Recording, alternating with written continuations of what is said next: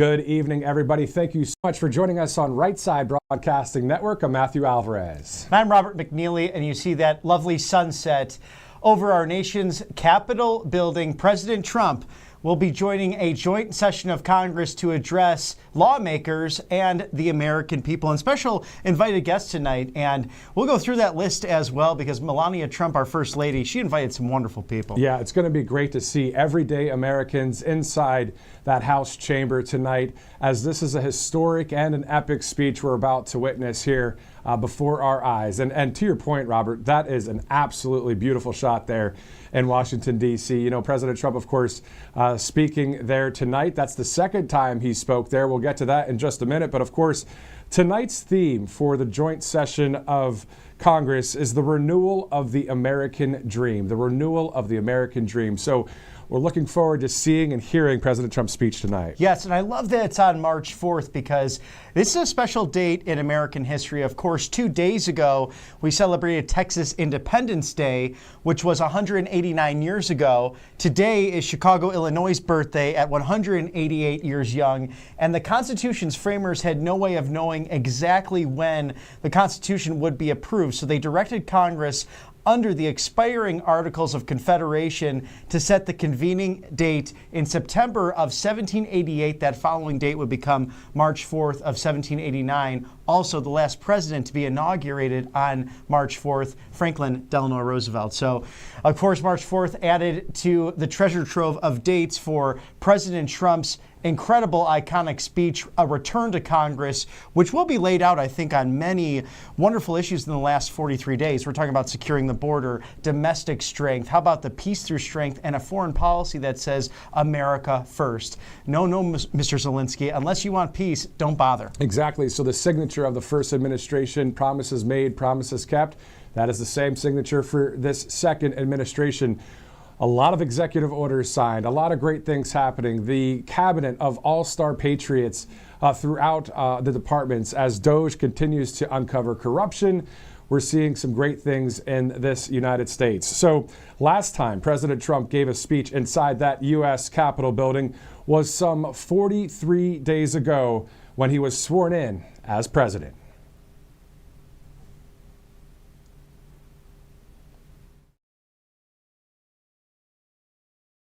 Relenting success. We will not forget our country. We will not forget our Constitution. And we will not forget our God. Can't do that. Not forgetting the Constitution, not forgetting our country, not forgetting our God. What powerful words some 43 days ago, Robert. Yes, and to do that in front of his predecessors who are deep state globalists. And you saw how Hillary Clinton that day rolled her eyes when he said Gulf of America. That already got done, so I'm rolling my eyes right back at her. It's great to see the Gulf of America. It's great to see the greatness of this country returning day after day. I mean, we are 43 days in, and tonight is like a State of the Union address, though officially not a State of the Union, but still, after the amount of work he's done, it actually should be. Yes, absolutely. And the pageantry there, and I'm looking forward to the House Sergeant at Arms coming into the chamber and saying, Mr. Speaker, the President of the United States, and the fanfare surrounding that. Now, we've heard reports that certain Democrats will try to, I guess, create a ruckus, but we know that that violates House rules. Heard some rumors that they're going to bring in noisemakers and things of the nature just to disturb the peace. Now, they will be removed if that happens. Of course, you cannot violate the House rules, but we've seen crazy things at these ceremonial speeches in the past. And Nancy Pelosi back in 2020, actually right before the COVID pandemic, ripping up that speech, which included details on what was happening with COVID. That's a federal offense, and she still has not been charged with anything.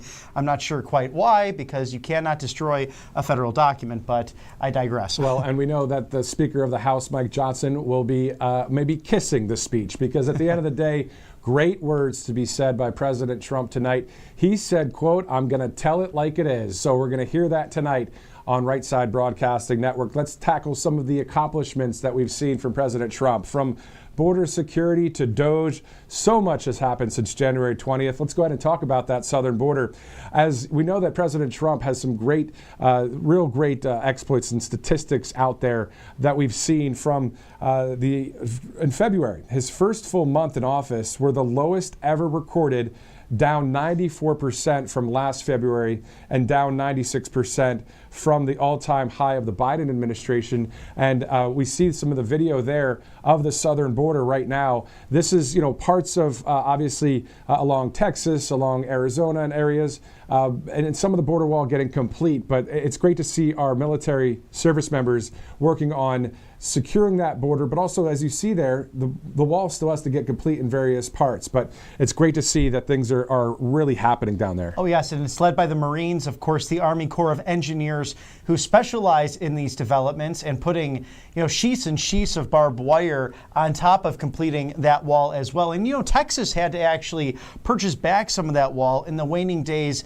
of the Biden administration, who tried to sell pieces that were literally laying on the ground. We saw that a lot in State 48, the Grand Canyon state of Arizona. So it's now back secure, and roughly last week seeing just around 8,000 border crossings. This is down by hundreds of thousands, and a 627% increase in the removal of criminal illegal aliens since President Trump took office. Exactly. So the video here is from the Department of Defense. We also have a graphic to show you just in regards to some of those numbers.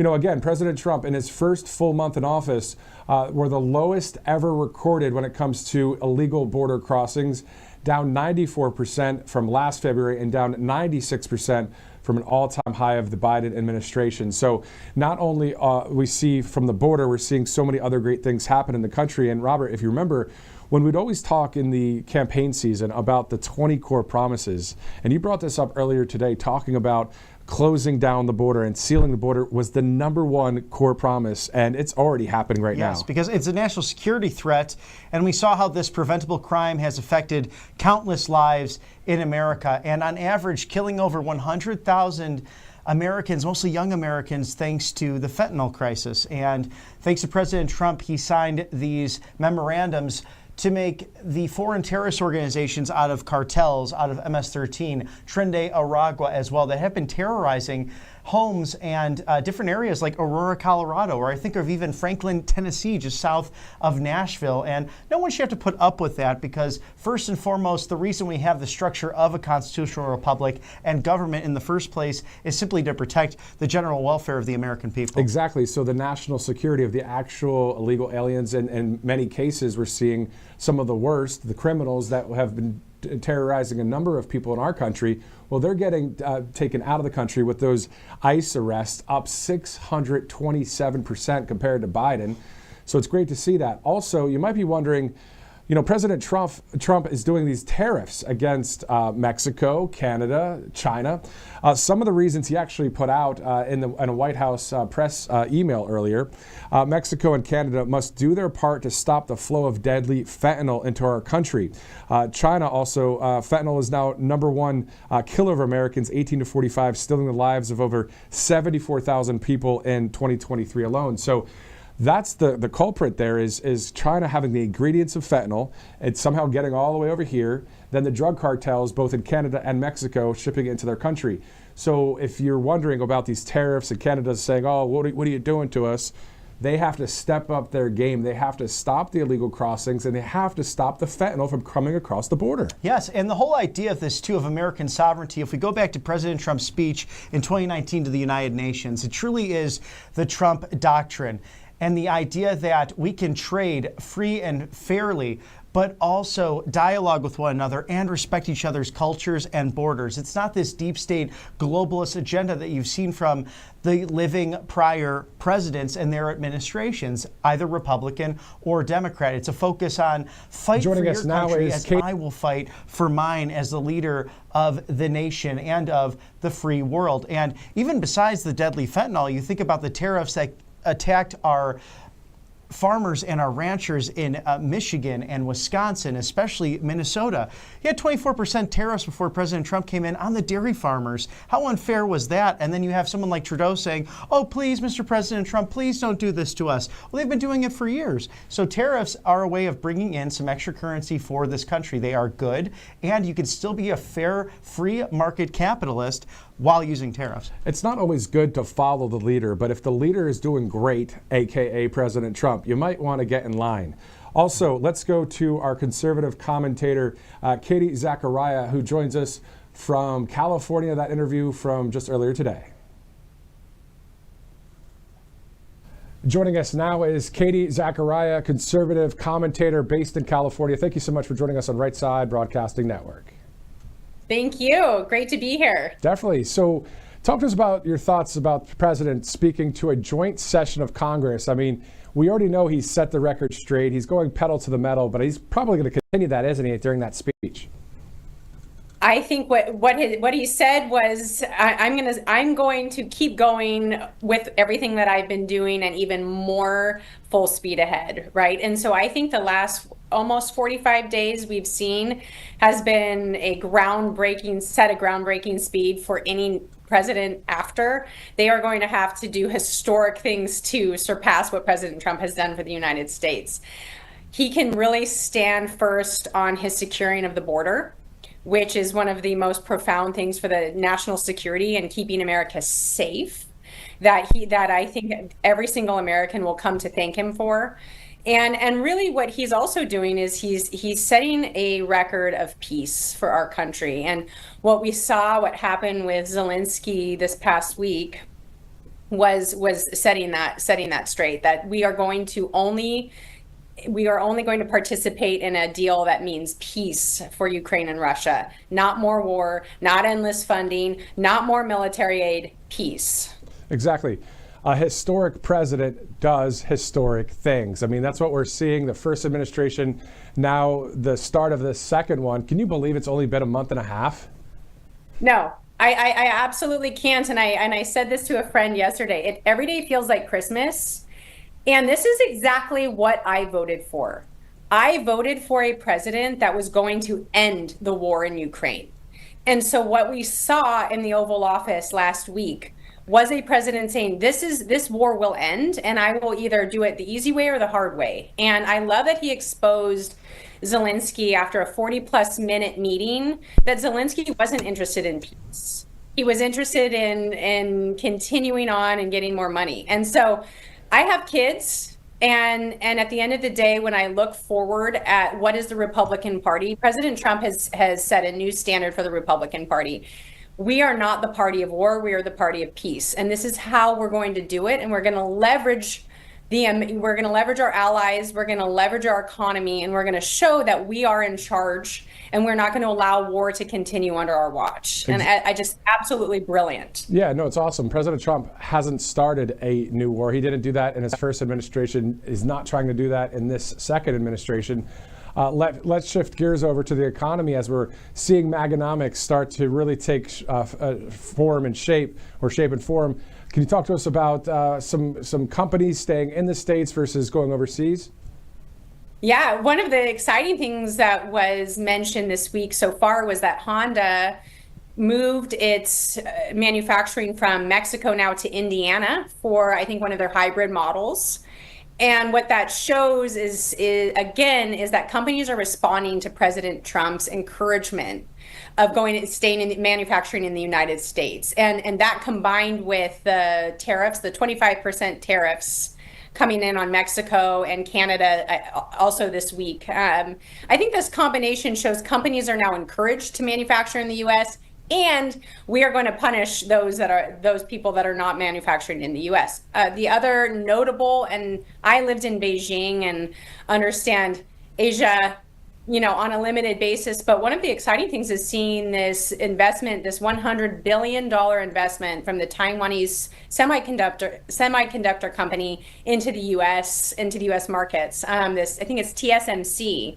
And that is a big shift from where we've been, that people are really starting to say, instead of having the U.S. go overseas, we are going to start A, investing in manufacturing in the U.S., and B, we're gonna stop kind of this monopoly out of Taiwan and start going into the U.S. Big time today. Yeah, no, it's great to see all of these different sectors of life just getting taken care of by not only the president but his all-star cast of cabinet members. Your thoughts about just last week seeing the Secretary of HUD, praying before the whole entire meeting started. I mean, these leaders know who to go to first. Yes. I think that to witness the magnitude of what we're witnessing, to be alive during a time when we have these you have an Elon Musk who does not have to take a job in the federal government. In fact, it's probably, a very time-consuming job with low reward and a lot of headache, right? And he's helping the president, helping the American people, more importantly, start to, take away a lot of this wasteful spending and save us on our tax dollars. And so, yes, seeing Secretary Turner pray over the meeting, but also to see these amazing people, Linda McMahon, Pete Hegseth, Marco Rubio, all at the table, really working to ensure that the president's agenda is done. And we saw that. We saw Mike Waltz and Rubio with J.D. Vance witnessing the meeting with Zelensky. And for the first time for me, watching the vice president, J.D. Vance, really have the president's back in a meeting was such a marked difference from the 2016 term, where I felt President Trump always had to be the bad guy. He always had to say what nobody was willing to say and do what nobody was willing to do, but needed to be done. Now he has J.D. Vance saying you could at least say thank you, right? You could say thank you for all of the aid that we've given. And you have Elon Musk taking a lot of the heat for DOGE. And these are this is obviously the will of the president and the will of the people, but it's so nice to see his team support him. Yeah, exactly. All of the cabinet members, it's perfectly said to see the vice president step in like that, like he did at the Oval Office last week. Katie Zachariah, thank you so much for joining us from California, conservative commentator and analyst. Thank you again for joining us on Right Side Broadcasting Network. Thank you. All right, so it's 6:47 Eastern Time. Looking forward to seeing President Trump speak in front of a joint session of Congress tonight. I'm Matthew Alvarez alongside Robert McNeely. All of this brought to you by some great sponsors here, including Colonial Metals Group, who has an urgent retirement warning. So we know, of course, the BRICS nations out there trying to use their dollars, Brazil, Russia, India, China, South Africa. Well, they're not using our dollars, which isn't good. Mm-hmm. And then on top of that, you've got people like Warren Buffett saying, you know what, I'm going to dump $133 billion in stocks.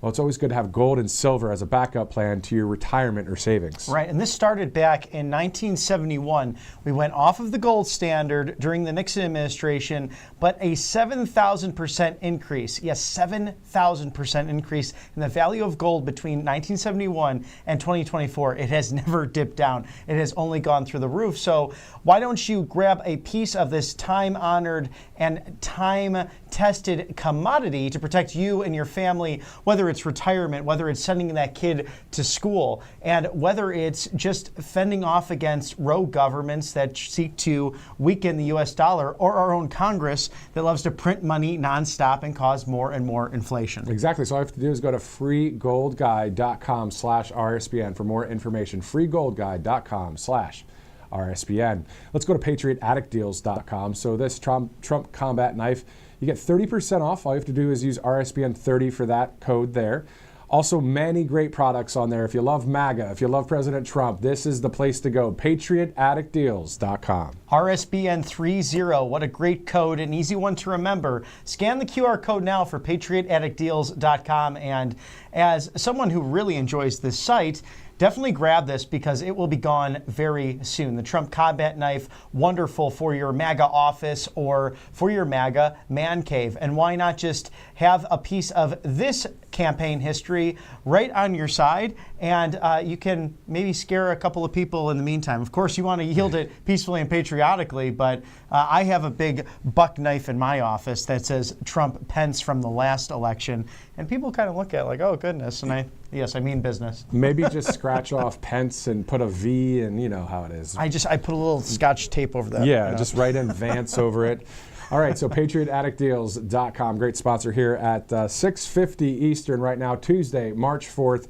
Let's talk a little bit more about these great accomplishments that we've been seeing over the past 43 days of this second administration for President Trump. DOGE, among other departments, are a great success right now, ridding our government of corruption. Yes, they really are. And it's really been by the line. And you know what's awesome about this new cabinet? Not only Elon Musk involved in all of this, but when they got together, we noticed that so many of these cabinet officials very comfortable with media. So you have Pete Hegseth, of course, who was a TV host in his own right, did a great job in the mornings. And you also have Kristi Noem, who's really been very transparent going on these ICE raids. We saw one just yesterday, posting that to X and other social medias, so you know exactly what your government is doing when it's doing it. And that's a level of transparency that we haven't seen in a very long time. It's awesome to see it. And then last week, that whole cabinet meeting, how the Secretary of HUD, Housing and Urban Development, Scott Turner, leading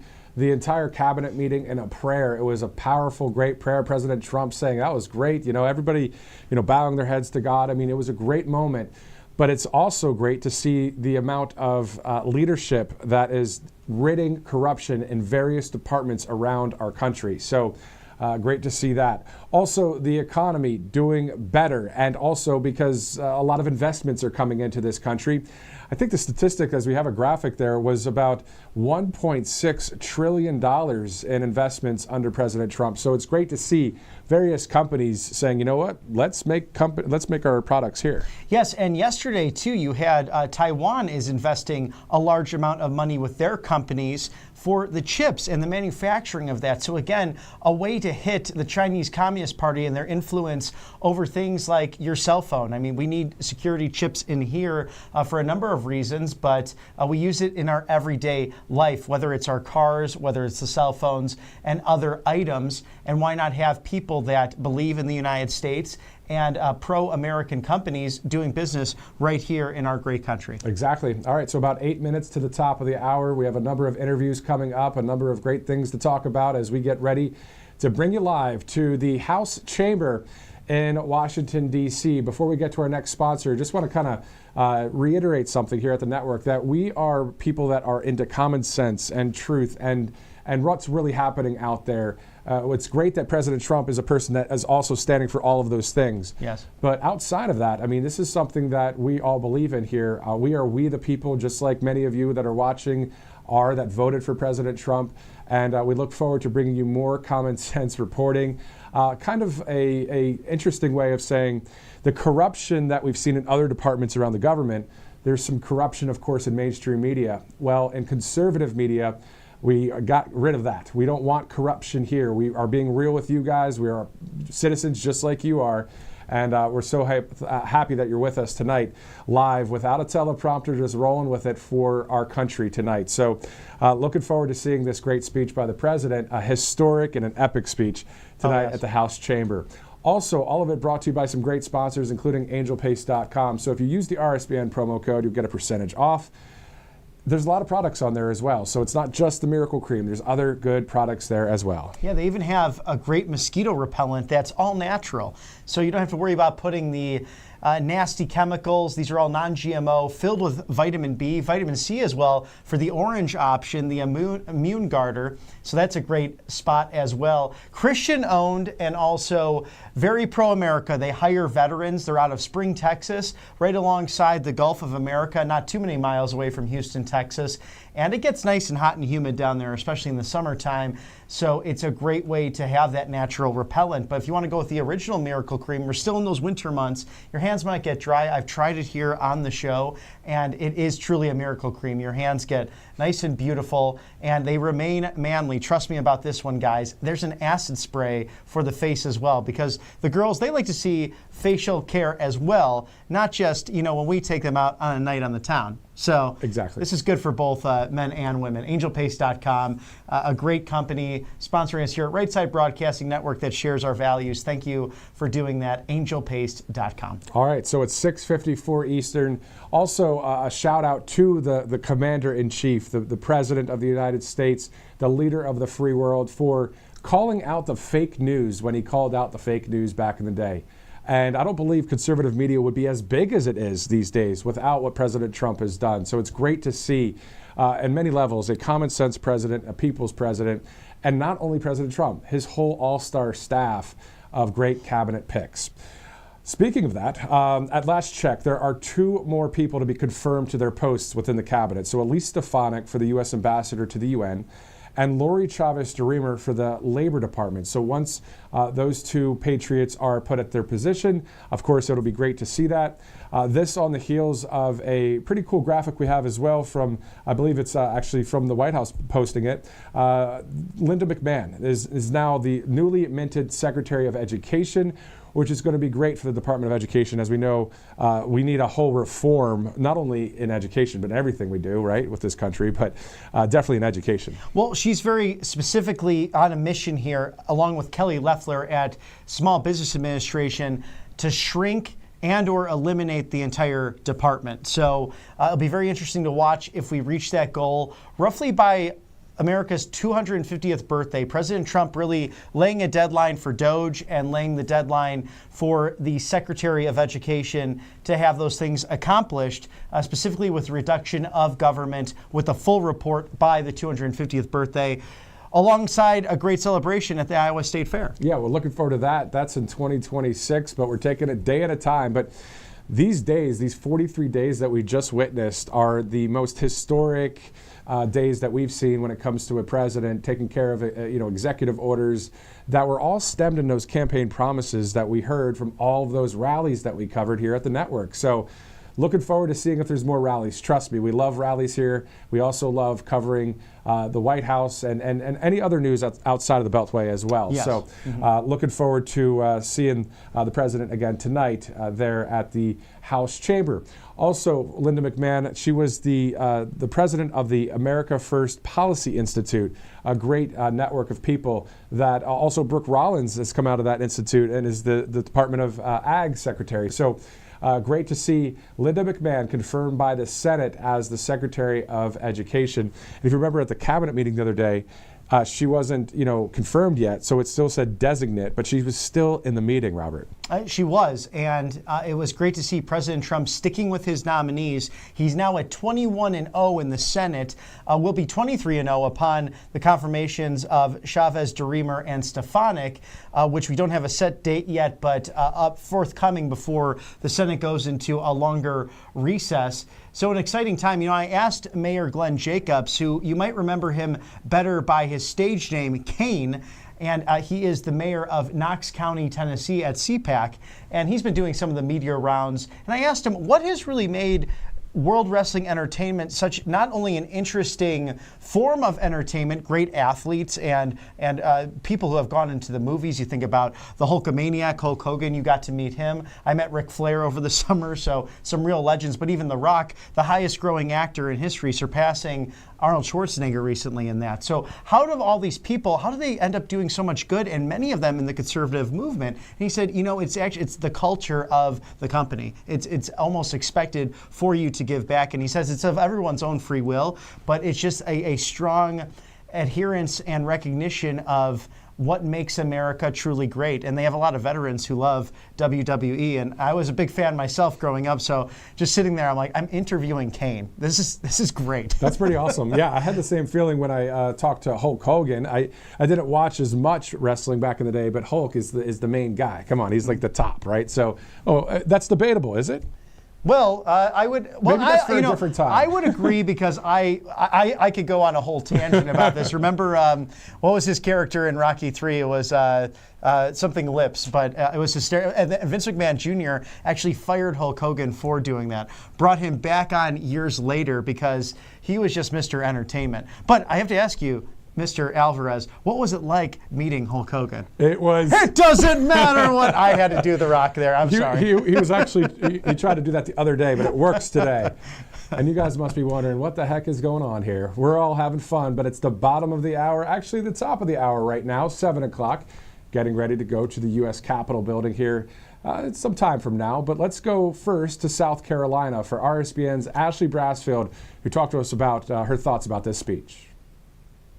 And host Ashley Brassfield from South Carolina. Thanks so much for joining us, Ashley. Thank you guys for having me. It's good to see you. Good to see you as well. I mean, so as you know, tonight, the big speech coming up, President Trump to speak in front of a joint session of Congress and the entire country, if not the world. What are your thoughts? Yes, well, the theme of this speech, of course, from President Trump being the renewal of the American dream. And we're going to see a lot of points hit. There's been a lot happening in the last 6 weeks since President Trump became president. And I think we're going to see a lot of focus on the accomplishments so far. One of the main focuses, of course, being DOGE, the economy, border security, and of course, what we saw last week when I spoke with you, Matthew, peace plans, potentially. Exactly. So it's going to be great to see that speech tonight. And Ashley, what are your thoughts on yesterday, not only the passing of the CR, but the cloture vote on getting men out of women's sports? This seems to be still an argument with Democrat friends on the other side. Not really clear what their messaging is on that, because Speaker Johnson highlighted that at the leadership conference earlier today, that he's not really sure why that his Democrat friends won't come over, because this is something that the American people clearly are for. Yes, 78% of Americans agree on this issue that men should not be in women's sports. And we saw the Democrats not come forth in this cloture vote. And like I said, the American people are in support of this. Riley Gaines speaking out to many of these issues. Senator Tommy Tuberville actually heading the front on this bill. And we're seeing that the Democrats still want to do a filibuster on it. It's one of those issues that almost all Americans agree on, vast majority. But even tonight, we're going to see a focus from Peyton McNabb, who will be at the quote unquote non-State of the Union, but she'll be talked about as well, and she'll be next to the First Lady Melania Trump as one of the guests tonight. And this is going to be a big focus, especially with the timeliness of this issue. Yeah, I mean, this is going to be a huge speech, to your point, as you know. And I know that those of you just joining us right now, of course, this is RSBN host Ashley Brassfield. Also being in South Carolina right now, of course, talk to us about the latest when it comes to the wildfires. Is that all kind of contained, or what's going on there? Yes, well, of course, Henry McMaster, the governor of South Carolina, issued a state of emergency, which enabled a lot of those fire crews to get the resources they needed, which is a bit differing from what happened in the state of California with Karen Bass at the time, allowing for a state emergency to take place. And we saw 2 Black Hawk helicopters from the South Carolina National Guard, as well as a Chinook helicopter being utilized as part of those resources. As of yesterday, of course, one of the 2 main largest fires that were in Horry County, of course, were getting close to being contained. For over 400 fire crews on the ground from 30 different departments across the state taking part in getting those fires controlled. But it was quite a crazy weekend, to say the least. South Carolina, of course, not being known for wildfires, so it'll be interesting to see the causes coming out in the near future. And it does show the management difference between 2 states like California and South Carolina, where you have leadership that has management within the state that is able to, declare a state of emergency in a timely manner. Do you think President Trump will make any alterations to FEMA as a result of what we've seen recently, whether it's Western North Carolina, all the way to the Pacific Palisades in California, and now to the Palmetto State as well, seeing these wildfires? Absolutely. We saw this mismanagement in the Carolinas last year, right before the election, with the terrible floods that occurred in North Carolina, destroying many towns there. And we saw that mismanagement from the different administrations, but this is happening top down throughout, the government bureaucracy with funds, with USAID, and getting those funds to be used in a manner that is appropriate, essentially. So I do think President Trump is going to make some changes. I think that's necessary going forward, of course, and especially we feel it here in the Carolinas, but even across the United States, in Ohio, all the way to the Pacific coast with the Pacific Palisades. Exactly. I mean, so America First policies, common sense by our president. Of course, tonight, the big speech in front of a joint session of Congress. RSBN host Ashley Brassfield, thank you again for joining us. We'll see you again soon. Thank you.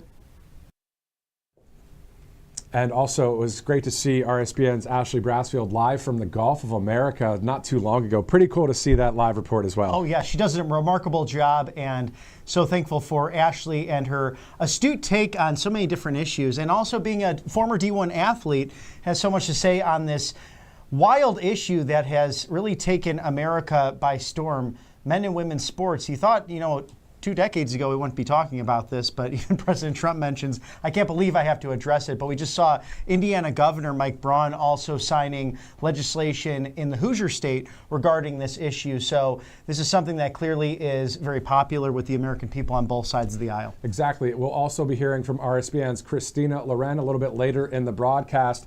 Meantime, all of it brought to you by some great sponsors, including Tax Network USA. So if you have any back taxes at all you have to do is call 800-357-1415 or go to that website, tnusa.com/RSBN. And Robert, it's always good, whether you want to talk on the phone or whether you want to go to the website, you have both options. Yeah, just pick up that phone, 800-357-1415 or tnusa.com/RSBN. So smart to do right now, given that April 15th will be right around the corner. Time flies when you're having fun, especially in this administration. Sadly, the last one, 88,000 new IRS agents. We hope some of them will go to the border to help the Army Corps of Engineers and our Marines. But in the meantime, make sure the IRS does not take advantage of you. So our friends and patriots over at Tax Network USA Incorporated, experts at property taxes, state taxes. How about those pesky federal income taxes that, God willing, will be changing in the near future? But we'll see Congress really making that push to make permanent the tax cuts of President Trump from that first term. So we hope to see that. Also, and we've been hearing about taxes as well, with no tax on overtime, no tax on tips, and no tax on senior citizen benefits. So we'll be monitoring all of these things as we continue to cover the White House, and also any news that happens again outside the Beltway. When there's breaking news, especially America First stories, we'll have you covered here at Right Side, whether on the channel here or on X or on Truth Social or our website. We'll have you covered as we continue to focus in on common sense reporting here at the network. Meantime, here are a few other stories we're following at Right Side. Hearing reports that the United States and Ukraine will sign a minerals deal. President Donald Trump possibly to announce this at the address tonight, so we'll see about that. But of course, also, if you remember, not too long ago, we also saw that Oval Office craziness go on just on Friday. And Zelensky, of course, going out to London and asking for money there. But President Trump and Vice President Vance holding the ground and really standing up for the American people. Yes, I wonder if he's purchased a suit since Friday. Possibly. We'll see. Maybe next time we'll see him, next time he begs for money. But hopefully things are going good now in the sense of a minerals deal for Ukraine and our country. So hopefully that's the next step to peace between Russia and Ukraine. All right, let's get ready to bring in another live interview here on Right Side Broadcasting Network. Carla Sands, she was an ambassador to Denmark under President Trump's first administration. Also at the America First Policy Institute. Carla, thank you so much for joining us here on Right Side Broadcasting Network. I'm so happy to be with you both. What a night. We're 100 days in and we're about to hear from probably the greatest president in my lifetime. Exactly. Really looking forward to this speech tonight, an epic, historic speech. President Trump said he's going to tell it like it is. Your thoughts, Carla? Well, I can hardly even talk about all of it because he's securing the border. He's bringing peace around the world. He's really ended that Israel-Hamas war, and now he's going to help reconstruct the Gaza Strip, which is really exciting. It's been kind of destroyed. And let's not forget who started that. It was Hamas. And he's also brought in over $1 trillion of investment into the United States. Countries like Japan, Saudi Arabia. We see Taiwan now, the big chip maker, is going to invest and build, I think, 3 different plants in Arizona. It is unbelievable. And then he secured the border. People are safer. He's getting the bad people out with Tom Homan. It's just one thing after another. And the tariffs, they're a tool that he's using to get us to a better place. We've stopped making things in America. We have to make more than just toys here. We need to make steel. We need to make our pharmaceutical precursors. We need to process rare earth minerals. These are all for our national security. President Trump is leading the way, and he's doing it really fast. Yes, something extraordinarily vital to the future of our nation as we once built the best and biggest things, and we could do that once again. Carla, was there a time during your ambassadorship that was maybe similar to what took place in the Oval Office last Friday, where you had to walk away from a deal, or there was something that our administration was hoping to accomplish when the other side really seemed to want that as well, but then at the last moment was really going a different direction? Is there anything you could speak to regarding when you had to, I guess, put the art of the deal in practice like President Trump does? Sure. So when I was in the Oval with President Trump and we discussed Greenland, and we just needed more time to get a good deal. The Greenlanders are going independent, and so we know we need to get them to a good and secure place so that they are not vulnerable to China or Russia just taking them over and exploiting that extremely geostrategically located island. We need to make sure it's in our, not just our influence, but in our control, because Denmark can't do it. And so that's one example, but that's a tiny example. If we just start to think, and President Trump's going to talk about the different accomplishments that he and his team have already achieved over the past 100 days, but it's like every day is Christmas. Every day he's signing some executive orders and he's moving us in a good place. For instance, I don't know if you guys or the viewers saw where all the Democrats voted against keeping boys and men out of women's sports. It's such a no-brainer. It's an 80% plus issue. Voters across the country, Americans, they don't like this. It's not fair. And Americans are fundamentally really fair people. Yeah, exactly right. And Carla, to your point about Democrats and specifically people that are representatives or senators or so-called leaders, tonight there's an Axios report saying, well, they're going to heckle and they're going to, I even saw something that they're even going to have eggs there. I mean, really? I mean, what's this really going to look like tonight? Will they respect the presidency? Will they respect the American people who voted for the president? I say probably not, but what say you?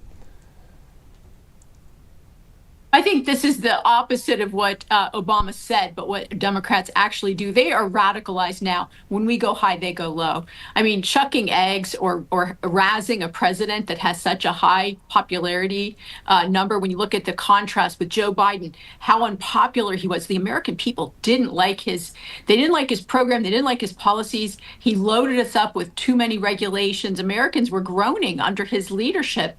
And now we can see what a change. I mean, under Joe Biden and the radical Democrats, they lost 300,000 children who have been sex or work trafficked across the country. When you think about that, that's just evil, in my opinion. That's evil. But I also saw how Zelensky acted up in the Oval Office, dissing the president, talking over him, showing no respect. If I needed a loan from my banker, which we are the bank funding this war, if I needed a loan, I would never speak over my banker. I'd be like, yes, sir. Yes, of course. Yes. And yes, I'm so grateful. Thank you so much. I will pay that loan back on time.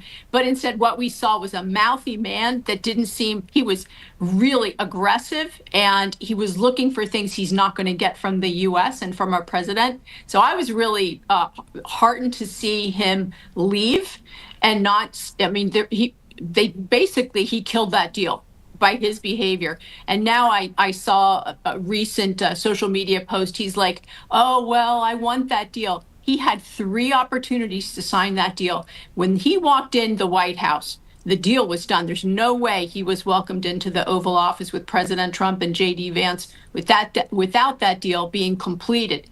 Everything but the signature. So I don't know. I doubt that they have him back in the Oval. We'll see. And where do you feel NATO currently stands? Because Sweden and Finland entered that really went against the Budapest Memorandum dating back to the Clinton administration.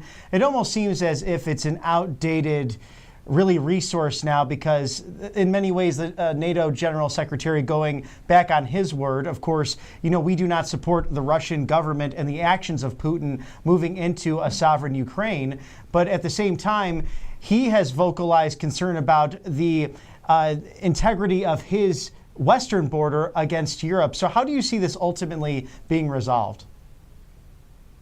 The head of NATO, his own country, when he was running it, did not pay their fair share to NATO. It's unreal to me that they have the head of NATO be from a country when he was the prime minister that was not actually funding a credible defense. So that's a joke to me. I'm very skeptical of a leader who doesn't actually walk the walk. And if they only talk the talk, that means nothing. I watch what leaders do. And so, and also I've seen the UK kind of get out ahead and say, oh, we're going to put boots on the ground. We're going to send equipment. It's like, what? Yeah, I just don't understand. I don't understand what they're thinking. They don't have a credible defense. They need the US. And so it would just be sending their own young men, maybe some women, to the wood chipper, the slaughterhouse. And President Trump's been clear; he wants the killing to end.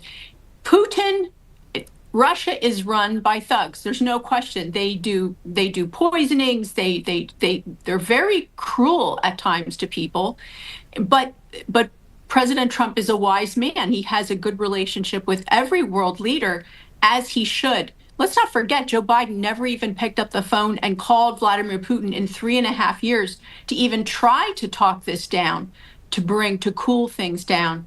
He didn't bother. So you have to think, with as compromised as the Biden family was with Ukraine, getting money from Ukraine, enriching themselves, absolutely, that's an illegal thing to do. He pardoned his own son. That they were compromised. And so that may be why he maybe encouraged that incursion, because he did. He was also compromised in Russia. Remember the millions that Hunter got from the mayor's wife of Moscow. So, I mean, we were run by, a family of thieves. Well, Zelensky's a thief as well. We know that he's enriched himself. His military leadership has enriched themselves. So the American people, I think, are finished funding this. We haven't had an audit. I think it's been refused to even audit. I like what Elon Musk says. We should know where our money's going. So I think that the American people are going to demand a different kind of accountability going forward from our government. And that, for me, that's really encouraging. Yeah, it's encouraging to a number of people across this country. I mean, the majority of America is saying they're happy with what's happening with the Department of Government Efficiency and also with all the cabinets out there. So, Carla Sands, thank you again for joining us from the America First Policy Institute. Thanks for your in-depth analysis. Also, we'll have you back on, I'm sure, here in the coming weeks. Thank you again. Great to talk to you both. Thanks. All right, so it's 7:17 Eastern Time right now. We're awaiting some great live interviews coming up here as well with a number of people, including a Virginia Representative, Ben Klein. Also, a bit later, South Carolina's William Timmons, and also Representative Troy Nehls to join us here a little bit later in the broadcast. This all brought to you by some great sponsors here at Right Side Broadcasting Network. Yes, Americava Coffee, one of a great option to go to by staying awake, not woke. Just visit AmericavaCoffee.com, code RSBN to save 10% off your order. You can scan that QR code there, and it's 100% made in the USA. It's a specialty coffee. Of course, you see President Trump seems to enjoy it himself right on the Resolute desk there. It's awesome. And then use that QR code and check it out. I mean, this is some great stuff right there. Americava Coffee. RSBN viewers can save 10% on your order by just using that promo code RSBN. So that promo code goes a long way for all of the products, it seems, that we have here at the network. So a great sponsor there, Americava Coffee. At 7:18 Eastern Time. So, yeah, looking forward to seeing President Trump's epic yet historic speech tonight, this 43 days into his second administration. As we said earlier, it seems like it's 43 years in a good way because of the amount of great accomplishments that we're seeing by the president. Yes, and I love that Carla, the former ambassador to Denmark, just mentioned there about really being for peace and wanting to stop the killing. 1.5 million people have died, mostly military, but also collateral damage taking place there. And Mr. Director, I don't know if we have the photo from earlier, but we do know that Barack Obama met with Medvedev, the former president of Russia, who still holds high authority and ranking within the Russian party as well. And this is something that, if you can remember this time when President Obama met with then President Medvedev, he told him, I'll have a little bit more flexibility after the elections. This is after 2012. It's caught on a hot mic. Medvedev said back to him as he tapped him on the knee, I will transmit this information to Vladimir. And so my question is, what is this whole narrative about President Trump being a so-called puppet for Russia when you've had other leaders in America cozying up to Putin at different times, but also failing diplomatically? President Trump's brought back diplomatic relations with Russia for the first time in years. Joe Biden wasn't able to do it. Barack Obama was not able to do it. But what we do know is that Crossfire Hurricane happened. And the whole Russia hoax was just that, a hoax, because Hillary Clinton's campaign spied on President Trump. So they say a picture's worth 1,000 words. There it is for you. It sure is. And what we do not know is more of the truth when it comes to all of this stuff, because the mainstream media didn't really cover it anyway. You know, right. A lot of the mainstream media, of course, covering for a lot of Democratic, leftist, liberal kind of ways out there. And we're not talking about every Democrat or every liberal throughout this country in the sense of, you know, everyday citizens. You know, we are all in this together in this country, but it's those that really try and drive an agenda that is so woke, that is so anti what the majority of this country wants. And that's why we saw what just happened November 5th. We went to the right side of history, and we're looking forward to seeing President Trump talk about those many accomplishments tonight. You know, more than 75, I think it's up to 80, 85 executive orders signed by President Trump just in the first 43 days in office. So, yeah, we're going to hear a lot tonight. It's going to be all about everyday Americans as well. That's what we're told. I actually saw an article on our own site, Summer Lane writing a great article about it being about everyday Americans and listing a number of great people that you're going to see tonight that President Trump will highlight. And some of them went through terrible things under the Biden administration. So very terrible things. So yeah, it's going to be great to see President Trump's speech as it's 7:21 here on Tuesday, March 4th. I'm Matthew Alvarez alongside Robert McNeely.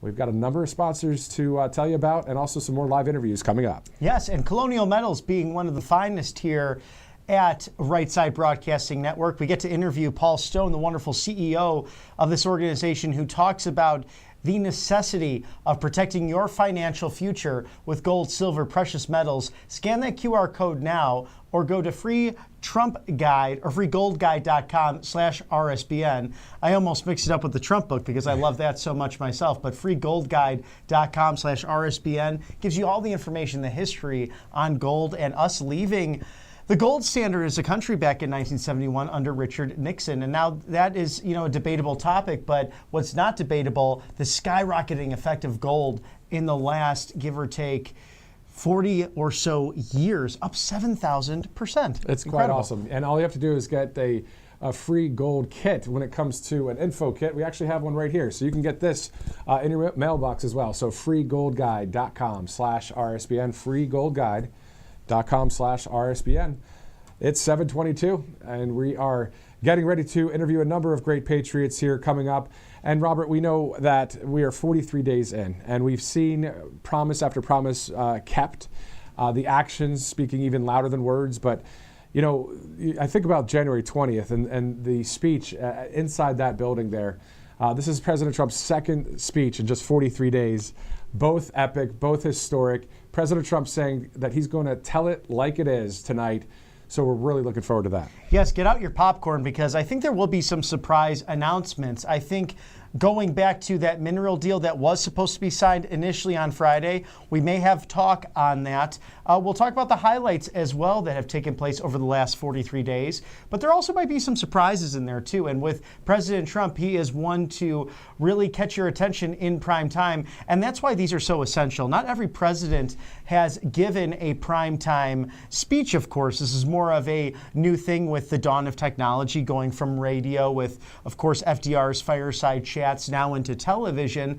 But this is something required by the Constitution to give an address, whether it's a joint session of Congress tonight or a State of the Union, which is somewhat more formal. But regardless, that was usually done just with a letter from the president to the Congress. And to the American people on the state of affairs in the nation. And now it's given in this prime time and an opportunity for people to really tune in, because unless you're watching Right Side Broadcasting Network live, are you really knowing what's happening on a daily basis? And, it's people get busy and they might miss something. It's a great point. So RSBN Live, we're here day in and day out, even on the weekends if needed when it comes to breaking news stories. And it's been great to see all of the executive orders be signed, but also all of them are based and rooted in common sense for our country. So we are citizens just as you are, and we want to see law and order. We want to see the southern border closed. We want to see no men and women's sports. We want to see all of these great things happen,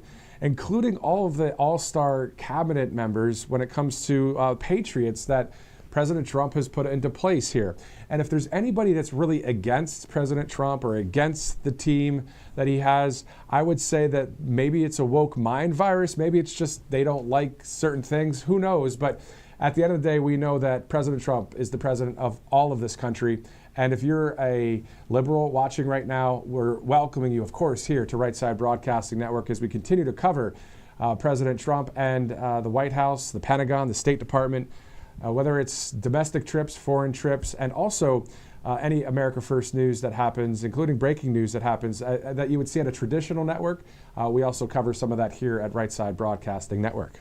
Yes, really proud to do that now, transitioning from the rallies. We've had 2 rallies this year, of course, right before the inauguration, and then going into that lovely one in Las Vegas, Nevada, which Christina Loren was on location for. And we even ran into some people who have declared for president already. So it's getting exciting as 2028 comes around the corner. Of course, the front runner there being none other than the Vice President, J.D. Vance, as the straw poll winner of the 2025 CPAC. But he is a lean, mean fighting machine.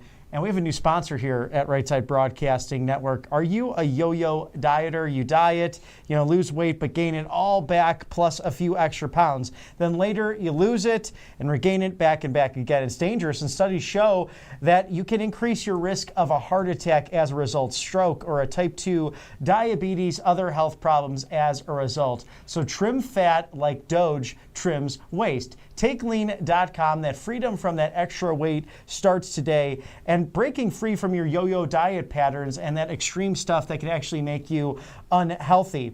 So the science behind lean is impressive. It's studied natural ingredients, targets weight loss with 3 powerful ways. Lean helps maintain a healthy blood sugar level. It helps control appetite and cravings. It helps burn fat by converting that fat into energy. So listen, if you're tired of losing weight and gaining it all back, you just want to lose the meaningful weight and the extra just couple of pounds there. Lean was created for you. So let me get you started with 20% off when you enter RSBN and take lean.com. Code RSBN, 20% off, takelean.com. A great new sponsor here at Right Side Broadcasting Network. Yeah, definitely. I'm actually looking at the website right now. So takelean.com. This is something that, maybe I should just order this right now. Why not? It's just, it's good to always have these great products on this network here. And this one seems great. So Brickhouse Nutrition, lean weight loss. It's a dietary supplement and it looks great. Okay, yeah. TakeLean.com. I mean, hey, on the fly. I mean, this is live TV, so we're rolling with it here on Right Side Broadcasting Network. All right, so it's the bottom of the hour in about 3 minutes from now. Looking forward to interviewing a number of great patriots, including the next one, a Virginia Representative, Ben Klein. A little bit later, we'll also go to Nashville, Tennessee with RSBN's Christina Loren. We'll also speak with South Carolina Representative William Timmons, and also Representative Troy Nehls will join us a bit later. He also will be joining us with one of his guests that he'll have tonight at the speech there, a Medal of Honor recipient. There are 63 living Medal of Honor recipients. So Mr. Earl Plumley will be joining us a bit later tonight, actually. So let's go now to Virginia Representative Ben Klein. Sir, thank you so much for joining us on Right Side Broadcasting Network. Can you talk to us about tonight? At the end of the day, a lot of people want to see what's going to happen in this speech with a joint session of Congress. I wanted to get your take on this Axios report that some of the Democrats are going to try and cause a ruckus. I mean, have you heard that, and should we even pay attention to it? Well, I have heard that, and it's important to note just how childish they behave tonight. If they boo or if they want to hold up signs or flags for Ukraine, it'll just show that they have no interest in actually dealing with this administration or with Republicans in Congress on a reasonable basis. They just want to pout, and that's all they're going to do. And Congressman, you represent such a beautiful part of the country, the 6th District of Virginia, the Shenandoah Valley. What does it mean to have an administration so interested in the Department of the Interior and the leadership of someone like Doug Burgum, a former governor and a chief executive, someone who's done so well in the tech world and the business world, really leading up the charge for a division of the government, a cabinet position that people might not know a lot about, especially if they live in the big cities? Well, Doug Burgum is great. He was a great governor in North Dakota and is going to do a great job in the Interior Department because he understands that we are in an energy crisis right now. We need to increase exploration, and being able to get leases signed on federal lands for exploration is important. Now, there's not a lot underneath the George Washington or Thomas Jefferson National Forests in Virginia, but across this country, there's a wealth of energy supplies. We just have to go get them. So I'm looking forward to supporting Burgum as Interior Secretary, but President Trump's agenda to restore energy independence for this country. Exactly, and he would always say during those speeches, drill, baby, drill. We need to have that energy independence here. Let's shift gears and talk a little bit about DOGE. What are your thoughts about that? And being in the Beltway there in Washington, D.C., are people kind of checking, looking up around and saying, oh, is DOGE here? Are they going to exploit some of the corruption? I mean, and how awesome is that to be a part of something that is draining the swamp there in Washington? Well, it's so important that the president has tackled wasteful spending and created DOGE and brought in Elon Musk to help him with this. There's such a need because the bureaucracy is in control, and what Elon is looking to do is to return control to the elected representatives of the people and to the people. And so what he's done by taking wasteful spending in places like USAID, spending on grants, transgender comic books in Peru and things like that. It's absurd. So targeting that waste, showing it to the American people, eliminating it, and the employees who it supports. There shouldn't be one more government employee than is necessary to run this government. And right now people are treating it like it's an employment system that is their right to have a job with the federal government. Well, it's not, and it's the people's tax dollars, and we need to make sure that it's spent wisely and only on the necessities. And we're running deficits, so we can't afford a lot of the niceties. And if you consider that type of wasteful spending niceties, then you need to have your head examined anyway. Now, Republicans have a very narrow governing majority within the House of Representatives. What legislation on the horizon will help retain that majority, if not increase numbers after the midterm elections? Well, if we can make sure that we pass this reconciliation bill, which will extend the president's tax cuts, those historic tax cuts from 2017 that lit a fire under this economy and brought down inflation. Of course, Biden turned it around and spent so much that he lit a fire under inflation and actually wrecked the economy. But we're looking to restore that economic greatness and make those cuts permanent if possible, but make sure that we also reduce wasteful spending and make sure that we get those deficits under control.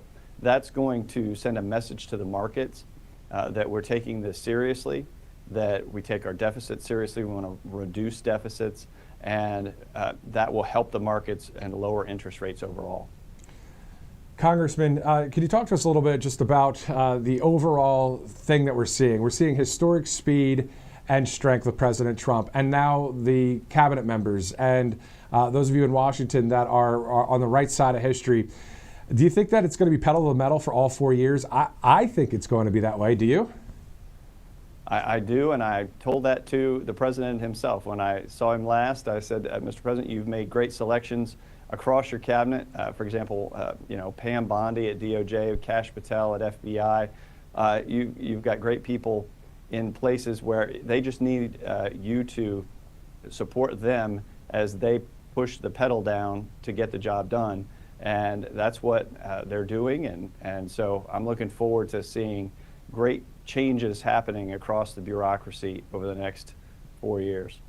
All right, Congressman Ben Cline out of Virginia. Sir, thank you again for joining us on Right Side Broadcasting Network. Thank you. So, yeah, I mean, great point there. Pedal to the metal. That's what Right. we're seeing right now. I mean, it makes me think of when President Trump was over at Daytona 500 the other Right. weekend, and that's what it's about. It's getting things done. And we don't blame him in any way, because think about it. We saw what he went through since 2015, not only during his first administration, but the past 4 years. We don't even have to go down memory lane on that. We know how bad it was.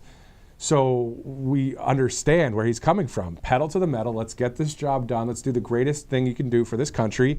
And indirectly, it's helping the world out, too, with the free world. Oh, yes. They definitely fear and respect this man. And that's what you need in a commander-in-chief. And, also it helps being jovial and a part-time comedian, and the way he really communicates that so well with the American people. I think just back to last week with the reporter saying, what do you think about the German elections? And he said, well, I wish them well. We'll see who we end up working with, but I got a lot to think about here in America. And he had the whole room laughing. It's always good to have that, too. I mean, to have the comedy and all of the great speeches that we've heard at the rallies and that kind of thing. Well, now, of course, tonight, a very serious speech similar to the inauguration, the inaugural address some 43 days ago, when he was saying that we will not forget our Constitution, we will not forget our country, and we will not forget our God. So it's going to be great to see this speech tonight. This is a powerful time in our country. What a time to be alive, guys. Seriously, this is... do we realize the American Revolution 2.0 without any of the war, and just in the sense of voting for our rights, voting for constitutional rights, voting for law and order in the southern border, and voting against the woke mindset out there. So this is a real huge thing for our country, and President Trump reminding me of George Washington, Thomas Jefferson, Abraham Lincoln, and some of Reagan as well, because these were great patriots. President Trump just doing his thing, and he's an outsider, and it's great to see him as an outsider doing this as well. Yes, a special moment as we look live at the United States Capitol and the motorcade's approaching. We don't think that's President Trump quite yet, but many dignitaries, of course, to celebrate this evening at that beautiful rotunda and, of course, in the House chamber. How about freetrumpbook.com that outlines all of the great policies President Trump will probably talk about tonight, and why he first ran for president, the Kid's Guide to President Trump. How about the Kid's Guide to the Courage of President Trump, literally taking a bullet for this country in Butler, Pennsylvania last summer, and then a second threat at his own golf course, and then a third threat from the Iranian militants who were allegedly tracking him. And this man has courage and bravery unlike any other, and that's why it's good for the young patriots in your life to learn about what they might not be learning in school. So freetrumpbook.com, all brought by the great team over at Mike Huckabee's show, and of course we know him, the former governor and now ambassador to Israel, a job really, I don't know, I think he might have been born for. Yeah, exactly. I mean, freetrumpbook.com, a great advertiser here at Right Side. But to your point, Mike Huckabee, also President Trump, these guys born for these kind of leadership positions. So it's great to see people just within their natural talent, their natural born leader giftings, just being seen at these levels that we're seeing it too. As you're taking a live look, of course, at Washington, D.C., you see, of course, the Washington Monument to your left. To the right there, the Thomas Jefferson Memorial. Obviously, the bottom right of your screen, the U.S. Capitol building.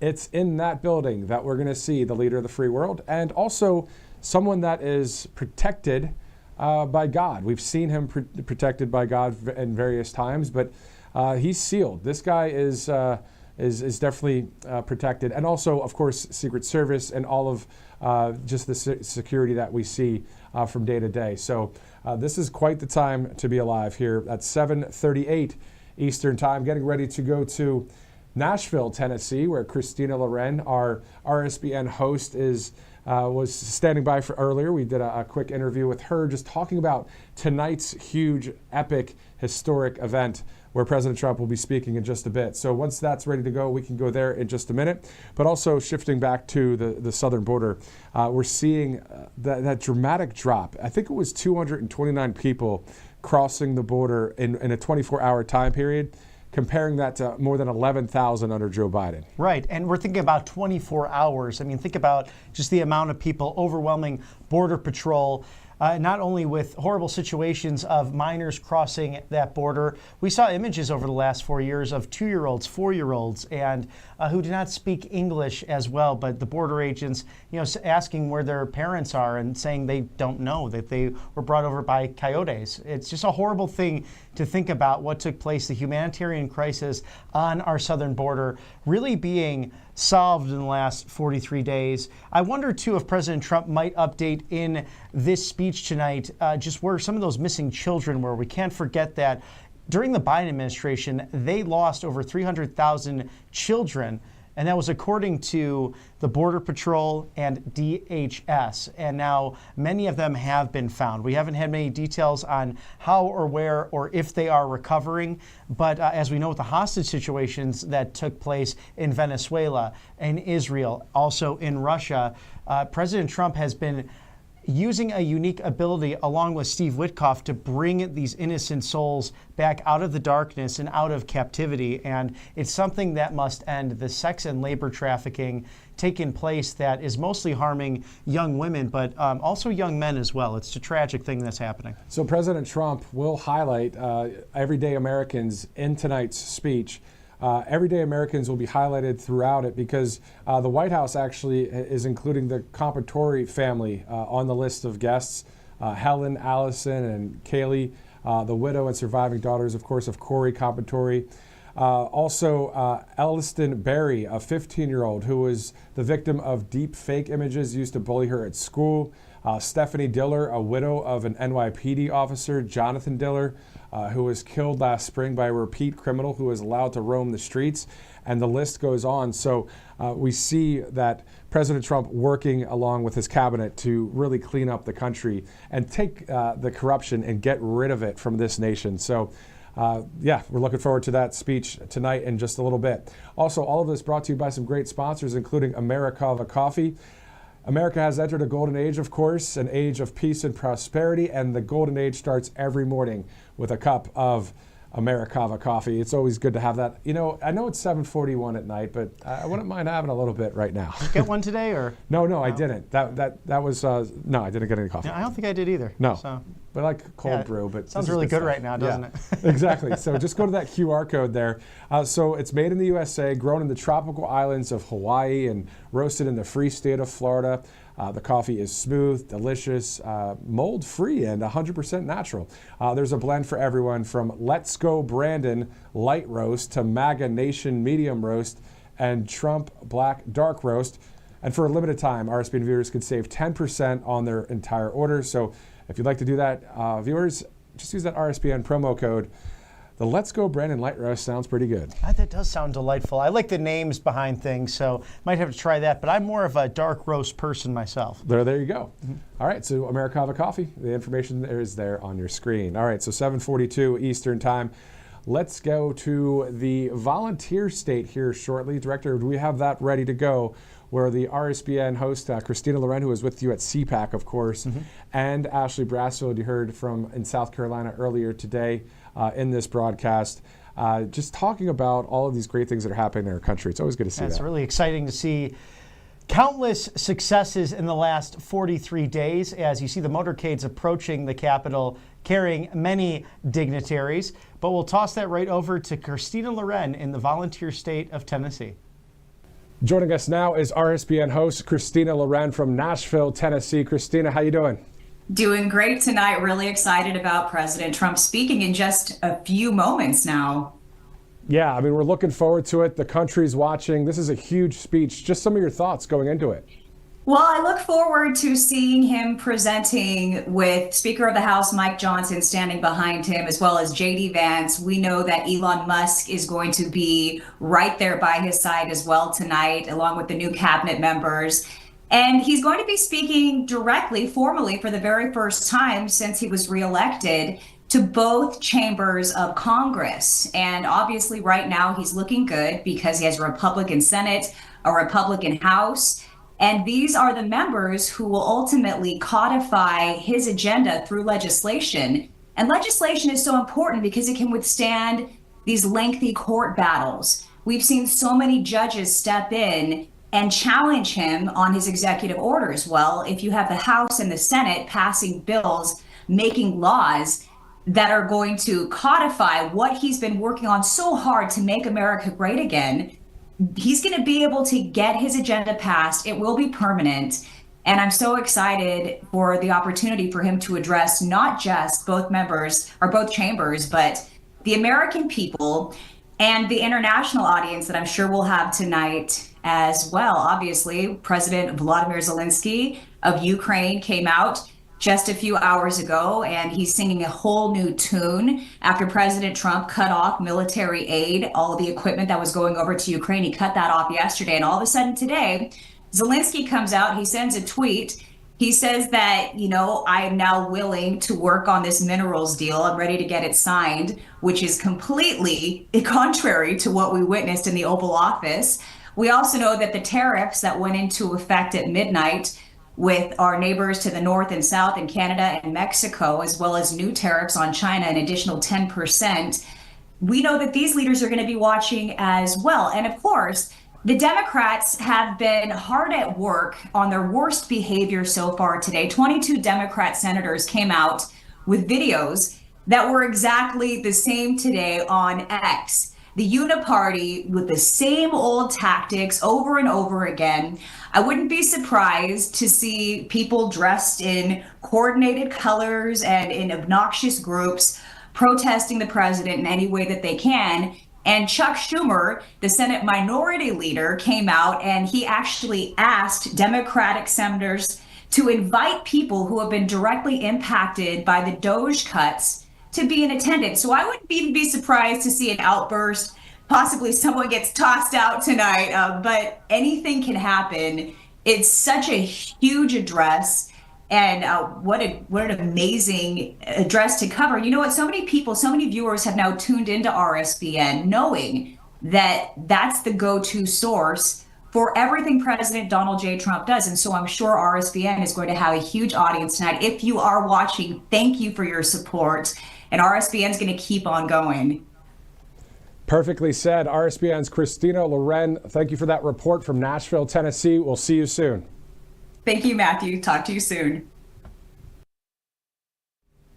The cool thing there is when you see myself and Christina and Robert here, we were all in mainstream media. We used to work on that side of things, but thank God for conservative media. And also, Robert, you couldn't have at your station or my previous stations really talked about everything we're talking about since the beginning of this broadcast some hour and 15 minutes ago. It just wouldn't have flown. I mean, one of the commands was stay away from godly topics, but sometimes in an interview. Well, hold on. Really? Oh, yes. No, I thought, did we talk about this off camera? No, I don't think that part, though. So it was interesting because it was more of the moments when people would say, I want to thank God for X, Y, and Z. And there were moments where it was, get away from that, avoid that topic. Okay. But, if the story naturally goes there, why would you not talk about that? Of course, what's so nice about Right Side Broadcasting Network Live is that we are a very Christian-oriented company, and we're proud of that. We talk about that and welcome that commentary. We talk about our own personal faith lives, but even regardless of that,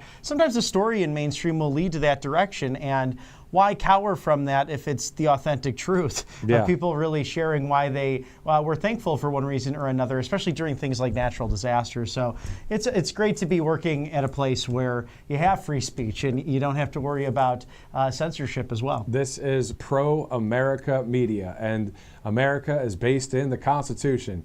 And guess what? You all know that, and that's the point. This is common sense. We're not trying to be confusing and bring on all these different guests that are all on the left side of history, which is not the right side of history. So it's great to be a part of the network and conservative media as a whole.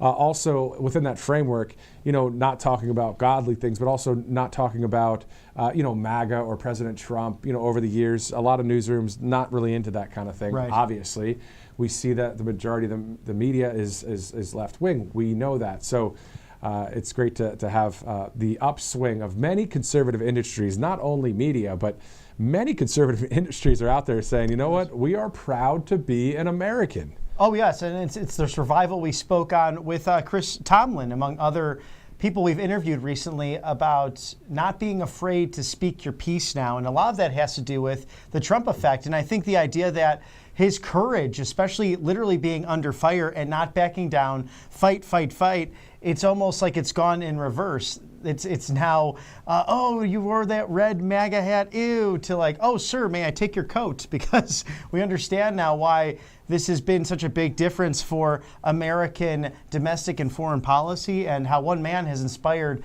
really a populist movement that has changed the face of geopolitical things, not only inside of Washington, D.C., but also outside of the Beltway. Yeah, exactly. So we are about 10 minutes away from the top of the hour. A couple more interviews coming your way as we get ready to go to Capitol Hill here shortly, as we'll see President Trump speak to a joint session of Congress. It's not technically a State of the Union.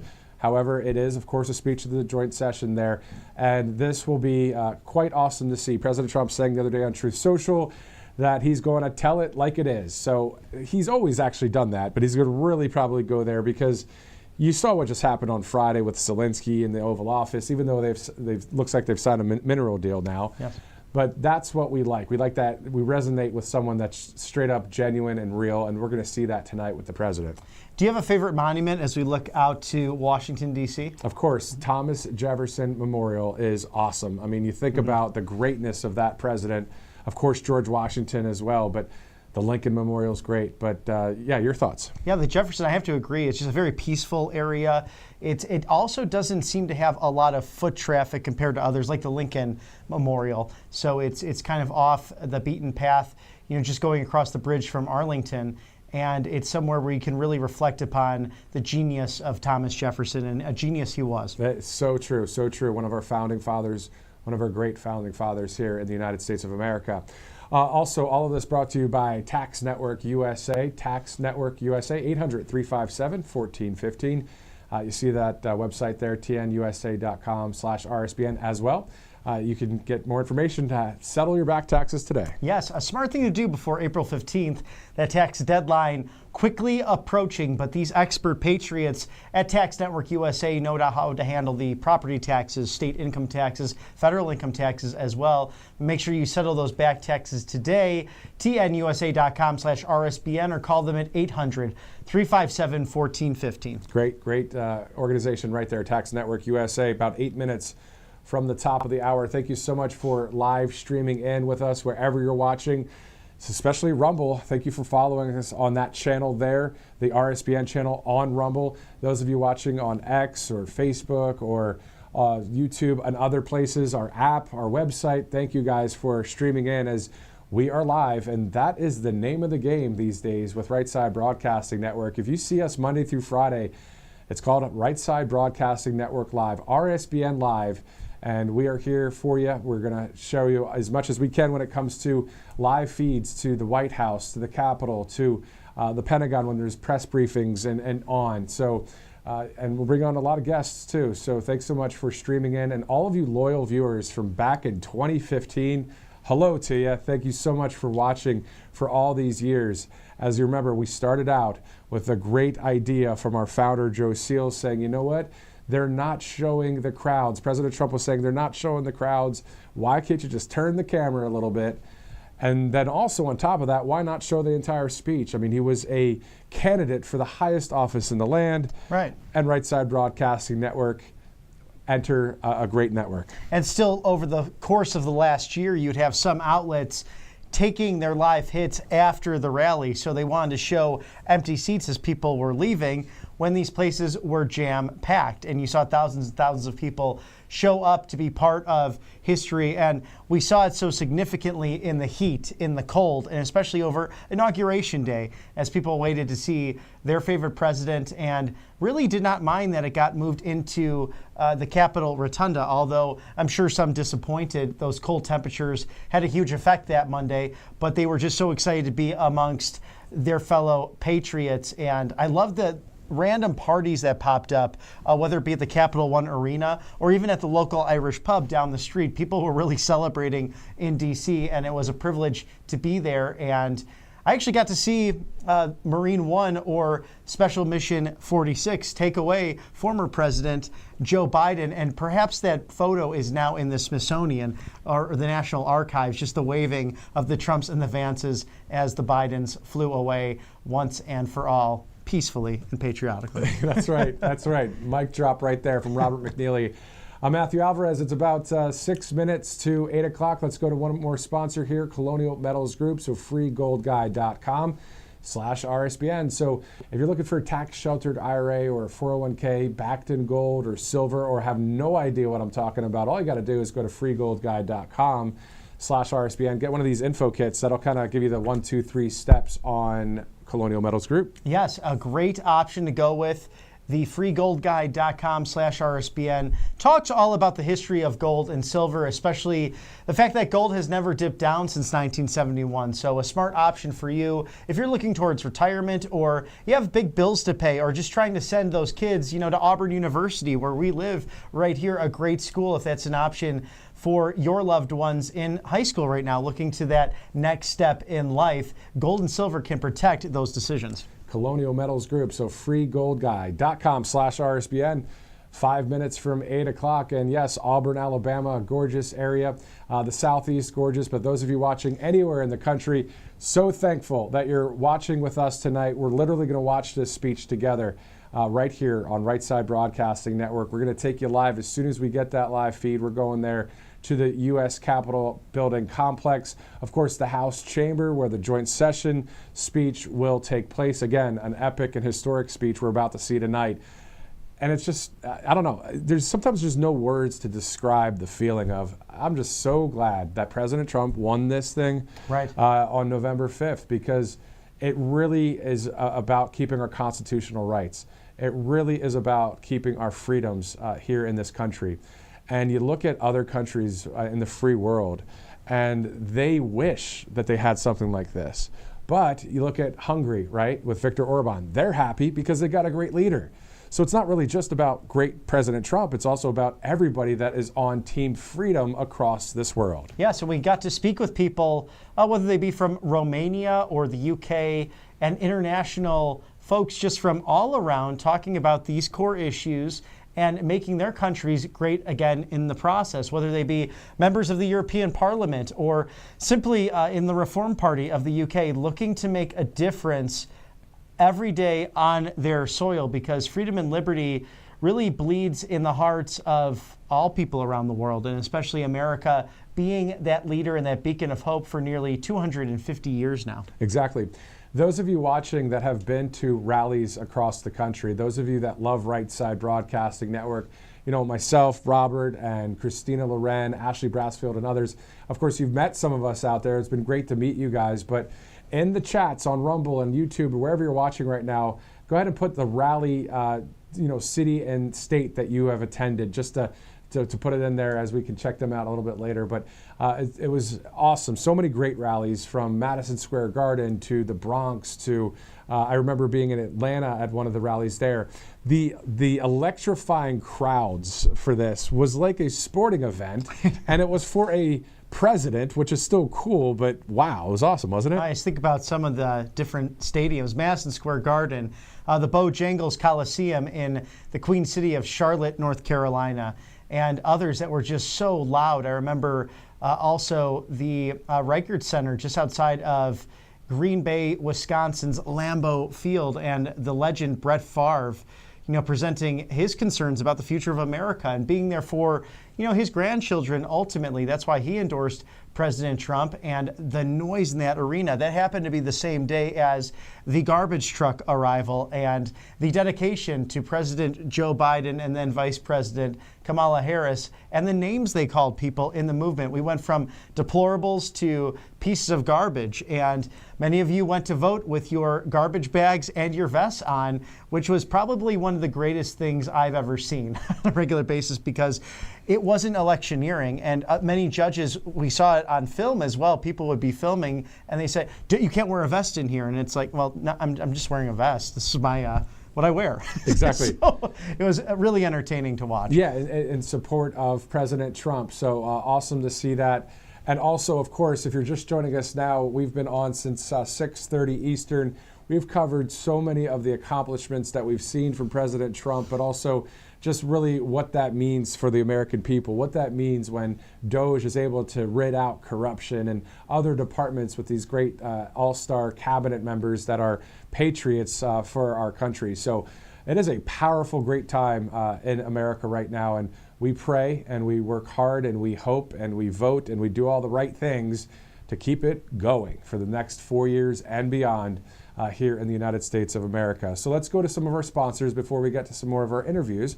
Let's go to patriotaddictdeals.com. So if you use the RSBN promo code RSBN30, that Trump combat knife can be yours. So all RSBN30 is the promo code. Robert, as you know, there are other great products on this site. Oh, yes, and they go fast. So you want to take advantage of this because they're great deals. RSBN30.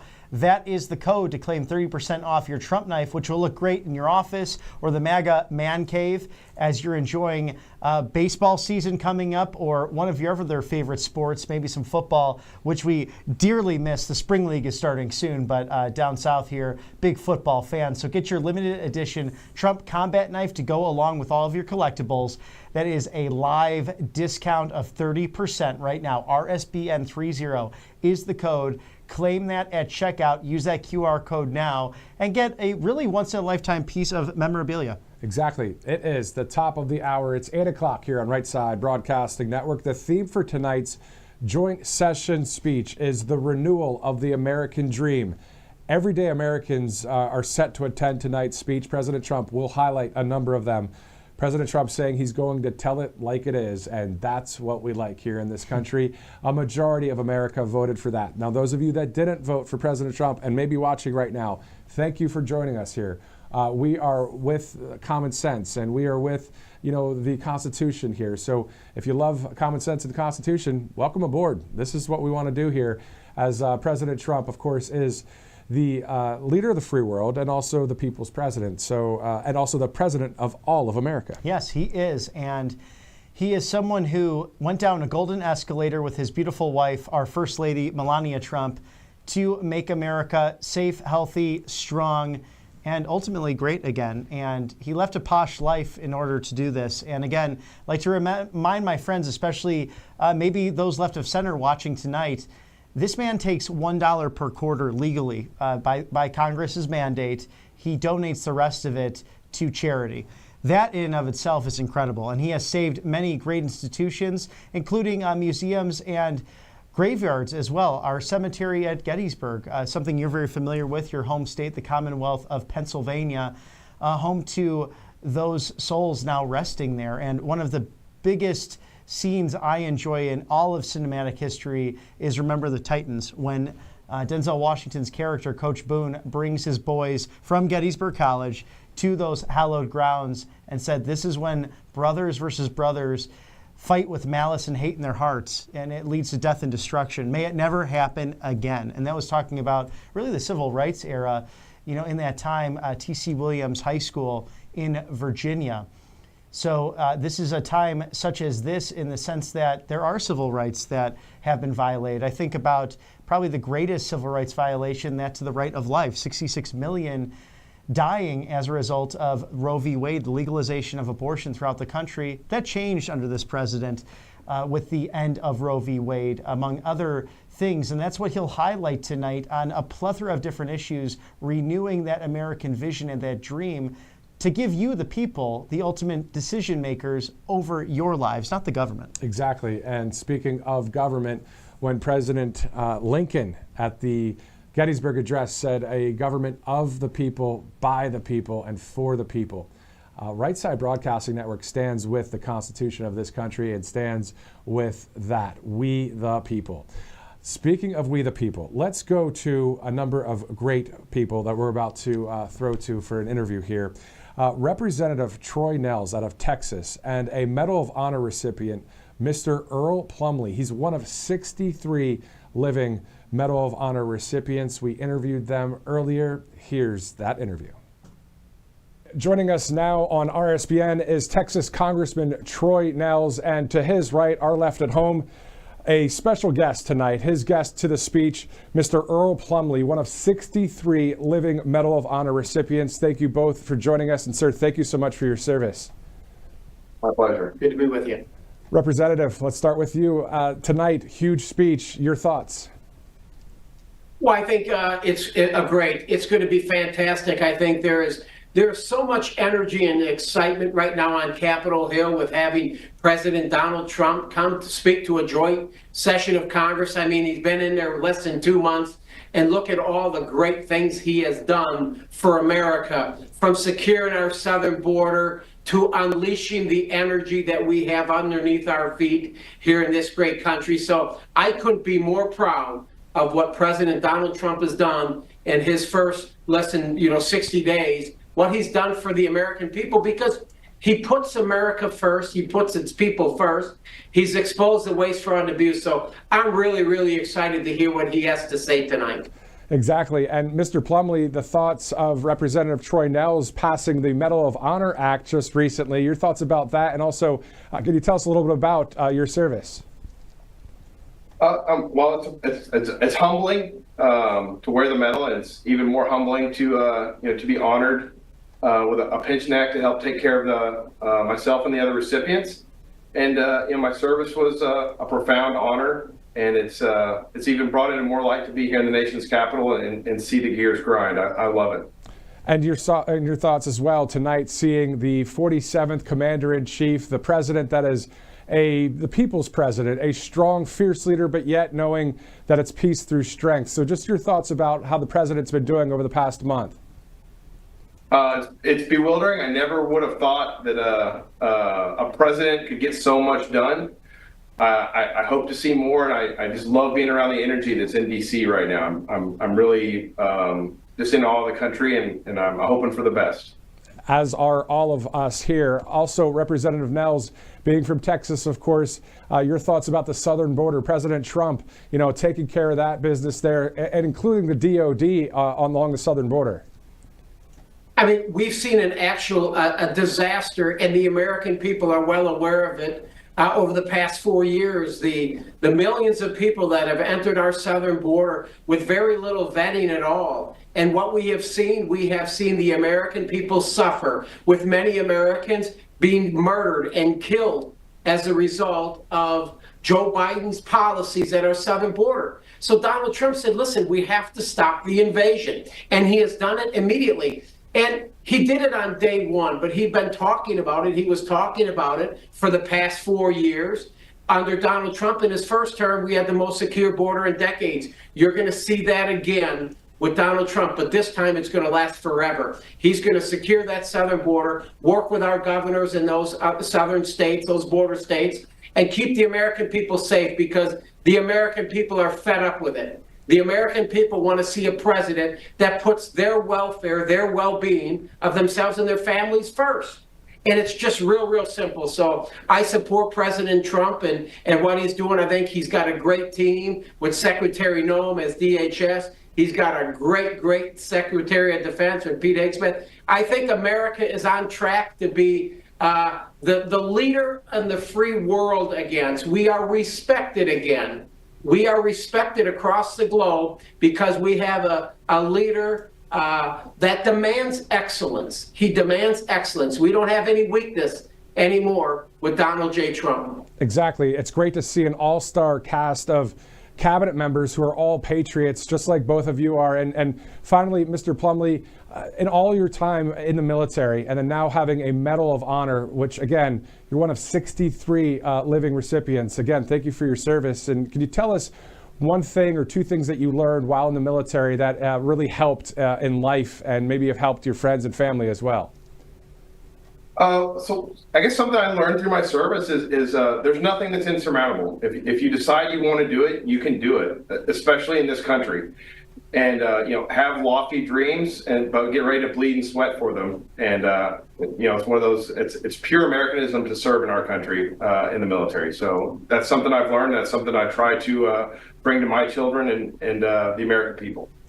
Two great American patriots, Mr. Earl Plumlee, sir, thank you so much. And Congressman Troy Nehls of Texas, thank you both for joining us. Enjoy the speech. We'll all be watching.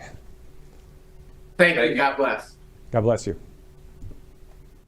Really a sense of optimism before tonight's major speech. And, I'm just surfing social media right now, even saw a great video by Congresswoman Lauren Boebert of Colorado, just thrilled at her 5th State of the Union and excited to see President Trump back in the well of the House, right at that dais. And he'll be under that American flag where it says, "In God We Trust," with two great patriots behind him, Vice President J.D. Vance and Speaker Mike Johnson of Louisiana. Thanks to our sponsors here at Right Side Broadcasting Network, Lean Dietary Supplements. Are you a yo-yo dieter? And so you diet, you lose the weight, but it comes back and it gets irritating, and then you go through the same ugly or painful regimen all over again, or maybe even doing something unhealthy like super fasting and not eating for a day or so. Well, go to takelean.com, because that can be dangerous just to be, overweight or to do the crash dieting. Studies show that you can increase your risk of heart attack, stroke, type 2 diabetes, and other health problems. So breaking free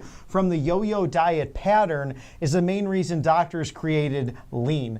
Lean is a supplement, not an injection, and you don't need a prescription. So the science behind Lean is very impressive. It's studied natural ingredients target weight loss, and they do it in 3 powerful ways. So they take a maintained healthy blood sugar, making sure it doesn't spike or go too low so that you're weak during the day, but it helps control appetite and cravings as well. And finally, it helps burn fat by converting that fat into energy. So let me get you started with 20% off. TakeLean.com, and when you enter RSBN at checkout, you'll get that 20% off code, something very easy to remember. Definitely. Great company right there, TakeLean.com. Let's shift over to another great sponsor, AngelPace.com out of Spring, Texas.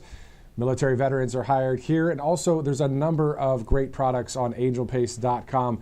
It's these awesome sponsors that bring us this live coverage and brings you the live coverage, and we're able to have a live feed into tonight's great speech and all of the other coverage that you may have been watching over the past weeks. 43 days. I feel like we've been working 43 days straight with the amount of work that President Trump has done for this country. But AngelPace.com out of Spring, Texas, some great products right there. As it's 8:11 p.m. Tuesday, March 4th. Thanks so much for live streaming in with us as we are live on various social media platforms. And if you remember, November 5th, there were more than 5 million viewers across all social media platforms that tuned in to watch us. And then also about 6 million plus from all social media platforms for the Inauguration Day 43 days ago. So thank you so much for streaming in. We are doing this for the good of the country in the sense of common sense and reporting, the news in the sense of truth that we see out there when it comes to tonight. We're going to have the entire speech, of course, but throughout the week, though, we also cover the entire speeches and different events that happen. And can you believe it was roughly 4 months ago this all took place? So it seems like yesterday, and we are excited to see President Trump's first address to a joint session at Congress, and that starts in roughly 45 minutes. And we'll take you right to the floor as well to see all the dignitaries coming on in and the excitement surrounding what is a very ornate event. But it's great here on the right side of history, going from the rally coverage to really being a live desk. So you won't miss a minute of the action inside and outside of the Beltway. So tune in on a daily basis to Right Side Broadcasting as we cover everything within and without Washington involved. So it's an exciting time for our country. Sure is. So if you'd like to follow us on X, it's at RSB Network. On Truth Social, it's at RSBN, which is pushing upwards of about 2 million people on Truth Social. And those of you that are watching from whatever state you're watching right now, thank you guys for streaming in. we did this the other day. I want to do this again just for fun. For those of you that might be wondering, where is everybody watching from, which state? Well, go ahead in the chats right now. Put the state that you're watching from. It's always good to see. Last time we did this, it was the first time I did it, I saw states from all across the union. So thanks so much for streaming in as we get ready to do what you came here to do, is watch President Trump from the U.S. Capitol. And now, again, tonight, it's been 43 days since that last time he spoke in that building. And that January 20th inauguration, the address inside there, what an epic moment that was. Oh, yes, it really was. And almost so much more ornate in a way, although, that west portico is so nice to be on.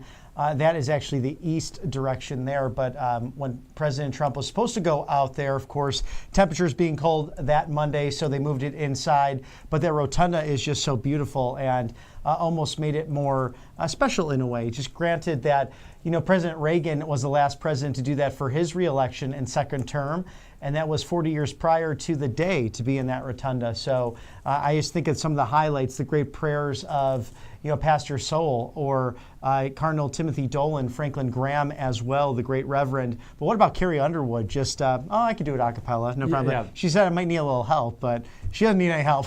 No, that's exactly. It was quite an awesome moment there inside that U.S. Capitol Rotunda. So we've been seeing a lot of moments together here on Right Side Broadcasting Network as you guys watch and as we report, and we just kind of work together in some ways of just working for we the people. I mean, really, that's what this is all about, is a government of and by and for we the people. So again, we are part of that crew here, as is President Trump and those all-star patriots, the cabinet members that he has selected. So yeah, tonight's going to be interesting. It's going to be great, and we look forward to watching. Also, before we get to our next interview, the South Carolina Representative William Timmons. Director, do we have the soundbite that we played at the top of the show? We do. Okay. So 43 days ago, President Trump said this on January 20th. We do. My administration will be inspired by a strong pursuit of excellence and unrelenting success. We will not forget our country. We will not forget our Constitution. And we will not forget our God. Can't do that. What I love most about that is not only the reclamation back to the founding principles, but to watch his predecessors literally squirm in their chairs painfully because they're deep state globalists and they don't understand nor do they care for what made this country great nearly 250 years later, and their philosophy is now going to pass, and it's a wonderful thing. The only promise made and promise kept from his opposition is that they're probably going to run again, and we know that one's thinking about governor of California, the other one's thinking about president of the United States. Actually, might have both be thinking about President of the United States come 2028, and God forbid. I hear you. And also, I'm just glad we're in 2025 right now. We're going to take a day at a time and continue to see some great accomplishments and wins for our country. So, yeah, what a powerful moment that was. And if you caught it, at the end of what he said there, he says, we're not going to forget our country, our Constitution, and we're not going to forget our God. And he said something more ad lib at the end. He said, can't do that. So it was kind of cool to just hear President Trump even just, re-emphasize the words that were part of that speech that day. Speaking of speeches, we're going to show you one here in just a bit. As soon as we get that live feed inside the Capitol, on Capitol Hill there inside the House chamber, we'll go there. That'll be a few minutes from now. Let's go to South Carolina Representative William Timmons. We interviewed him just recently. RSBN Live is South Carolina Congressman William Timmons. Sir, thank you so much for joining us on Right Side. Thanks for having me on. Good to be with you. Definitely. So talk to us about your thoughts about the president speaking to a joint session of Congress. I mean, we know it's not a State of the Union, but it seems like he's done so much work that it probably should be. I mean, it's going to be pretty fantastic. He's going to get up there and he's going to talk about how he secured the southern border. And just remember that President Biden said that they couldn't do it. He didn't have the ability to do it and needed hundreds of billions of dollars. He tried to hold Congress hostage to try to secure the southern border. President Trump did it by himself just in days. And we've had the lowest numbers of illegal crossings in the last decade. So, I mean, that's just one victory lap he's going to take. But also just peace through strength. Our allies, again, trust us and our enemies fear us. And I mean, that's just incredibly important for the global stability. But he's going to keep one after the other talking about all the victories he's had in the first 2 months, and I'm just excited to be a part of it. Yeah, I mean, a lot of people will be watching that speech, of course, that will air right here on Right Side Broadcasting Network. And sir, before we get on to just some more topics, what was it that drove you to say, you know what, I'm running for office? Was there a turning point? What happened there? 8 years ago, I first ran, and my biggest concern was fiscal issues, debt. And it's really sad because when I first got elected to Congress, we had $18 trillion in debt. We've almost doubled. We've almost doubled the amount of debt we've had in the last 6 years. So, I mean, we're on the wrong track fiscally, and it's unsustainable. And I couldn't be more excited that President Trump has put Elon Musk in charge with the DOGE teams throughout government. And I'm honored to serve on the subcommittee in the House Oversight Committee for DOGE as well. So we're going to get to the bottom of waste, fraud, and abuse, and we're going to get our fiscal affairs back in order. Isn't it interesting that that we're seeing through DOGE and other ways, all these cabinet leaders and yourself, sir, just cleaning out corruption and swampiness in Washington, D.C. Doesn't that feel good to be a part of it? It really does. I filed a bill last week called the TABS Act, and what it does is it forces all the states to use enhanced identification verification and enhanced employment income verification to determine eligibility for benefits. And the estimate, that's $200 billion a year just for Medicaid fraud. So, I mean, whether you classify it as fraud or waste is a question that, people could debate. But either way, it's money that we shouldn't be spending, and we're going to get a hold of it. Exactly. And on your website, I see that it's you're focused on things like national security, small businesses, and veterans. What kind of things have you done, and are you looking to do to help those three groups there? Well, all of this kind of goes hand in hand, because when we're running a $2 trillion annual deficit, we don't have money. We don't have money to invest in our hospitals for our veterans. We don't have money to facilitate small business success. We don't have money to spend on core government functions like national security. So we got to get a hold of our spending. We cannot continue to run $2 trillion annual deficits. Our interest payments is going to be more than our defense budget this year. That's just unsustainable. So when we get a handle on all of this spending, it'll help across the board. It must be great to see Elon doing what he's doing at DOGE, huh? It really is. It's so exciting. And honestly, Congress has a big part to play. He obviously has the power of the pen, and President Trump has entrusted, this task with him. But Congress also has a very important role to play, and we're going to do our part, and we're going to pull our weight. And if you're joining us right now, this is South Carolina Congressman William Timmons. And sir, South Carolina has been in the news, of course, with the wildfire situation. Do you have any update? I know it's a state of emergency there at this point. Yeah, so everybody acted quickly, did their job, and I'm very pleased to say that we're in a great spot right now. The governor's leadership declaring a state of emergency. Horry County was hardest hit, but they had zero property loss. So, the fires are contained. We're expecting some rain here next couple of days. And, I think it's important to understand, though, why we were not hit similar to California. It's because we actively engage in forest management. We do controlled burns. And so when you have people that are proactive and don't view the thought of managing your forest through controlled burns as some sort of a climate risk, you actually can mitigate the damage from fires.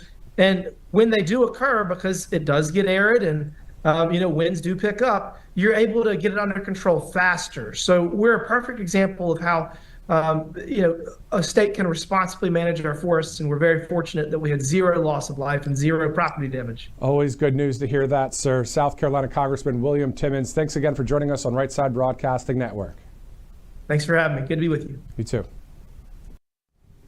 And we had some reports from our RSBN host, Ashley Brassfield, while some of those South Carolina wildfires were going on. And it was kind of like, I hope this is not even close to what happened in Southern California. But still, still interesting that there were more than 100 wildfires there in South Carolina in the Palmetto State. So glad that things are getting contained there. And looking forward to back up here in Washington, D.C., going to that speech here soon, Robert. Yes, exciting times as President Trump is roughly 30 or so minutes away from that speech at 9 o'clock Eastern, 6 o'clock on the West Coast. I hope you all are tuning in to Right Side Broadcasting Network Live as we bring you all that access, and momentarily actually we'll show you what happens on the floor. Sometimes you have other networks that really won't show you the intricacies of the decorum and just the pageantry around these kind of speeches, but we'll take you right there inside of the House chamber. Thank you guys so much for streaming in. Wherever you're watching, specifically, which device are you watching? Are you watching on a TV, a flat screen? Are you watching on an iPad, a Microsoft Surface, your phone, your Droid, your iPhone? Who knows? Maybe put that in the chat as well so we can just take a look. I just was curious to see where you're watching from and how you're watching, just in general, because at the end of the day, it's great that we are able to be seen in very many devices and also streaming all over the place. Yes, it's all about the information age and getting that right side of history out to you, the American people, and for you to view it so you can make up your own minds. Exactly. So, again, I'm Matthew Alvarez alongside Robert McNeely. You're seeing a few flashing lights around the U.S. Capitol building. Of course, a number of dignitaries there tonight. Of course, President Trump himself, the vice president, and on. I mean, the cabinet is going to be there. The Supreme Court, I believe, will be there as well. I mean, usually for a State of the Union, the Supreme Court will be there. Possibly a joint session. They may be there tonight as well. So looking forward to seeing this live coverage. Thank you again for streaming in. As we may be playing a video from the Trump War Room that's on X here just a second. And yeah, getting ready for this 9 o'clock speech. Again, President Trump focusing in on everyday Americans today. So the speech is going to be also talking a lot about the accomplishments that we've seen with President Trump over the past 43 days. Why don't we take this in full, Director, if that works for you, and we can listen in on this video. 2025. You won't want to miss this. Join us for a night that will define our future. It's more than just words. It's action. President Donald J. Trump. Tonight. Tonight, history is made. The joint address to Congress. Just moments ago, and just a shout out to everybody working behind the scenes here at Right Side Broadcasting Network, because we, you know, sometimes live, fluid moment, you got to just roll with it, and here we are doing that, and it's great to see that we're about to take you live to this great moment there in the House chamber. Yes, it's an exciting time, and there looks like President Trump is departing for the Capitol building from the White House, and of course that is through the diplomatic room, where you might have witnessed the gentleman who was detained in Russia coming back with Steve Witkoff, and a wonderful moment when that happened just a couple of weeks ago. Exactly. So Mark Fogel, an American history teacher who was recently freed by the Trump administration after being held in a Russian prison. His mother, Malphine, is also slated to join him at the event tonight. So Mark Fogel will actually be part of that everyday American thing there, where President Trump will be highlighting a number of great people, especially Mark, back here in the States. We're also hearing that Roberto Ortiz, a U.S. Border Patrol agent and veteran of the California State Guard and United States Navy, will be there as well. So we're looking forward to seeing just various things tonight when it comes to we the people. You know, back at the RNC, remember, he highlighted, and the team highlighted, everyday Americans. He's doing that again tonight. Now, and that's also the favorite part of the speech for me. Year in and year out, whether it's the joint session of Congress or a State of the Union, the American people, so heroic, so extraordinary. And one thing that really sticks out for me, a few years prior in 2019, when Rush Limbaugh was awarded the Medal of Freedom, and the shock on his face of true just joy that he received that from the president, and First Lady Melania Trump put that around his neck, because people like Rush Limbaugh, we wouldn't be sitting here right now if it wasn't for his trailblazing, if it wasn't for, he was the new media back on radio, and I loved his show just growing up and talking about how he was, you know, the lightning and the thunder, and he would be ready to go in and fight for American principles that have inspired this movement. So that was a remarkable moment. I look forward to more tonight. Definitely. Rush Limbaugh, obviously a legend in conservative broadcasting, and many of us take our notes from his great work that he's done over the years. As we're looking live there at the White House, why don't we do this? Let's take a live listen in to Washington, D.C. right now and see if there's anything going on there when it comes to just the sights and sounds. Director, do you think...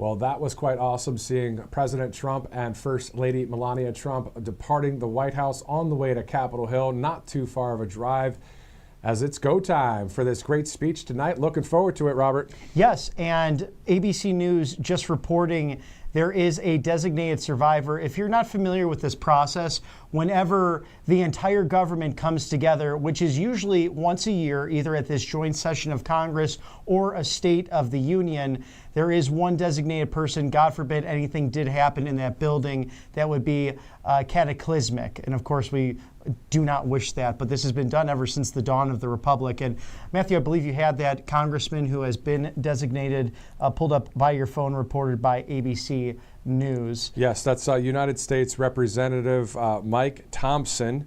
That is the designated survivor. So that just reported right there live on Right Side Broadcasting Network. It's 8:32 p.m. Thanks so much for streaming in. Let's go to one of our sponsors here at the network. As you've seen, we haven't gone to an actual commercial break where, it's just commercials. This is a little bit of that right now with Colonial Metals Group, but also a great sponsor at the network. FreeGoldGuide.com gets you this info kit in the mail. And it's all about a tax-sheltered IRA, 401k, all backed in gold and silver. And we know gold and silver, always high value, making me think about Fort Knox. We'll talk about that in just a second. Right, I'm looking forward to that tour as you saw Elon Musk stepping out just before President Donald Trump and Mrs. Trump getting into the presidential beast, the limousine there on their way to the Capitol building. But freegoldguide.com/RSBN, a great way to learn how to be the best hedge against inflation, and that's with gold and silver. So make sure you scan that QR code now and learn how to look at your options for you and your family. Awesome. Let's go to freetrumpbook.com as well. You know, Mike Huckabee, of course, the former governor of Arkansas, is now the U.S. ambassador to Israel, but he also has a show, he also has books, he also wrote this with a number of staff. The guy is busy. So freetrumpbook.com, a number of great titles and books there. So it's not just the one there, The Kid's Guide to President Trump. There are many titles there. So just go to freetrumpbook.com. And there is a small, shipping and handling fee, but outside of that, the actual books are free. So freetrumpbook.com, 8:34 p.m. And it looks like we are seeing a number of states that actually chimed in. For all of you guys watching all over the place, holy smokes, here we go. Louisiana, North Carolina, shout out to Wisconsin, Ohio, Pennsylvania, Michigan, California, Florida, Tennessee, Toledo, Ohio, Northwest Washington State. Also, we're seeing somebody from Marseille in France, in Illinois, all over the place watching right now. We're seeing Tasmania, Australia. Those of you guys watching in our country and around the world, we love you because we love the free world. So anybody that, even in countries that don't have freedom, right? We have these people that are not pro-freedom. The people of the world want freedom. You think about it, no matter where you're at. That's usually 9 times out of 10 what people want. It really is. And that's why we stand firmly with the Ukrainian people. We stand with the Russian people who are run by a bunch of thugs. And that's Ambassador Sands so articulately and eloquently explained earlier in the broadcast tonight that we love these cultures, we love these people, and we will stand up for them. And the best way to do that right now is to call for peace. And I'm excited to get all those Ukrainian minerals that we deserve because we've given billions to the country, and those javelins that President Trump sent over there in his first term, they could not withstand the Russian army without that protection. So it's time to end this war. It's time to bring peace and prosperity to the world. And we've already seen that really unfold over the course of 43 days with President Trump at the helm. Exactly. So what a great 43 days this has been. It's been historic speed and strength. It's a common sense president, someone that is the people's president, and an outsider. I think that's the thing that everybody would agree on, most would agree on, is it's good to have someone that is doing it for the right reasons. Because if President Trump wasn't in it for the right reasons, the past 4 years, he would have exit stage left and stage right. He said, I'm out of here. But those 4 years that he went through for us, for we the people of this land, that's why you can hear the chants of USA echoing throughout the country tonight. That's why we cover what we cover here at Right Side Broadcasting Network. Also, a shout out to those of you in Ontario, Canada watching. Illinois, Southern California, Maryland, Minnesota, and on Missouri. Everybody out there, we love you. That's simple as that. You might not hear that on mainstream media because we're not mainstream media. We're in this together. And, something I think back on President Trump in his first term speaking to the Air Force Academy graduates, and he said, relish being the outsider and the ability to change the world. And you could do that, one step at a time. We saw this from that last election. The Trump Force captains did just that, reaching out to 10 to 15 of their neighbors in their precinct, down the hall, whether it be at church, whether it be at their place of work and place of worship, the gym perhaps.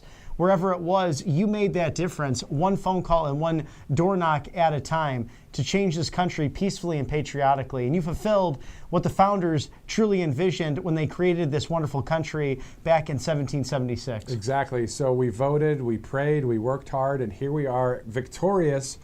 However, we still have years to go where we want to continue making America great again, make America healthy again, making our military strong again. And also, speaking of the military, President Trump said he wants such a strong military that we don't even have to use it. That's what he said at the Commander-in-Chief Ball on Inauguration night. So we know that he's someone that stands behind peace through strength. He didn't start any new wars in the first administration.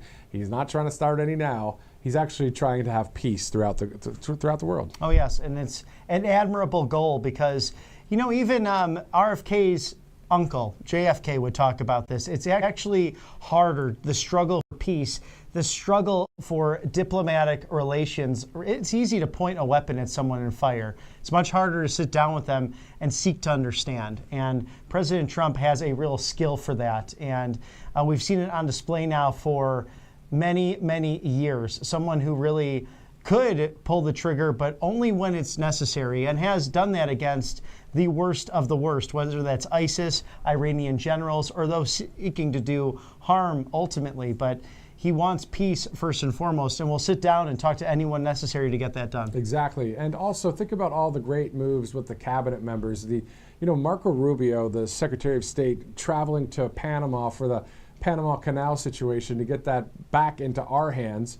And a shout out to those of you watching in Panama, because we got that list here, and one of them was for Panama. But it's great to see so many sections of our government now saying, you know what, corruption, y'all can get out of here. It's time for freedom. It's time for the Constitution. It's time for our love for God to be allowed here without any kind of persecution.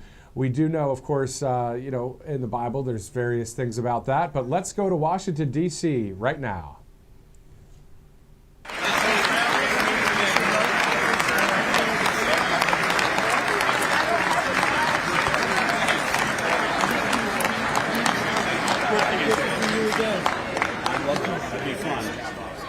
I bet you do. What's up? Good to see you.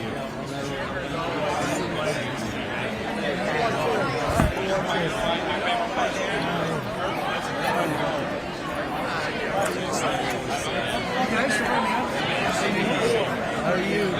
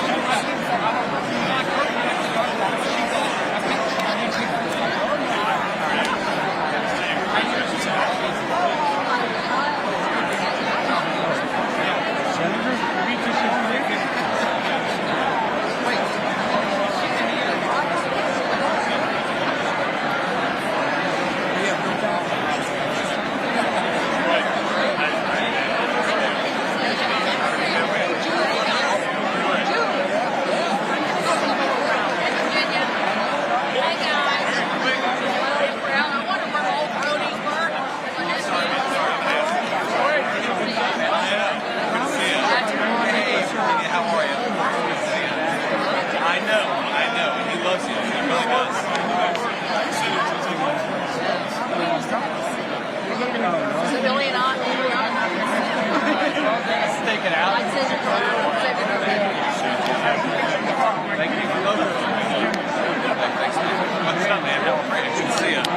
Yeah, how you doing? You having fun yet? The freshman class here. What's up, man? How you doing? Doing well. Good, good. I saw your wife the other day. She was in the White House. Great job. Good. Keep it fun. Thanks, man. I appreciate it, man. Good to see you. I'm going this way. Okay, yeah. Sorry, I'll just sit over here. That's fun, man. How are you? Good to see you. Good luck tonight. This will be awesome. Appreciate it so much, President. Hey, it's so good to see you. Oh, absolutely. Absolutely. So, how about you? I'm having a good time. I have an easier job. How's your wife doing now? She's having fun. She's a champion. Good, yeah. Good. All right, absolutely. Let's do that. They're going to take me the other way. Stand here by me. All right. I'll keep you company. We're in the right spot.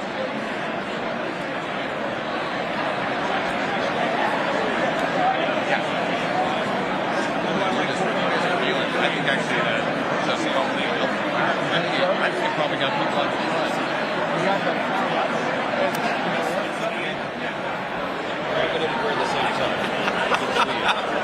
Well, we could have coordinated, I guess, but man, this is, I gotta be honest with you, this is by the way, I think the speech is going to be great, but I don't know how you do this for 90 minutes. The hardest thing was doing it during Biden, when the speech was a stupid campaign speech. And just let's go down.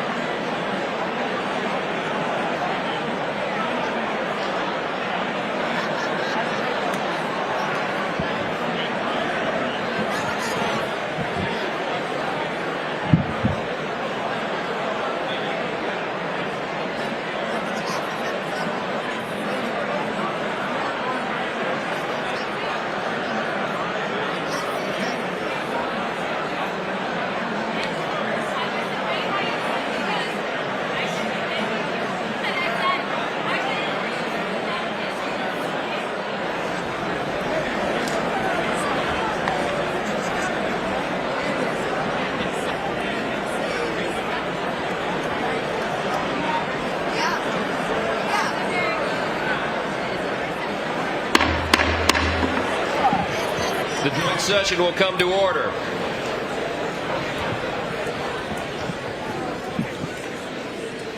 The chair appoints as members of the committee on the part of the House to escort the President of the United States into the chamber the following: the gentleman from Louisiana, Mr. Scalise; the gentleman from Minnesota, Mr. Emmer; the gentlewoman from Michigan, Mrs. McClain; the gentleman from North Carolina, Mr. Hudson; the gentleman from Pennsylvania, Mr. Reschenthaler; the gentleman from Utah, Mr. Moore; the gentlewoman from Indiana, Mrs. Houchin; the gentleman from Oklahoma, Mr. Hearn; the gentleman from New York, Mr. Jeffries; the gentlewoman from Massachusetts, Ms. Clark; the gentleman from California, Mr. Aguilar; the gentleman from California, Mr. Liu; the gentleman from Colorado, Mr. Neguse; the gentlewoman from Washington, Ms. Delbene; the gentlewoman from Michigan, Mrs. Dingell. The President of the Senate, at the direction of that body, appoints the following senators as members of the committee on the part of the Senate to escort the President of the United States into the House chamber: the Senator from South Dakota, Mr. Thune; the Senator from Wyoming, Mr. Barrasso; the Senator from Arkansas, Mr. Cotton; the Senator from Oklahoma, Mr. Lankford; the Senator from West Virginia, Mrs. Capito; the Senator from South Carolina, Mr. Scott; the Senator from New York, Mr. Schumer; the Senator from Illinois, Mr. Durbin; the Senator from Minnesota, Ms. Klobuchar; the Senator from New Jersey, Mr. Booker; the Senator from Wisconsin, Ms. Baldwin. The members of the escort committee will exit the chamber through the lobby doors.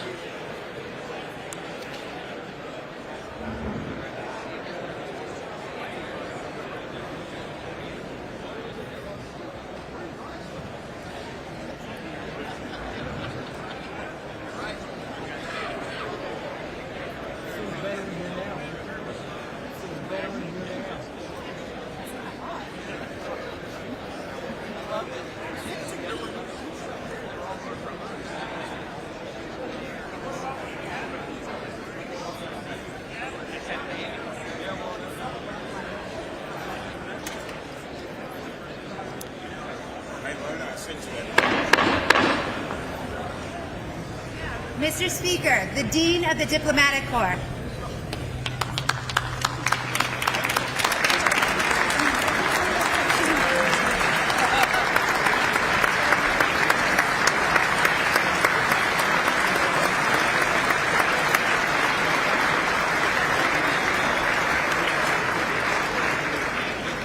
Mr. Speaker, Jonathan Jackson.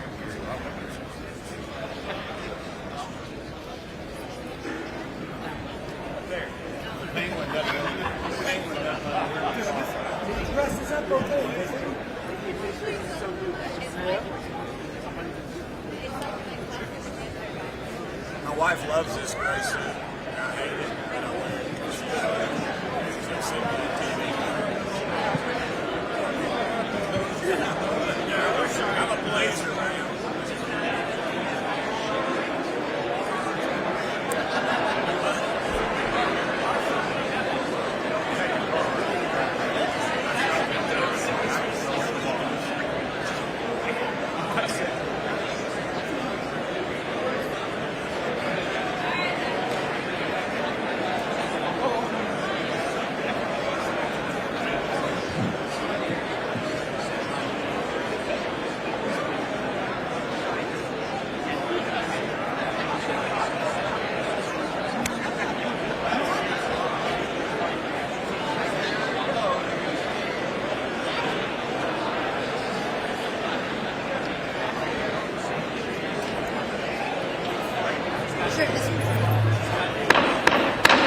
Mr. Speaker, the Chief Justice and Associate Justices of the United States Supreme Court. That's great.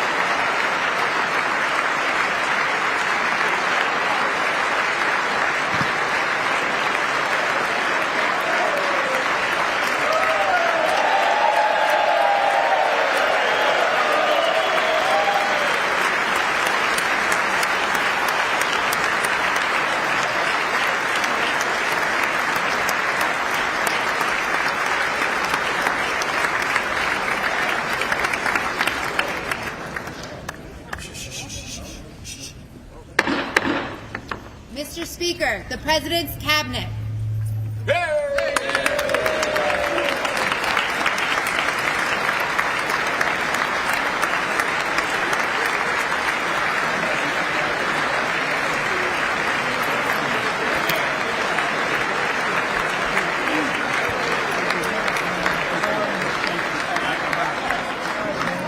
That's true. I should have done better. I should have done way better.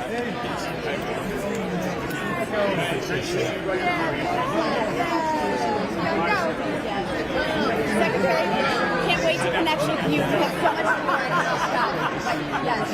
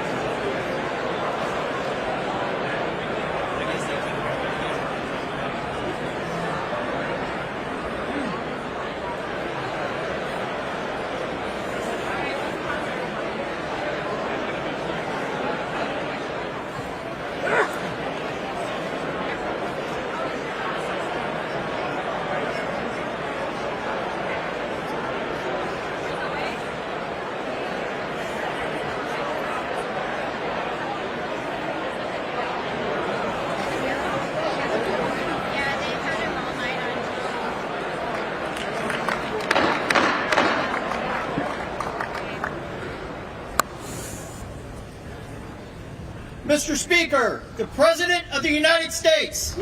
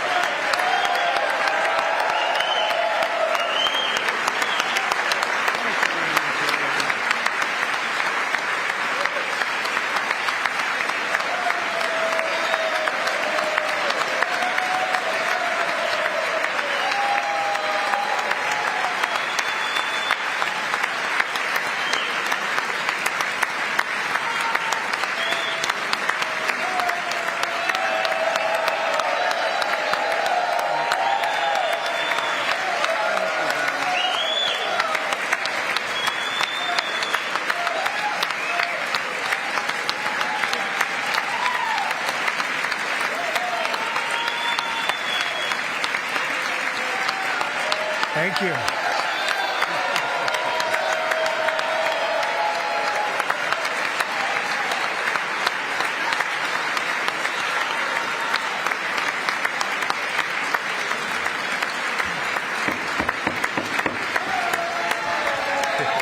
Thank you very much. Thank you very much. It's a great honor. Thank you very much. Speaker Johnson, Vice President Vance, the First Lady of the United States,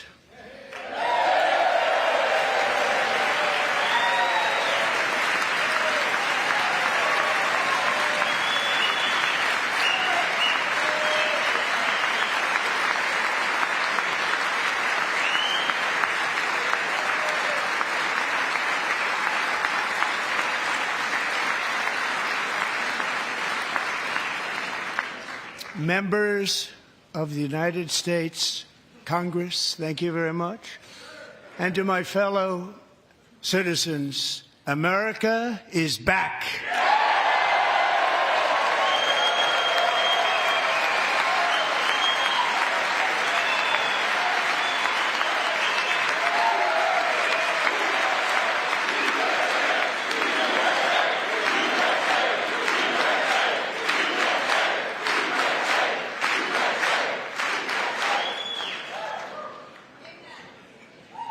6 weeks ago, I stood beneath the dome of this Capitol and proclaimed the dawn of the golden age of America.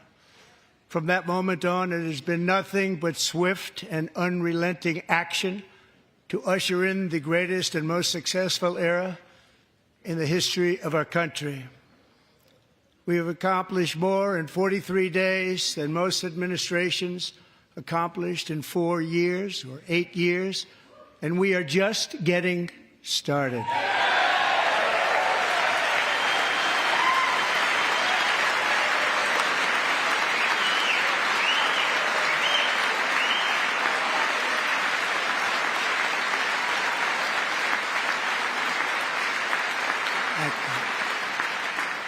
I return to this chamber tonight to report that America's momentum is back, our spirit is back, our pride is back, our confidence is back, and the American dream is surging bigger and better than ever before.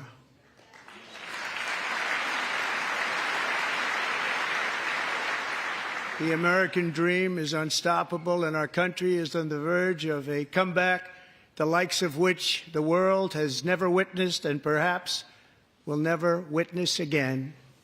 There's never been anything like it. The presidential election of November 5th was a mandate like has not been seen in many decades. We won all 7 swing states, giving us an electoral college victory of 312 votes.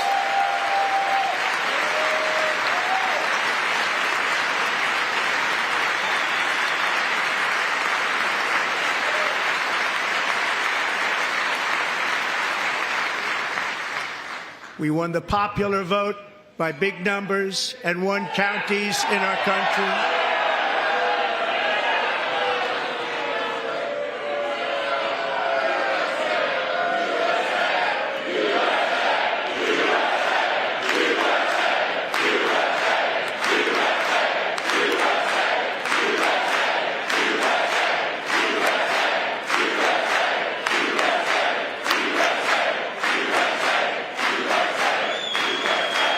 And won counties in our country, 2,700 to 525, on a map that reads almost completely red for Republican.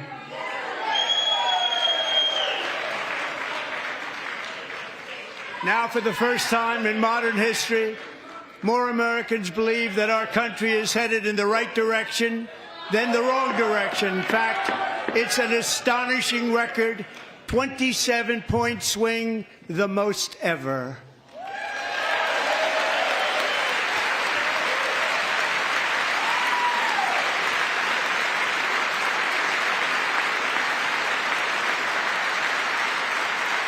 Likewise, Small business optimism saw its single largest one-month gain ever recorded, a 41-point jump.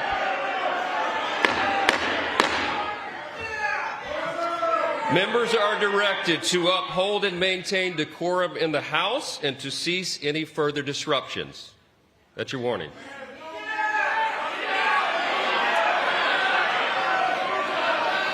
Members are engaging in willful and continuing breach of decorum, and the chair is prepared to direct the Sergeant-at-Arms to restore order to the joint session.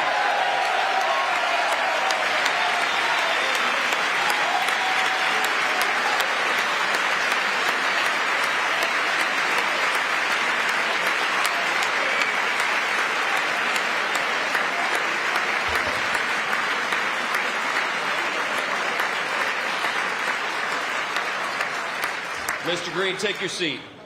Take your seat, sir. Take your seat. Finding that members continue to engage in willful and concerted disruption of proper decorum, the chair now directs the Sergeant-at-Arms to restore order. Remove this gentleman from the chamber.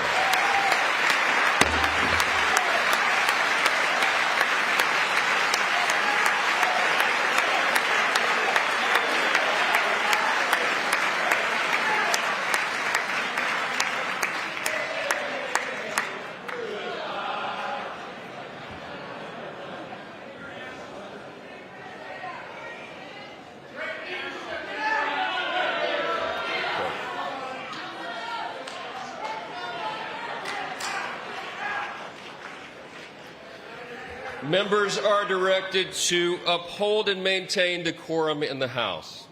Mr. President, you continue. Thank you. Over the past 6 weeks, I have signed nearly 100 executive orders and taken more than 400 executive actions, a record to restore common sense, safety, optimism, and wealth all across our wonderful land. The people elected me to do the job, and I'm doing it.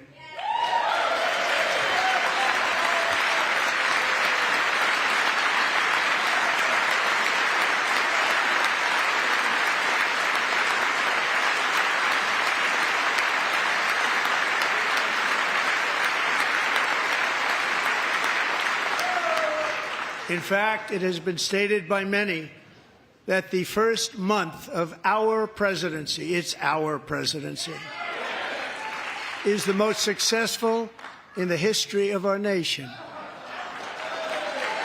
By many.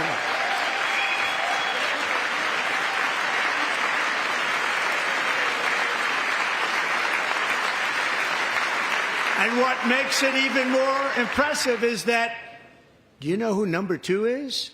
George Washington. How about that? How about that? I don't know about that list, but we'll take it.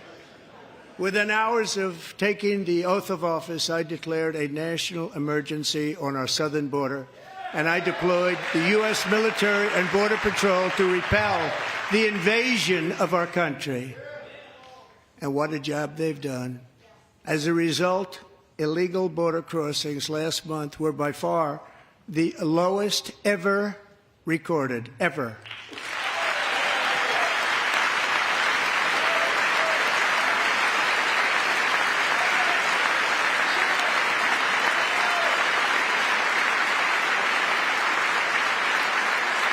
They heard my words and they chose not to come. Much easier that way.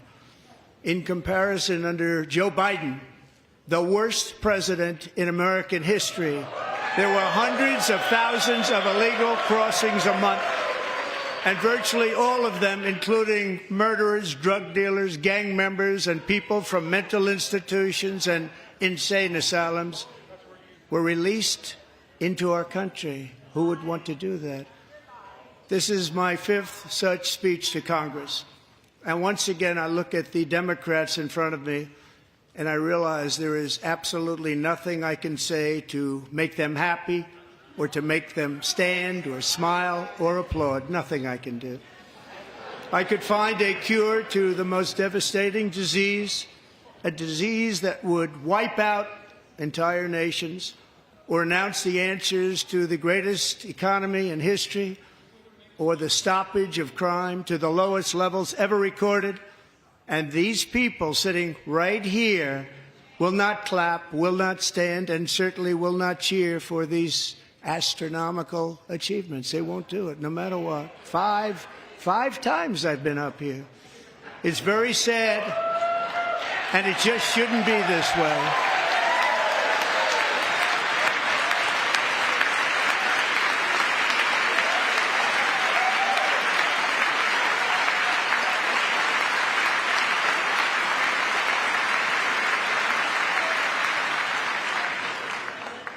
So Democrats sitting before me, for just this one night, why not join us in celebrating so many incredible wins for America?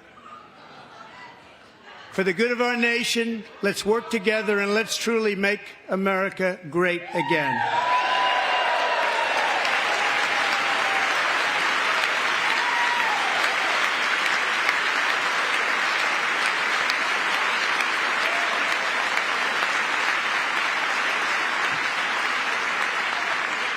Every day my administration is fighting to deliver the change America needs to bring a future that America deserves, and we're doing it. This is a time for big dreams and bold action. Upon taking office, I imposed an immediate freeze on all federal hiring, a freeze on all new federal regulations, and a freeze on all foreign aid.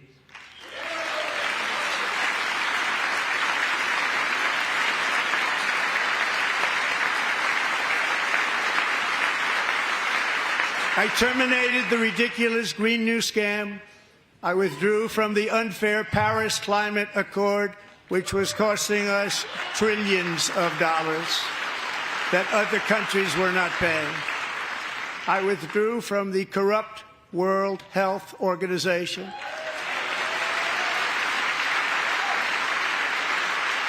And I also withdrew from the anti-American UN Human Rights Council.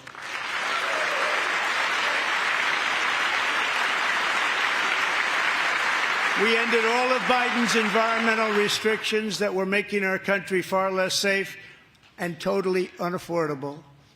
And importantly, we ended the last administration's insane electric vehicle mandate, saving our auto workers and companies from economic destruction.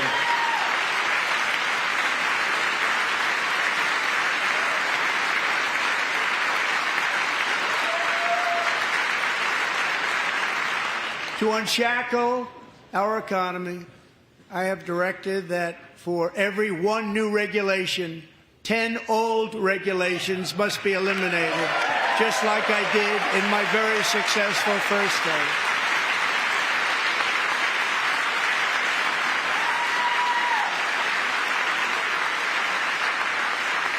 And in that first term, we set records on ending unnecessary rules and regulations like no other president had done before. We ordered all federal workers to return to the office. They will either show up for work in person or be removed from their job.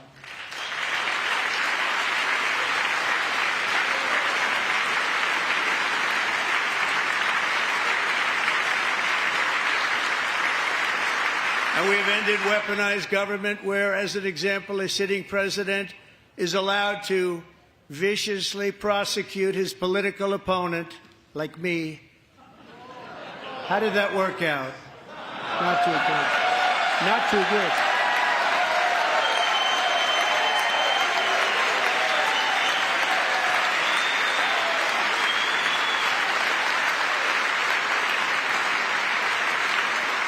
And I have stopped all government censorship and brought back free speech in America. It's back.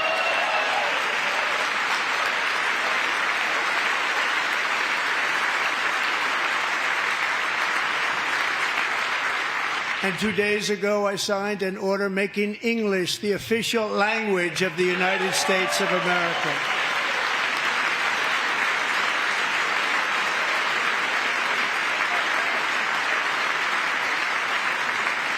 I renamed the Gulf of Mexico the Gulf of America.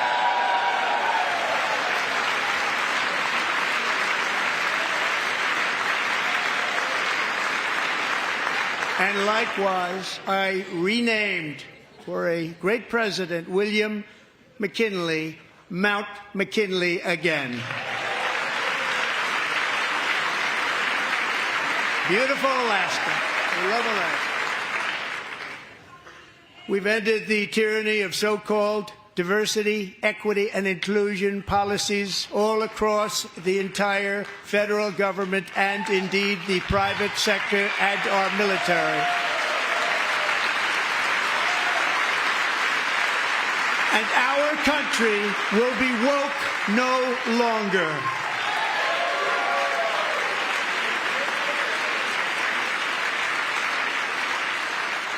We believe that whether you are a doctor, an accountant, a lawyer, or an air traffic controller, you should be hired and promoted based on skill and competence, not race or gender.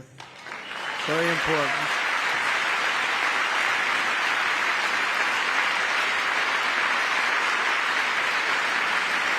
You should be hired based on merit.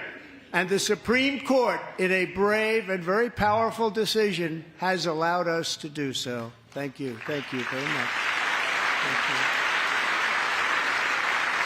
you. We have removed the poison of critical race theory from our public schools, and I signed an order making it the official policy of the United States government that there are only two genders, male and female.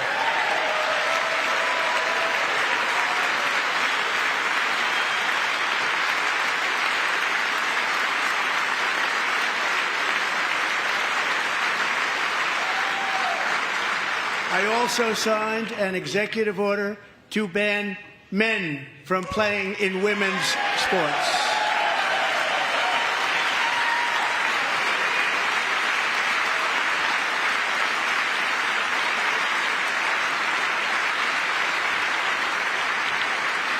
Three years ago, Peyton McNabb was an all-star high school athlete, one of the best, preparing for a future in college sports. But when her girls' volleyball match was invaded by a male, he smashed the ball so hard in Peyton's face, causing traumatic brain injury, partially paralyzing her right side, and ending her athletic career. It was a shot like she's never seen before. She's never seen anything like it. Peyton is here tonight in the gallery, and Peyton, from now on, schools will kick the men off the girls' team, or they will lose all federal funding.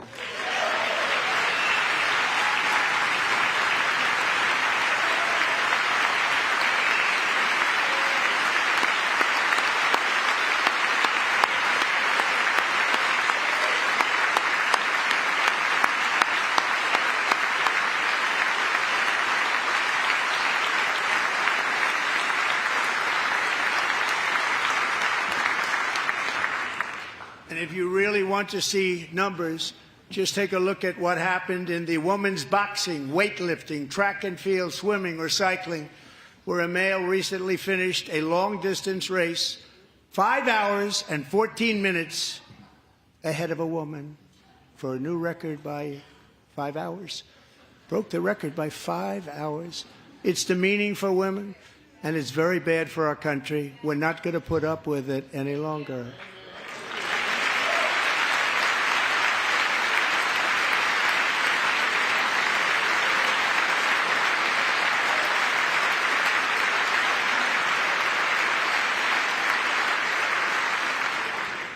What I have just described is only a small fraction of the common sense revolution that is now, because of us, sweeping the entire world. Common sense has become a common theme, and we will never go back. Never. Never going to let that happen. Among my very highest priorities is to rescue our economy and get dramatic and immediate relief to working families. As you know, we inherited from the last administration an economic catastrophe and an inflation nightmare. Their policies drove up energy prices, pushed up grocery costs, and drove the necessities of life out of reach for millions and millions of Americans. They've never had anything like it. We suffered the worst inflation in 48 years, but perhaps even in the history of our country. They're not sure.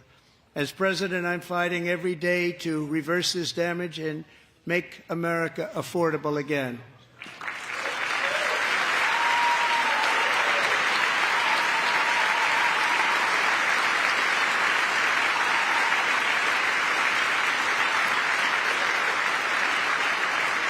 Joe Biden especially let the price of eggs get out of control. The egg price is out of control.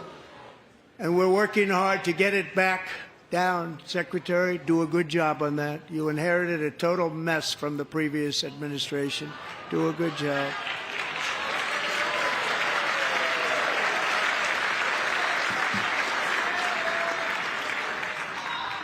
A major focus of our fight to defeat inflation is rapidly reducing the cost of energy.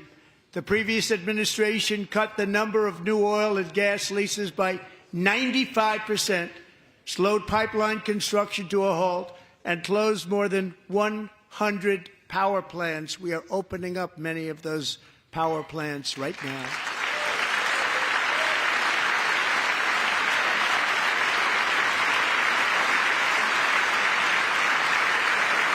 And frankly, we have never seen anything like it. That's why on my first day in office, I declared a national energy emergency. As you've heard me say many times, we have more liquid gold under our feet than any nation on earth, and by far. And now I fully authorize the most talented team ever assembled to go and get it. It's called Drill, Baby, Drill.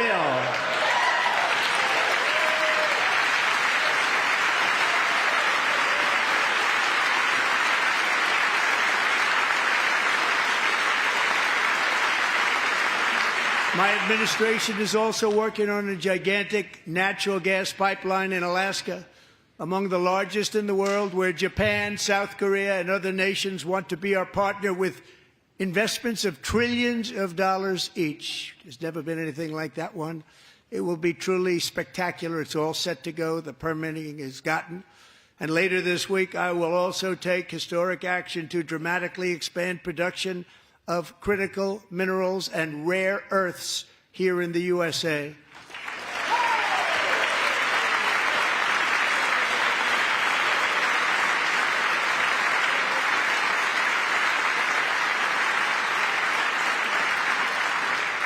To further combat inflation, we will not only be reducing the cost of energy, but will be ending the flagrant waste of taxpayer dollars.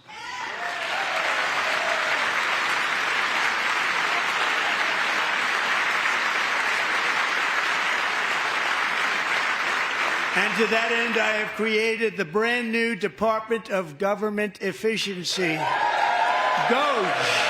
Perhaps you've heard of it. Perhaps.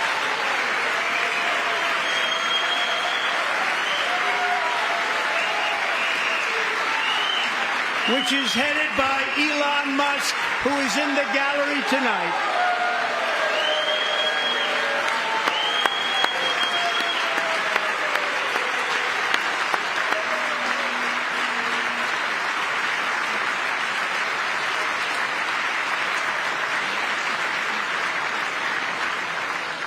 Thank you, Elon. He's working very hard. He didn't need this. He didn't need this. Thank you very much. We appreciate it. Everybody here, even this side, appreciates it, I believe. They just don't want to admit that. Just listen to some of the appalling waste we have already identified. $22 billion from HHS to provide free housing and cars for illegal aliens. $45 million for diversity, equity, and inclusion scholarships in Burma. $40 million to improve the social and economic inclusion of sedentary migrants. Nobody knows what that is. $8 million to promote LGBTQI+ in the African nation of Lesotho, which nobody has ever heard of. $60 million for indigenous peoples and Afro-Colombian empowerment in Central America. $60 million. $8 million for making mice transgender. This is real. $32 million for a left-wing propaganda operation in Moldova. $10 million for male circumcision in Mozambique. $20 million for the Arab Sesame Street in the Middle East. It's a program. $20 million for a program. $1.9 billion to recently created Decarbonization of Homes Committee, headed up, and we know she's involved. Just at the last moment, the money was passed over by a woman named Stacey Abrams. Have you ever heard of her? A $3.5 million consulting contract for lavish fish monitoring. $1.5 million for voter confidence in Liberia. $14 million for social cohesion in Mali. $59 million for illegal alien hotel rooms in New York City. He's a real estate developer. He's done very well. $250,000 to increase vegan local climate action innovation in Zambia. $42 million for social and behavior change in Uganda. $14 million for improving public procurement in Serbia. $47 million for improving learning outcomes in Asia. Asia's doing very well with learning. You know what we're doing. We should use it ourselves. And $101 million for DEI contracts at the Department of Education. The most ever paid, nothing even like it. Under the Trump administration, all of these scams, and they're far worse, but I didn't think it was appropriate to talk about them. They're so bad. Many more have been found out and exposed and swiftly terminated by a group of very intelligent, mostly young people, headed up by Elon, and we appreciate it. We found hundreds of billions of dollars of fraud.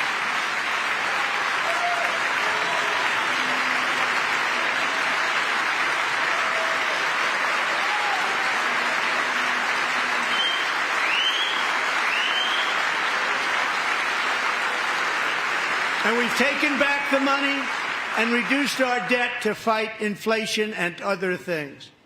Taken back a lot of that money. We got it just in time. This is just the beginning. The Government Accountability Office, a federal government office, has estimated annual fraud of over $500 billion in our nation, and we are working very hard to stop it. We're going to. We're also identifying shocking levels of incompetence and probable fraud in the Social Security program for our seniors, and that our seniors and people that we love rely on. Believe it or not, government databases list 4.7 million Social Security members from people aged 100 to 109 years old. It lists 3.6 million people from ages 110 to 119. I don't know any of them. I know some people that are rather elderly, but not quite that elderly. 3.47 million people from ages 120 to 129. 3.9 million people from ages 130 to 139. 3.5 million people from ages 140 to 149. And money is being paid to many of them. And we're searching right now. In fact, Pam, good luck. Good luck. You're going to find it. But a lot of money is paid out to people because it just keeps getting paid and nobody does. And it really hurts Social Security and hurts our country. 1.3 million people from ages 150 to 159, and over 130,000 people, according to the Social Security databases, are age over 160 years old. We have a healthier country than I thought, Bobby.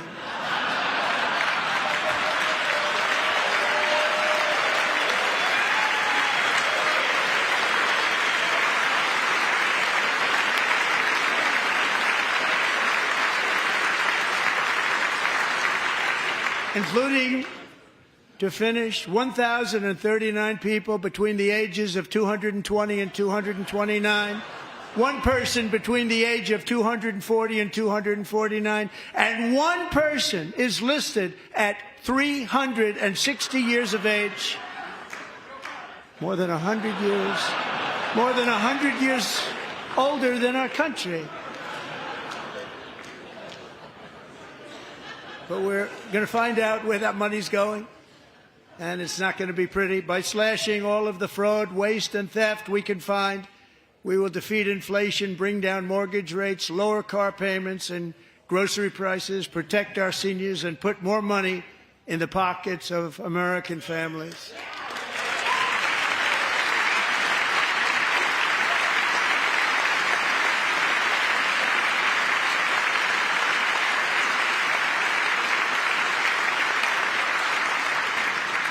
And today, interest rates took a beautiful drop, big, beautiful drop. It's about time. And in the near future, I want to do what has not been done in 24 years, balance the federal budget. We're going to balance it.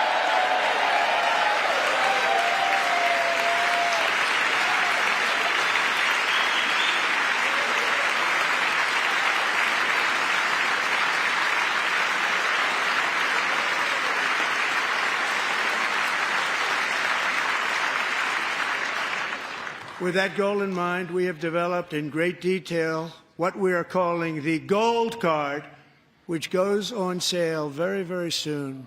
For $5 million, we will allow the most successful job-creating people from all over the world to buy a path to U.S. citizenship. It's like the green card, but better and more sophisticated. And these people will have to pay tax in our country. They won't have to pay tax from where they came. The money that they've made, you wouldn't want to do that, but they have to pay tax, create jobs. They'll also be taking people out of colleges and paying for them so that we can keep them in our country instead of having them being forced out. Number one, at the top school, as an example, being forced out and not being allowed to stay and create tremendous numbers of jobs and great success for a company out there. So while we take out the criminals, killers, traffickers, and child predators who are allowed to enter our country under the open border policy of these people, the Democrats, the Biden administration, the open border insane policies that you've allowed to destroy our country, we will now bring in brilliant, hardworking, job-creating people. They're going to pay a lot of money, and we're going to reduce our debt with that money.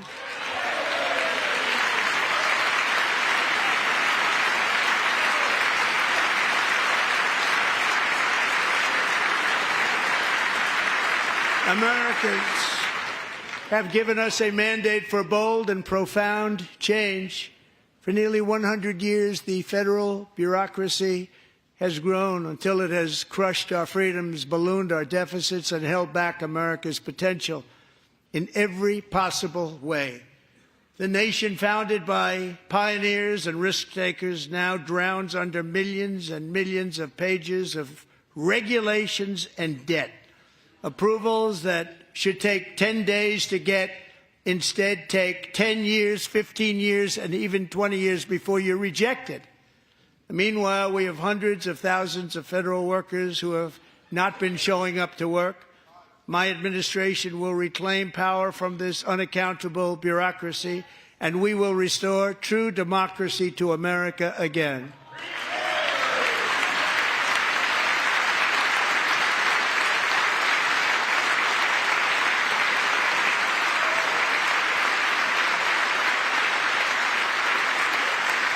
any federal bureaucrat who resists this change will be removed from office immediately.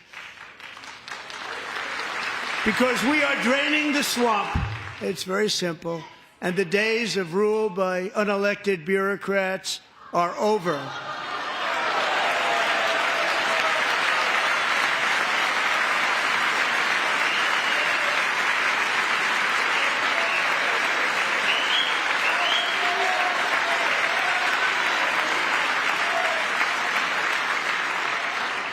And the next phase of our plan to deliver the greatest economy in history is for this Congress to pass tax cuts for everybody. They're in there. They're waiting for you to vote.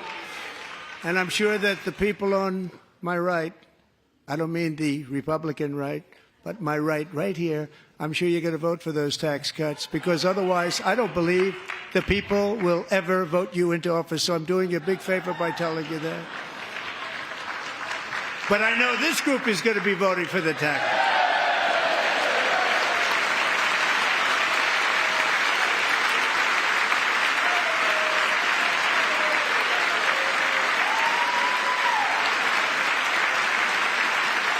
Thank you.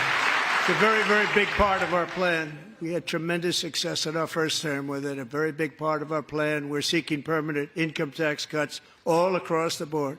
And to get urgently needed relief to Americans hit especially hard by inflation, I'm calling for no tax on tips, no tax on overtime, and no tax on Social Security benefits for our great seniors.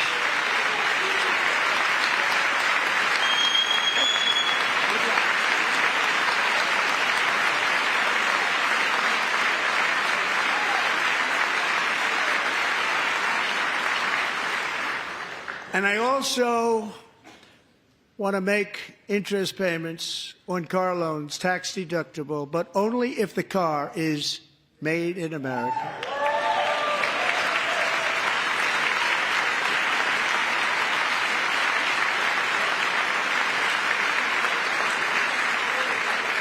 And by the way, we're going to have growth in the auto industry like nobody's ever seen. Plants are opening up all over the place. Deals are being made.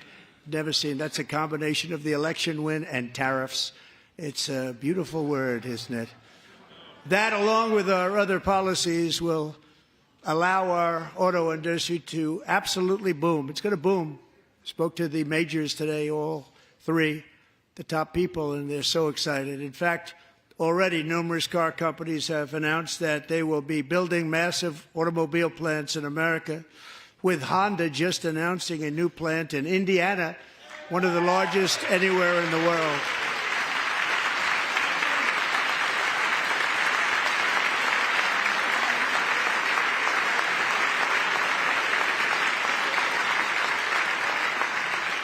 And this has taken place since our great victory on November 5th, a date which will hopefully go down as one of the most important in the history of our country.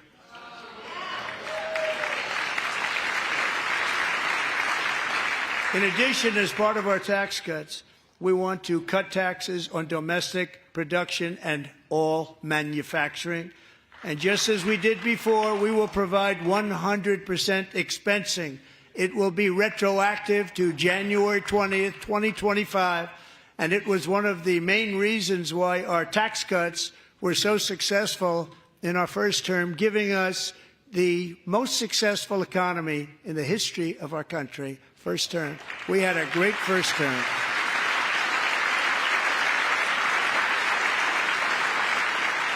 If you don't make your product in America, however, under the Trump administration, you will pay a tariff, and in some cases, a rather large one.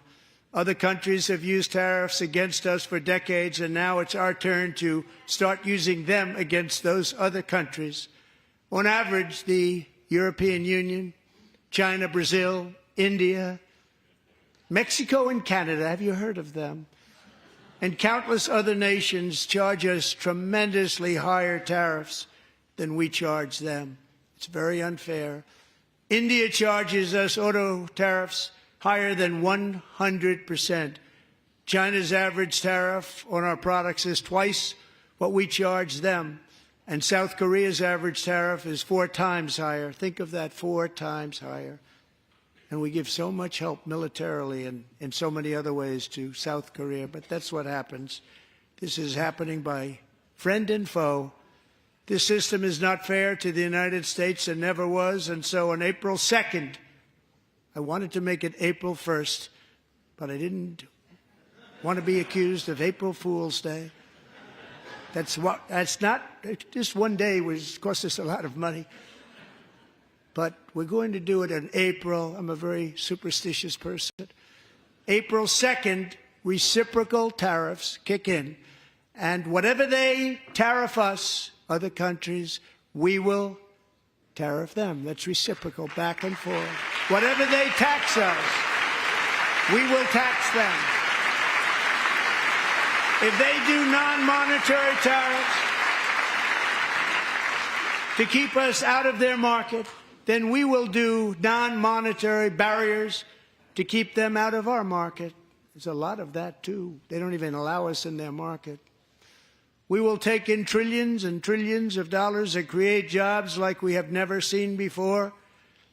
I did it with China and I did it with others, and the Biden administration couldn't do anything about it because there was so much money they couldn't do anything about it. We have been ripped off for decades by nearly every country on earth, and we will not let that happen any longer.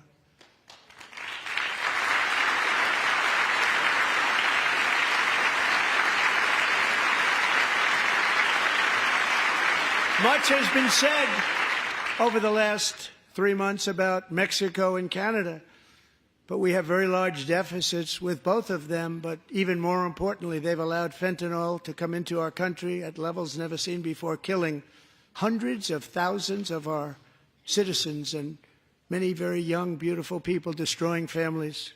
Nobody's ever seen anything like it.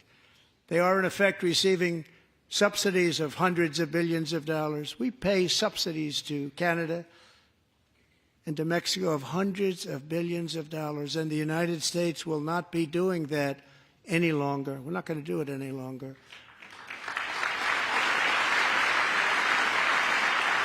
Thanks to our America First policies we're putting into place, we have had $1.7 trillion of new investment in America in just the past few weeks.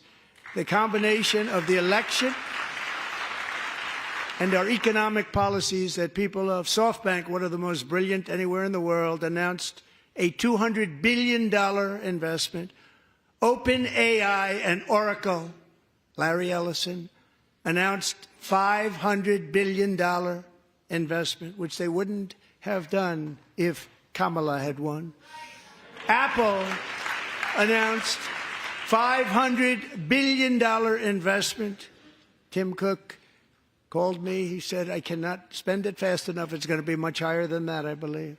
They'll be building their plants here instead of in China.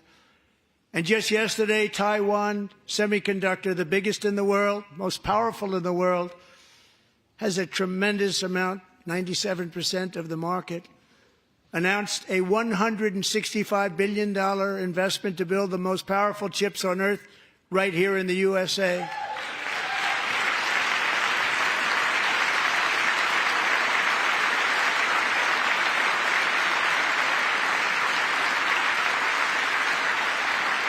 And we're not giving them any money. Your CHIPS Act is a horrible, horrible thing. We give hundreds of billions of dollars, and it doesn't mean a thing. They take our money and they don't spend it. All that meant to them, we're giving them no money. All that was important to them was they didn't want to pay the tariffs, so they came and they're building, and many other companies are coming. We don't have to give them money. We just want to protect our businesses and our people.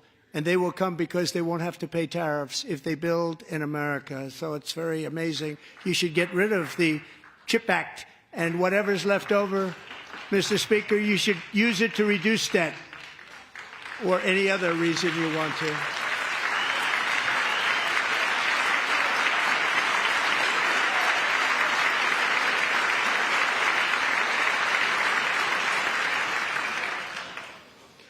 Our new trade policy will also be great for the American farmer. I love the farmer. Who will now be selling into our home market, the USA, because nobody is going to be able to compete with you because there's goods that come in from other countries and companies. They're really in a bad position in so many different ways. They're uninspected. They may be very dirty and disgusting, and they come in and they pour in, and they hurt our American farmers. The tariffs will go on agricultural product coming into America, and our farmers, starting on April 2nd, it may be a little bit of an adjustment period. We had that before when I made the deal with China, $50 billion of purchases, and I said, just bear with me, and they did. They did. Probably have to bear with me again, and this will be even better. That was great. The problem with it was that Biden didn't enforce it. He didn't enforce it. $50 billion of purchases. They were doing great, but Biden did not enforce it, and it hurt our farmers. But our farmers are going to have a field day right now. So to our farmers, have a lot of fun. I love you too. I love you too. It's all going to happen.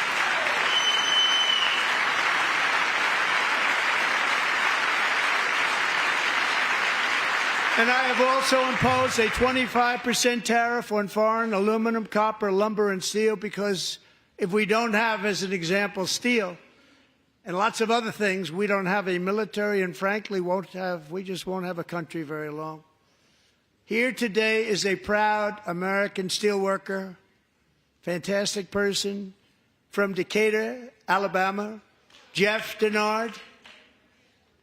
Has been working at the same steel plant for 27 years in a job that has allowed him to serve as the captain of his local volunteer fire department, raise 7 children with his beautiful wife, Nicole, and over the years provide a loving home for more than 40 foster children.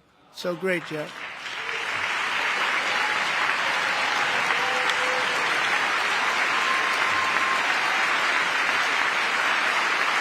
Thank you, Jeff. Thank you, Jeff.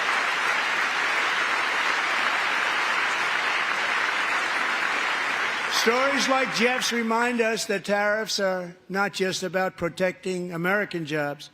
They're about protecting the soul of our country. Tariffs are about making America rich again and making America great again, and it's happening, and it will happen rather quickly. There'll be a little disturbance, but we're okay with that. It won't be much. No, you're not. Oh. And look where Biden took us. Very low, the lowest we've ever been. Jeff, I want to thank you very much. And I also want to recognize another person who has devoted herself to foster care community. She works so hard on it. A very loving person, our magnificent First Lady of the United States.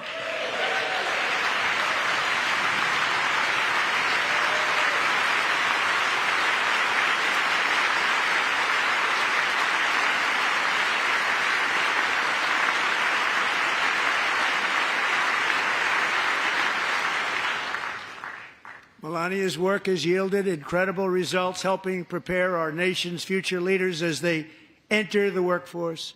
Our First Lady is joined by 2 impressive young women, very impressive. Haley Ferguson, who benefited from the First Lady's Fostering the Future initiative and is poised to complete her education and become a teacher. And Elliston Berry, who became a victim of an illicit deepfake image produced by a peer. With Elliston's help, the Senate just passed the Take It Down Act, and this is so important. Thank you very much, John. John Thune, thank you. Stand up, John. Thank you, John.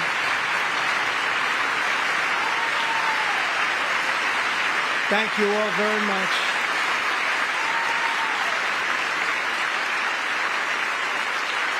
Thank you. And thank you to John Thune and the Senate. Great job. To criminalize the publication of such images online is a terrible, terrible thing. And once it passes the House, I look forward to signing that bill into law. Thank you. And I'm going to use that bill for myself, too, if you don't mind. Because nobody gets treated worse than I do online. Nobody. That's great. Thank you very much to the Senate. Thank you. But if we truly care about protecting Americans' children, no step is more crucial than securing America's borders. Over the past 4 years, 21 million people poured into the United States. Many of them were murderers, human traffickers, gang members, and other criminals from the streets of dangerous cities all throughout the world. Because of Joe Biden's insane and very dangerous open border policies, they are now strongly embedded in our country, but we are getting them out and getting them out fast.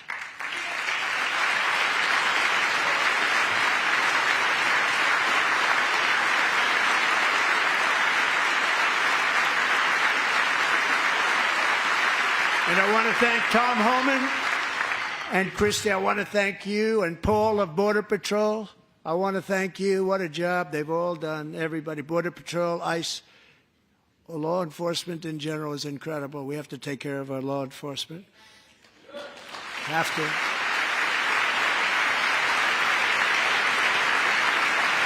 Last year,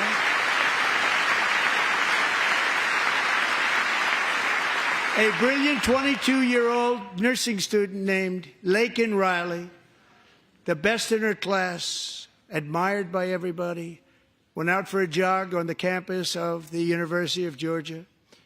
That morning, Laken was viciously attacked, assaulted, beaten, brutalized, and horrifically murdered. Laken was stolen from us by a savage illegal alien gang member who was arrested while trespassing across Biden's open southern border and then set loose into the United States under the heartless policies of that failed administration. It was indeed a failed administration. He had then been arrested and released in a Democrat-run sanctuary city, a disaster, before ending the life of this beautiful young angel. With us this evening are Laken's beloved mother, Allison, and her sister, Lauren.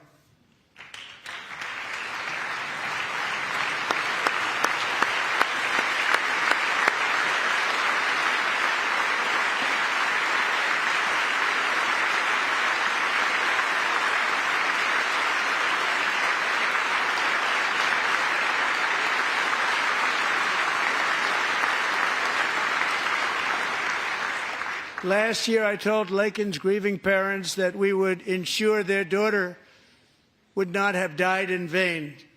That's why the very first bill I signed into law as your 47th president mandates the detention of all dangerous criminal aliens who threaten public safety. It's a very strong, powerful act.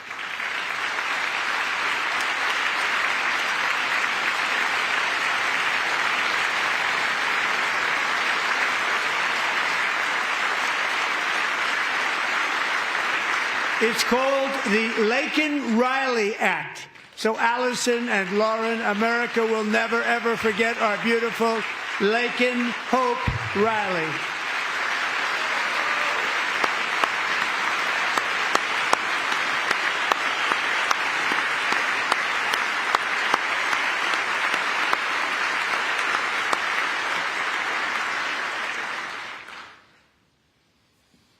Thank you very much.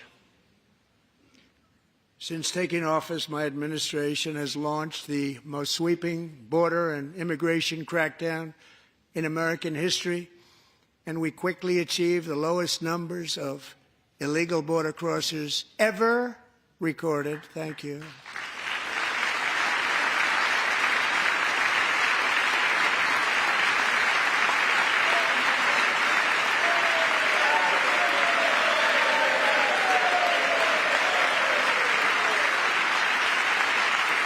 The media and our friends in the Democrat Party kept saying we needed new legislation. We must have legislation to secure the border.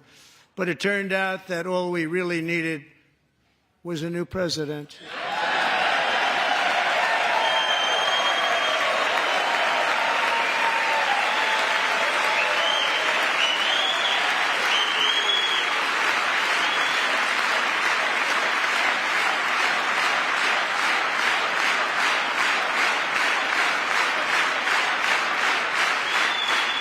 Thank you. Joe Biden didn't just open our borders, he flew illegal aliens over them to overwhelm our schools, hospitals, and communities throughout the country. Entire towns like Aurora, Colorado, and Springfield, Ohio, buckled under the weight of the migrant occupation and corruption like nobody's ever seen before. Beautiful towns destroyed. Now, just as I promised in my inaugural address, we are achieving the great liberation of America.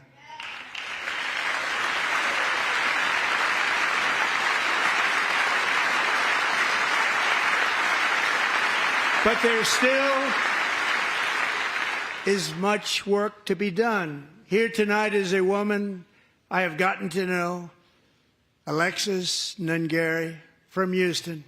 Wonderful woman. Last June, Alexis's 12-year-old daughter, her precious Jocelyn, walked to a nearby convenience store.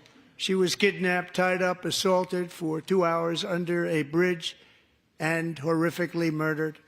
Arrested and charged with this heinous crime are 2 illegal alien monsters from Venezuela, released into America by the last administration through their ridiculous open border. The death of this beautiful 12-year-old girl and the agony of her mother and family touched our entire nation greatly.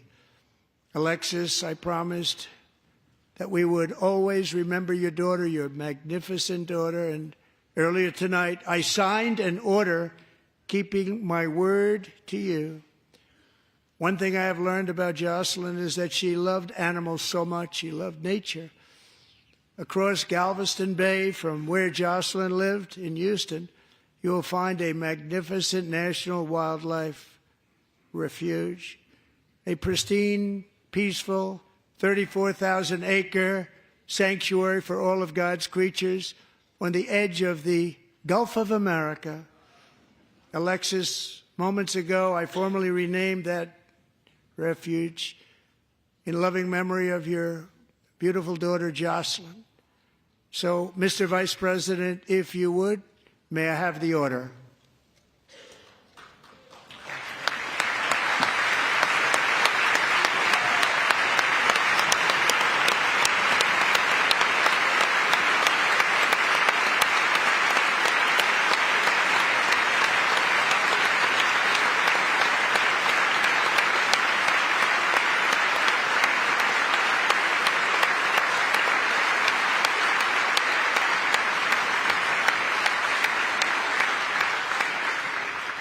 Thank you very much.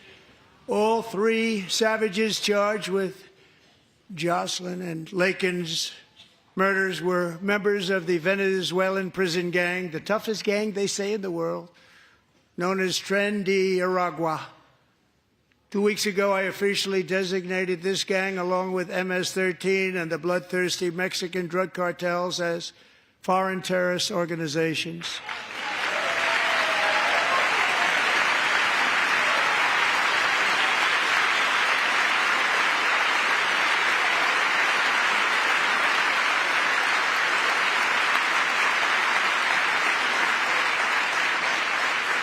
They are now officially in the same category as ISIS, and that's not good for them. Countless thousands of these terrorists were welcomed into the U.S. by the Biden administration. But now every last one will be rounded up and forcibly removed from our country, or, if they're too dangerous, put in jails, standing trial in this country, because we don't want them to come back ever. With us this evening is a warrior on the front lines of that battle, Border Patrol Agent Roberto Ortiz. Great guy.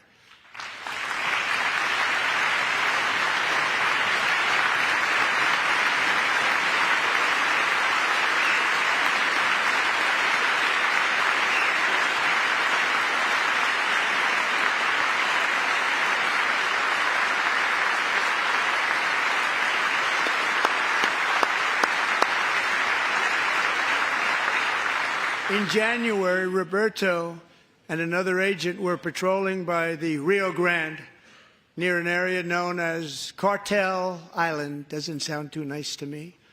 When heavily armed gunmen started shooting at them.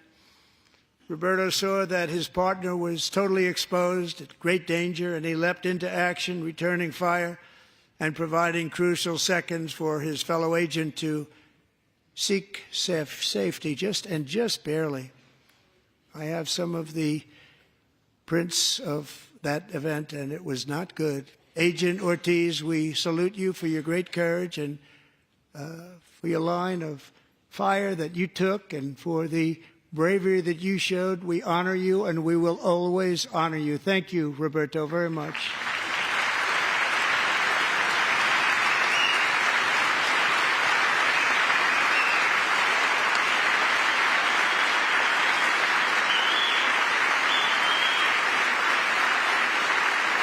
Thank you, Roberto.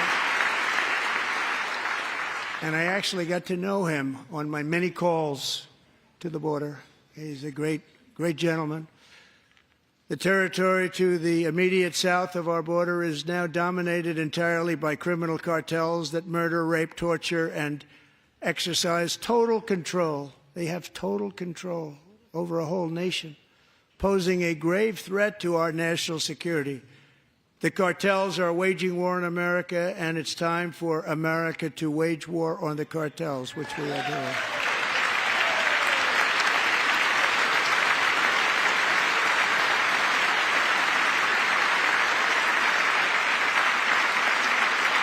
Five nights ago, Mexican authorities, because of our tariff policies being imposed on them, think of this, handed over to us 29 of the biggest cartel leaders in their country. That has never happened before. They want to make us happy. First time ever. But we need Mexico and Canada to do much more than they've done, and they have to stop the fentanyl and drugs pouring into the USA. They're going to stop it. I have sent Congress a detailed funding request laying out exactly how we will eliminate these threats to protect our homeland and complete the largest deportation operation in American history, larger even than current record holder President Dwight D. Eisenhower, a moderate man, but someone who believed very strongly in borders. Americans expect Congress to send me this funding without delay so I can sign it into law. So, Mr. Speaker, John Thune, both of you, I hope you're going to be able to do that, Mr. Speaker. Thank you. Mr. Leader, thank you. Thank you very much. And let's get it to me. I'll sign it so fast, you won't even believe it.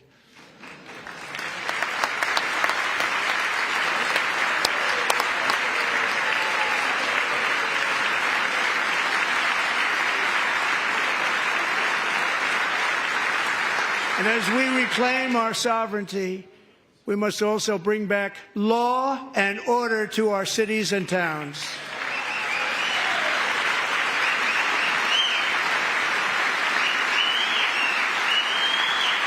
In recent years, our justice system has been turned upside down by radical left lunatics.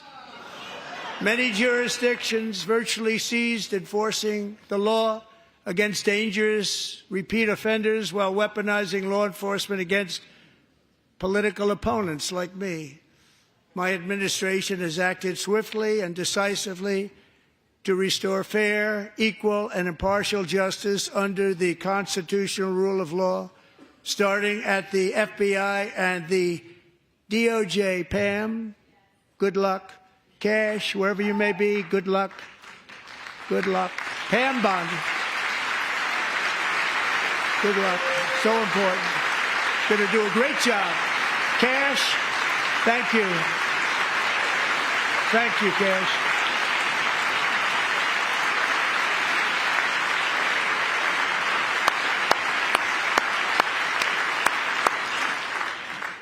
They've already started very strong. They're going to do a fantastic job. You're going to be very proud of them. We're also once again giving our police officers the support, protection, and respect they so dearly deserve. They have to get it. They have such a hard, dangerous job, but we're going to make it less dangerous. The problem is the bad guys don't respect the law, but they're starting to respect it, and they soon will respect it. This also includes our great fire departments throughout the country. Our firemen and women are unbelievable people, and we'll never forget them. And besides that, they voted for me in record numbers, so I have no choice.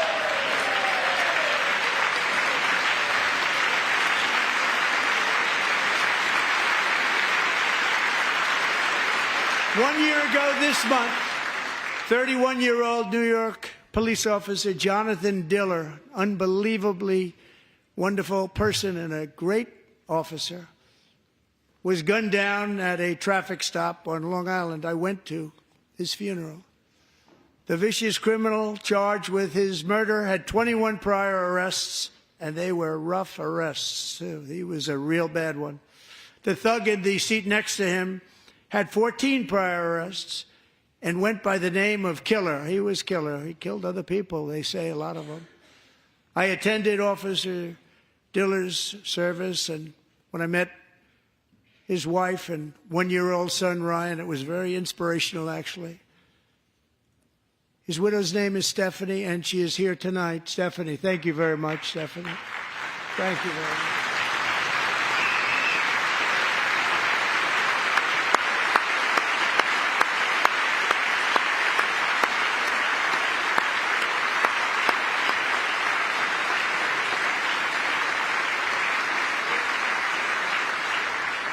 Stephanie, we're going to make sure that Ryan knows his dad was a true hero, New York's finest, and we're going to get these cold-blooded killers and repeat offenders off our streets, so we're going to do it fast. Got to stop it. They get out with 28 arrests. They push people into subway trains. They hit people over the head, back of the head with baseball bats. We got to get them out of here. I've already signed an executive order requiring a mandatory death penalty for anyone who murders a police officer, and tonight I'm asking Congress to pass that policy into permanent law.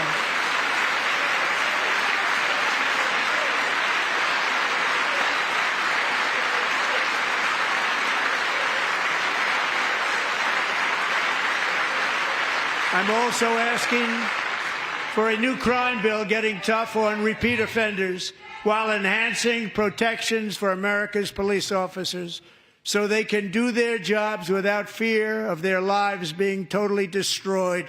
They don't want to be killed. We're not going to let them be killed. Joining us in the gallery tonight is a young man who truly loves our police.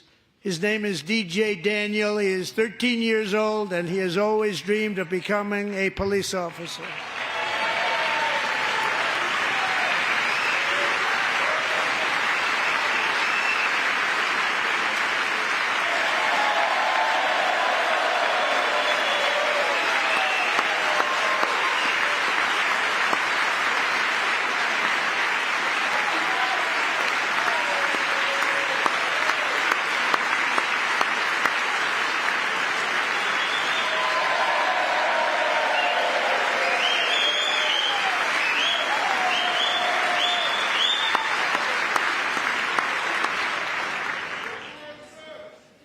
But in 2018, DJ was diagnosed with brain cancer.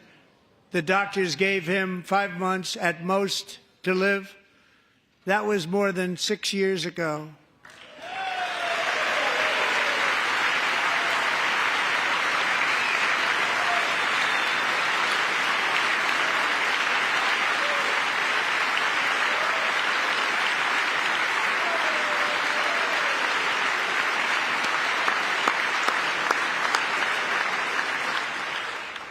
Since that time, DJ and his dad have been on a quest to make his dream come true, and DJ has been sworn in as an honorary law enforcement officer, actually a number of times. The police love him, the police departments love him. And tonight, DJ, we're going to do you the biggest honor of them all. I am asking our new Secret Service Director, Sean Curran, to officially make you an agent of the United States Secret Service.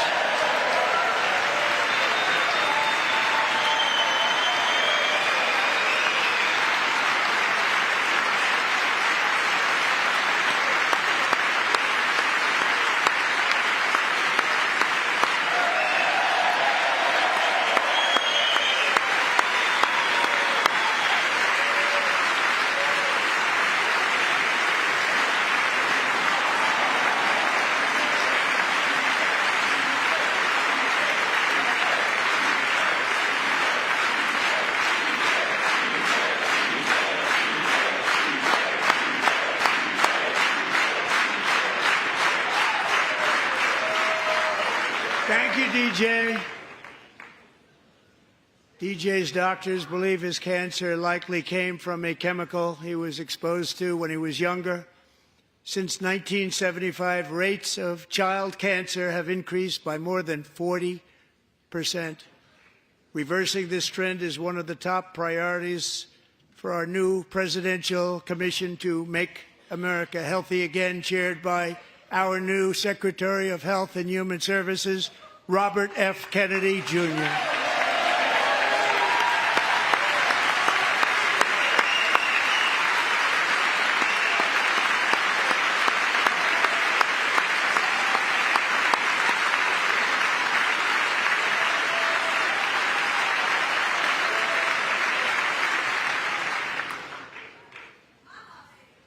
With the name Kennedy, you would have thought everybody over here would have been cheering. How quickly they forget.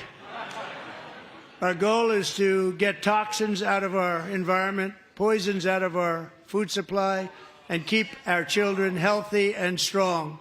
As an example, not long ago, and you can't even believe these numbers, 1 in 10,000 children had autism, 1 in 10,000. And now it's 1 in 36. There's something wrong. 1 in 36. Think of that. So we're going to find out what it is, and there's nobody better than Bobby and all of the people that are working with you. You have the best to figure out what is going on. Okay, Bobby? Good luck. It's a very important job. Thank you.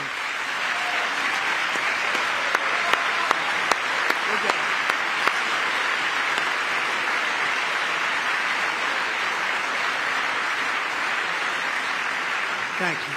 My administration is also working to protect our children from toxic ideologies in our schools. A few years ago, January Littlejohn and her husband discovered that their daughter's school had secretly socially transitioned their 13-year-old little girl.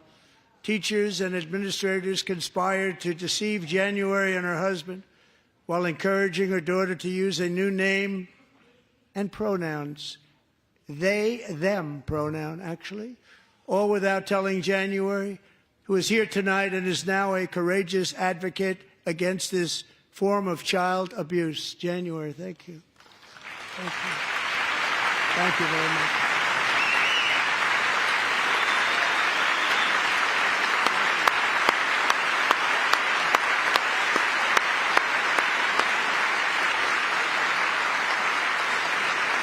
Thank you. Stories like this are why, shortly after taking office, I signed an executive order banning public schools from indoctrinating our children with transgender ideology.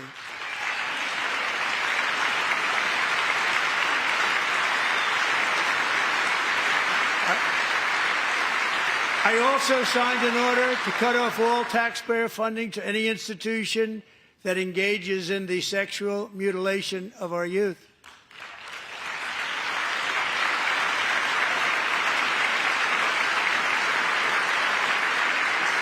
And now I want Congress to pass a bill permanently banning and criminalizing sex changes on children and forever ending the lie that any child is trapped in the wrong body. This is a big lie.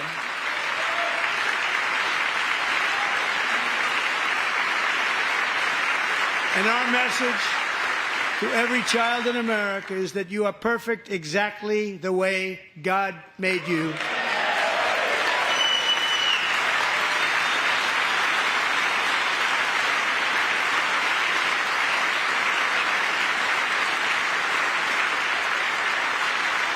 Because we're getting wokeness out of our schools and out of our military, and it's already out, and it's out of our society. We don't want it.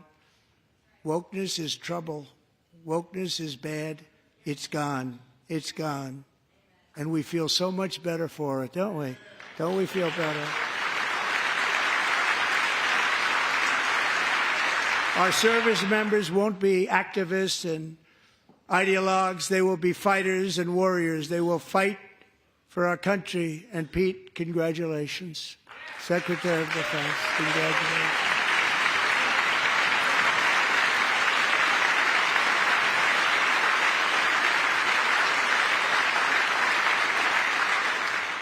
And he's not big into the woke movement, I can tell you. I know him well. I am pleased to report that in January, the U.S. Army had its single best recruiting month in 15 years, and that all armed services are having among the best recruiting results ever in the history of our services. What a difference.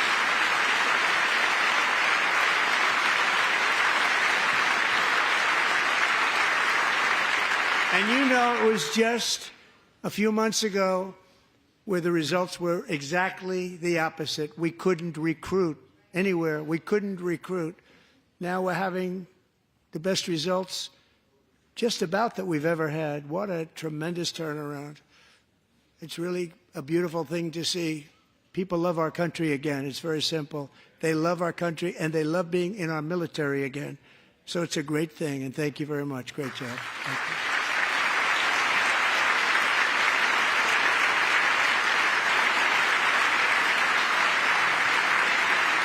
We're joined tonight by a young man, Jason Hartley, who knows the weight of that call of duty. Jason's father, grandfather, and great-grandfather all wore the uniform.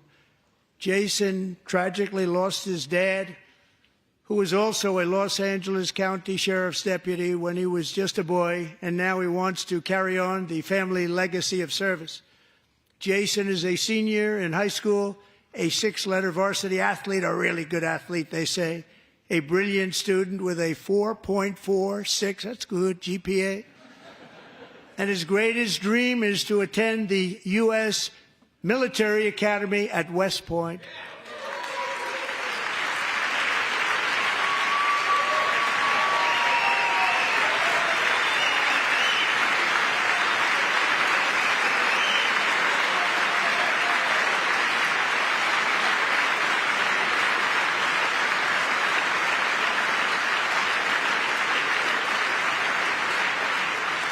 And Jason, that's a very big deal getting in. That's a hard one to get into. But I'm pleased to inform you that your application has been accepted. You will soon be joining the Corps of Cadets.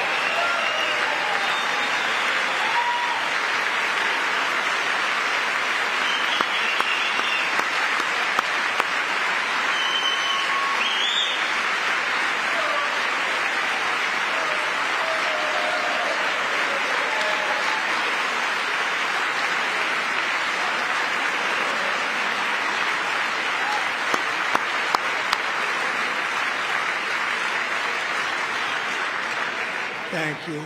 Jason, you're going to be on the long gray line, Jason. As Commander-in-Chief, my focus is on building the most powerful military of the future. As a first step, I'm asking Congress to fund a state-of-the-art Golden Dome missile defense shield to protect our homeland, all made in the USA.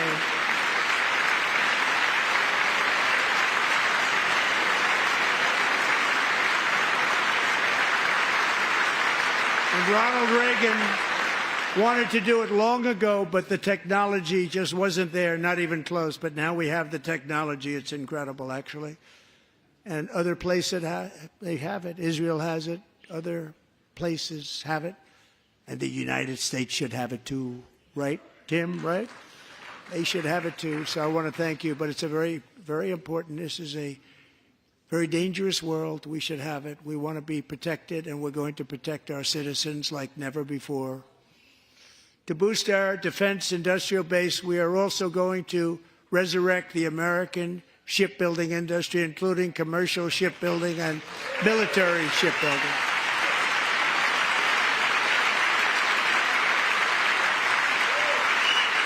And for that purpose, I am announcing tonight that we will create a new Office of Shipbuilding in the White House and offer special tax incentives to bring this industry home to America where it belongs. We used to make so many ships. We don't make them anymore very much, but we're going to make them very fast, very soon. It will have a huge impact. To further enhance our national security, my administration will be reclaiming the Panama Canal, and we've already started doing it.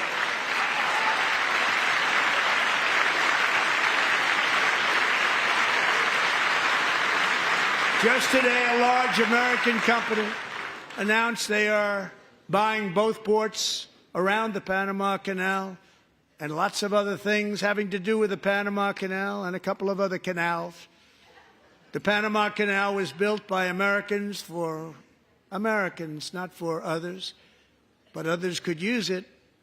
But it was built at tremendous cost of American blood and treasure. 38,000 workers died building the Panama Canal. They died of malaria. They died of snake bites and mosquitoes. Not a nice place to work.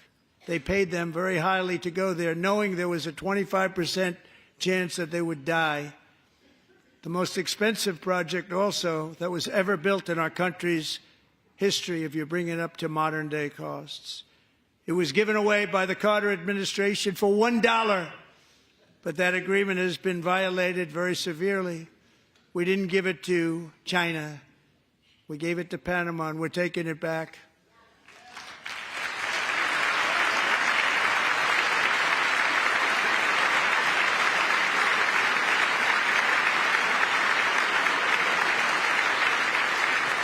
Now we have Marco Rubio in charge. Good luck, Marco. Now, we know who to blame if anything goes wrong. Marco's been amazing, and he's going to do a great job. Think of it. He got 100 votes. You know, he was approved with actually 99, but the 100th was this gentleman, and I feel very certain. So let's assume he got 100 votes. And I'm either very, very happy about that or I'm very concerned about it. But he's already proven. I mean, he's a great gentleman. He's respected by everybody, and we appreciate you voting for Marco. He's going to do a fantastic job. Thank you. Thank you. He's doing a great job. Great job. And I also have a message tonight for the incredible people of Greenland. We strongly support your right to determine your own future. And if you choose, we welcome you into the United States of America. We need Greenland for national security and even international security, and we're working with everybody involved to try and get it. But we need it really for international world security, and I think we're going to get it. One way or the other, we're going to get it. We will keep you safe. We will make you rich, and together we will take Greenland to heights like you have never thought possible before. It's a very small population, but very, very large piece of land and very, very important for military security. America is once again standing strong against the forces of radical Islamic terrorism. 3.5 years ago, ISIS terrorists killed 13 American service members and countless others in the Abbey Gate bombing during the disastrous and incompetent withdrawal from Afghanistan. Not that they were withdrawing, it was the way they withdrew. Perhaps the most embarrassing moment in the history of our country. Tonight, I am pleased to announce that we have just apprehended the top terrorist responsible for that atrocity, and he is right now on his way here to face the swift sword of American justice.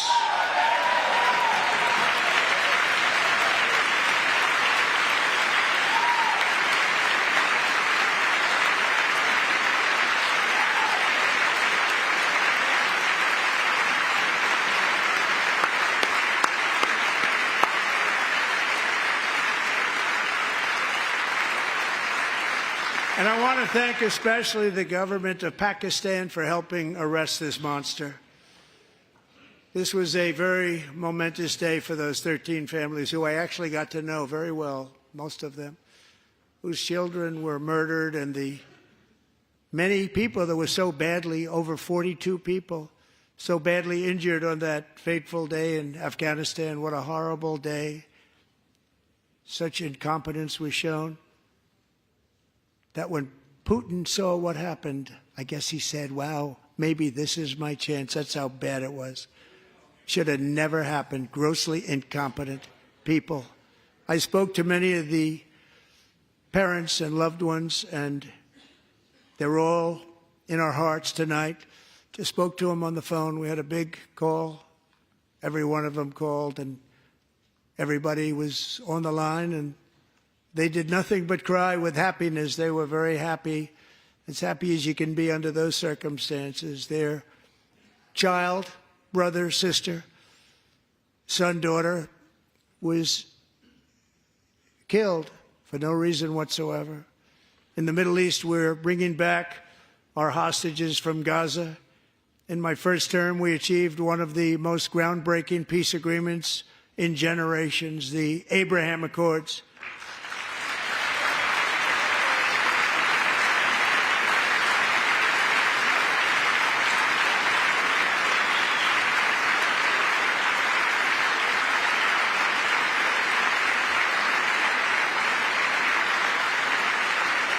And now we're going to build on that foundation to create a more peaceful and prosperous future for the entire region. A lot of things are happening in the Middle East. People haven't been talking about that so much lately with everything going on with Ukraine and Russia.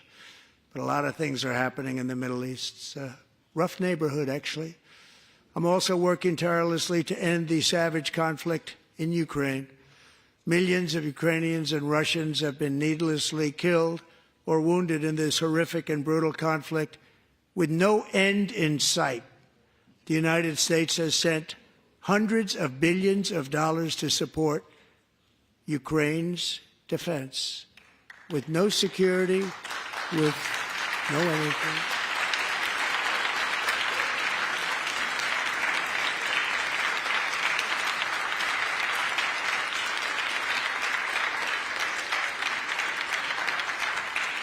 Do you want to keep it going for another 5 years? Yeah, you would say Pocahontas says yes.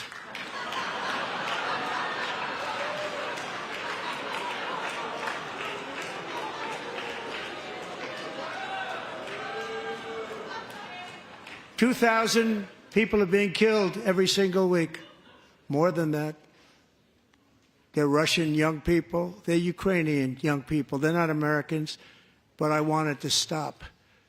Meanwhile, Europe has sadly spent more money buying Russian oil and gas than they have spent on defending Ukraine, by far. Think of that. They've spent more buying Russian oil and gas than they have defending. And we've spent perhaps $350 billion, like taking candy from a baby. That's what happened. And they've spent $100 billion. What a difference that is. And we have an ocean separating us, and they don't. But we're getting along very well with them, and lots of good things are happening. Biden has authorized more money in this fight than Europe has spent, by billions and billions of dollars. It's hard to believe that they wouldn't have stopped it and said at some point, come on, let's equalize. You got to be equal to us. But that didn't happen. Earlier today, I received an important letter from President Zelensky of Ukraine. The letter reads, Ukraine is ready to come to the negotiating table as soon as possible to bring lasting peace closer. Nobody wants peace more than the Ukrainians, he said.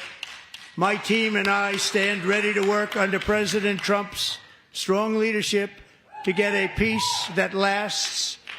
We do really value how much America has done to help Ukraine maintain its sovereignty and independence. Regarding the agreement on minerals and security, Ukraine is ready to sign it at any time that is convenient for you. I appreciate that he sent this letter, just got it a little while ago. Simultaneously, we've had serious discussions with Russia and have received strong signals that they are ready for peace. Wouldn't that be beautiful? Wouldn't that be beautiful?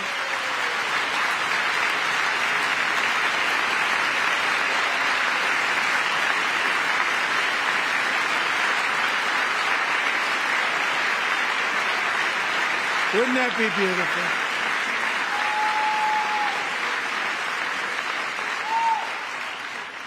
It's time to stop this madness. It's time to halt the killing. It's time to end this senseless war. If you want to end wars, you have to talk to both sides. Nearly 4 years ago, amid rising tensions, a history teacher named Mark Fogel was detained in Russia and sentenced to 14 years in a penal colony. Rough stuff. The previous administration barely lifted a finger to help him. They knew he was innocent, but they had no idea where to begin. But last summer, I promised his 95-year-old mother, Malphine, that we would bring her boy safely back home. After 22 days in office, I did just that, and they are here tonight.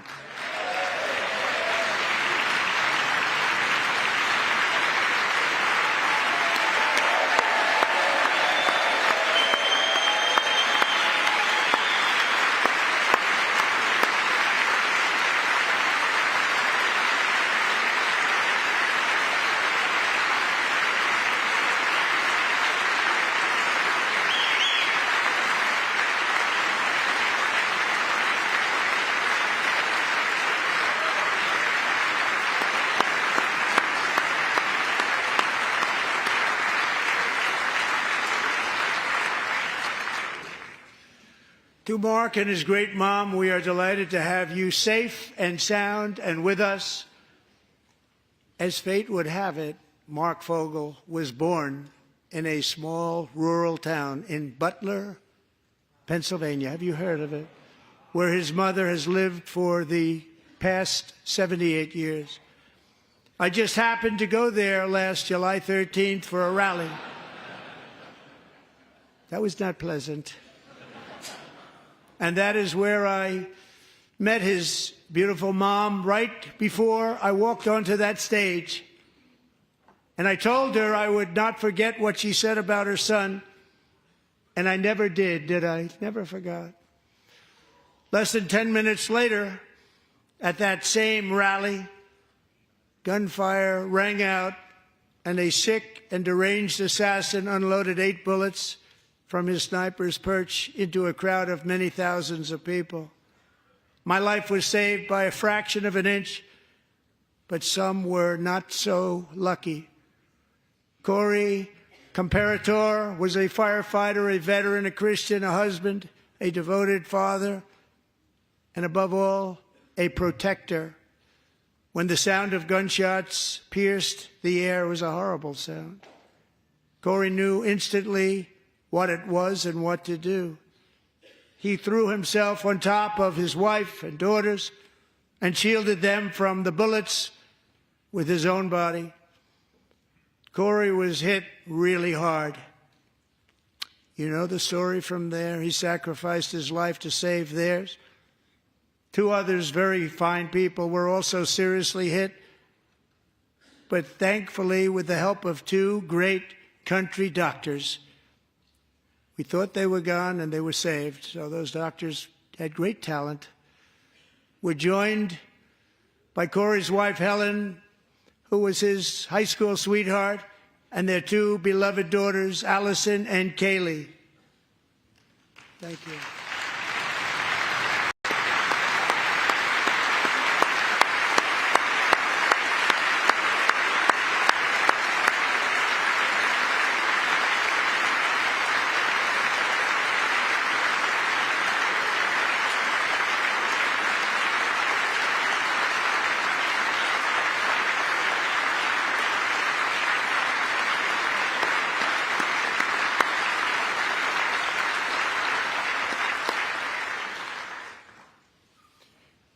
To Helen, Allison, and Kaylee, Corey is looking down on his 3 beautiful ladies right now, and he is cheering you on. He loves you.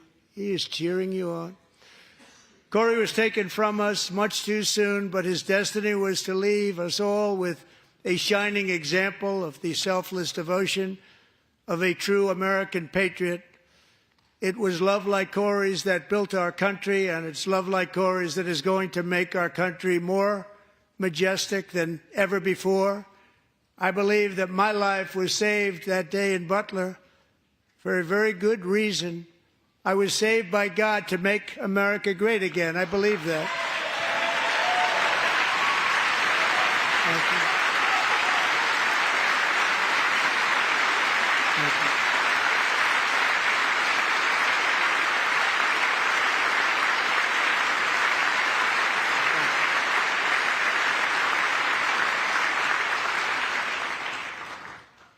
Thank you very much. From the patriots of Lexington and Concord to the heroes of Gettysburg and Normandy, from the warriors who crossed the Delaware to the trailblazers who climbed the Rockies, and from the legends who soared at Kitty Hawk to the astronauts who touched the moon, Americans have always been the people who defied all odds, transcended all dangers, made the most extraordinary sacrifices, and did whatever it took to defend our children, our country, and our freedom. And as we have seen in this chamber tonight, that same strength, faith, love, and spirit is still alive and thriving in the hearts of the American people. Despite the best efforts of those who would try to censor us, silence us, break us, destroy us, Americans are today a proud, free, sovereign, and independent nation that will always be free, and we will fight for it till death. We will never let anything happen to our beloved country, because we are a country of doers, dreamers, fighters, and survivors. Our ancestors crossed a vast ocean, strode into the unknown wilderness, and carved their fortunes from the rock and soil of a perilous and very dangerous frontier. They chased our destiny across a boundless continent. They built the railroads, laid the highways, and graced the world with American marvels like the Empire State Building, the mighty Hoover Dam, and the towering Golden Gate Bridge. They lit the world with electricity, broke free of the force of gravity, fired up the engines of American industry, vanquished the communists, fascists, and Marxists all over the world, and gave us countless modern wonders sculptured out of iron, glass, and steel. We stand on the shoulders of these pioneers who won and built the modern age, these workers who poured their sweat into the skylines of our cities, these warriors who shed their blood on fields of battle and gave everything they had for our rights and for our freedom. Now it is our time to take up the righteous cause of American liberty. And it is our turn to take America's destiny into our own hands and begin the most thrilling days in the history of our country. This will be our greatest era. With God's help, over the next 4 years, we are going to lead this nation even higher, and we are going to forge the freest, most advanced, most dynamic, and most dominant civilization ever to exist on the face of this earth. We are going to create the highest quality of life, build the safest and wealthiest and healthiest and most vital communities anywhere in the world.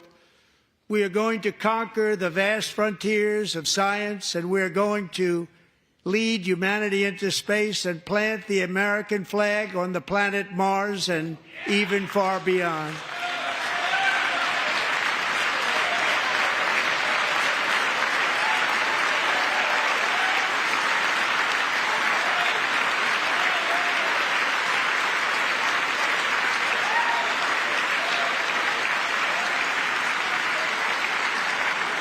And through it all, we are going to rediscover the unstoppable power of the American spirit. And we are going to renew unlimited promise of the American dream. Every single day we will stand up and we will fight, fight, fight for the country our citizens believe in and for the country our people deserve.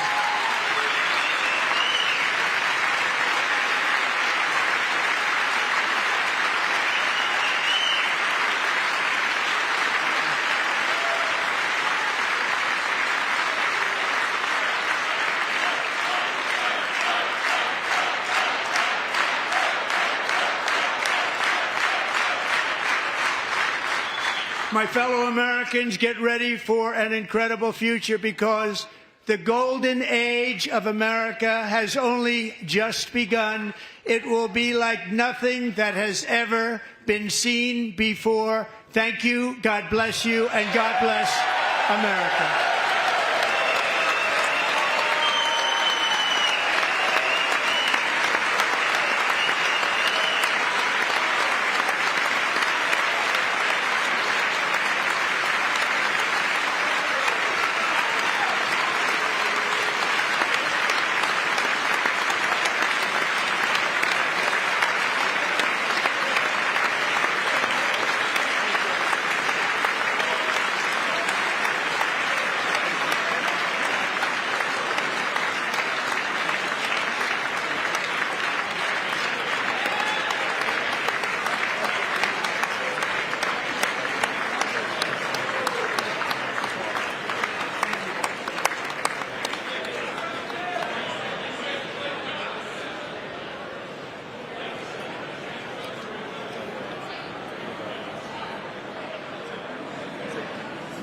Thank you very much. Great job.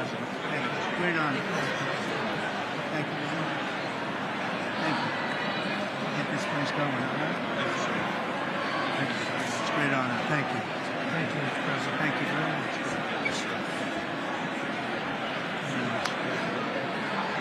Thank you very much. Appreciate it.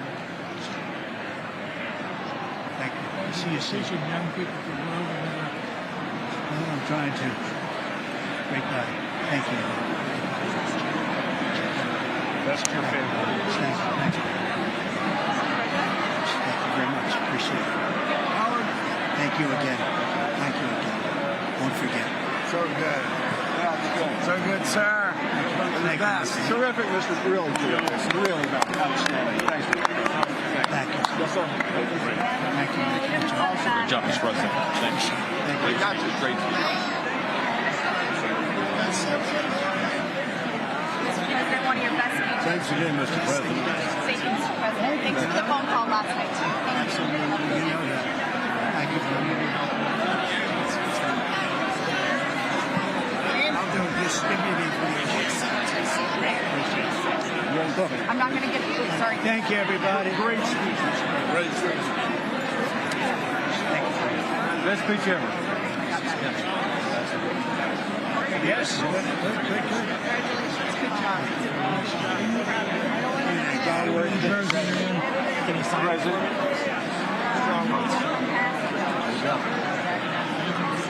President Roger Williams, thanks for the call. I love Roger Williams. Thank you.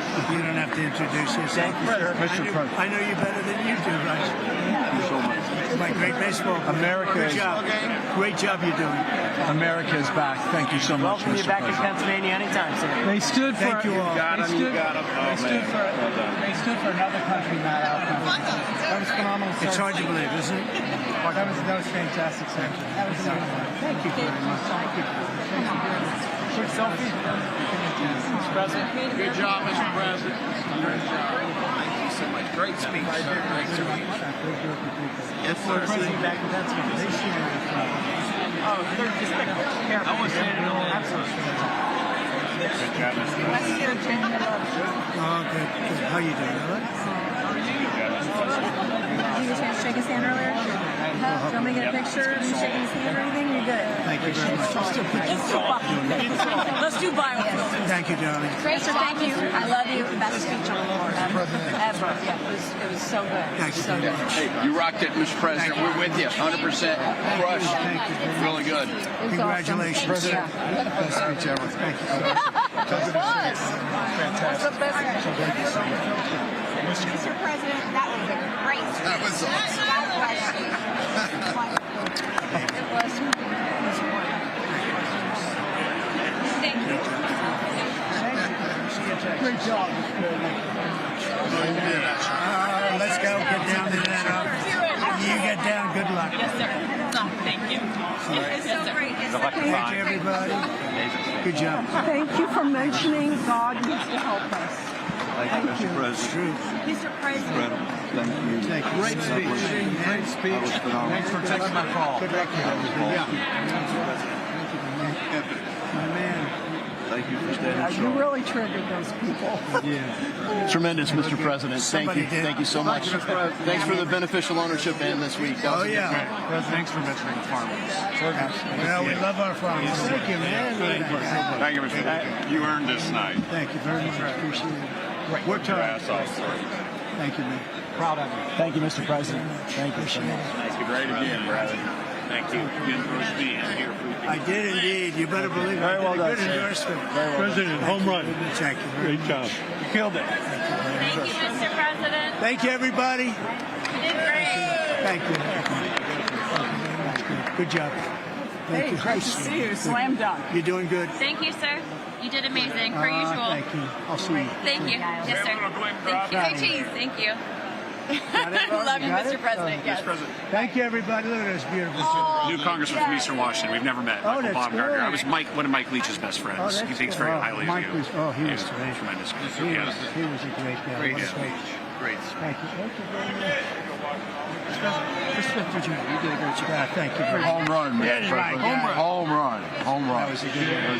President, good to see you, sir. Good job. Thank you very much. Looking good. Look at him. I need to talk to you about some buildings, some public buildings. You let me know. I will. Thank you, sir.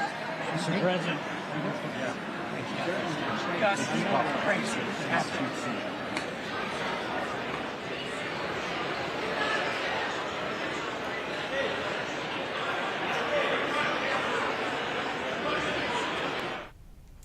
Well, a grand slam home run speech tonight to a joint session of Congress. As you heard from the beginning, America is back. As a united Republican conference saying to him as he exits the House chamber to President Trump, you earned this night, and he really did. And it felt more like, in a sense, a rally speech more than anything else, but also very sad to see the Democrats really not clapping, sitting down a lot. Representative Al Green from the 9th District of Texas, it's a Houston area, actually having to be removed per the House rules at the beginning by the Sergeant of Arms. You don't usually see that, but you think that they would have been inspired by the people in the gallery tonight. Again, that was my favorite moment from this speech. How about yours, Matthew? So many favorite moments. I can say that President Trump said, I return to this chamber tonight to report that America's momentum is back. Our spirit is back. Our pride is back.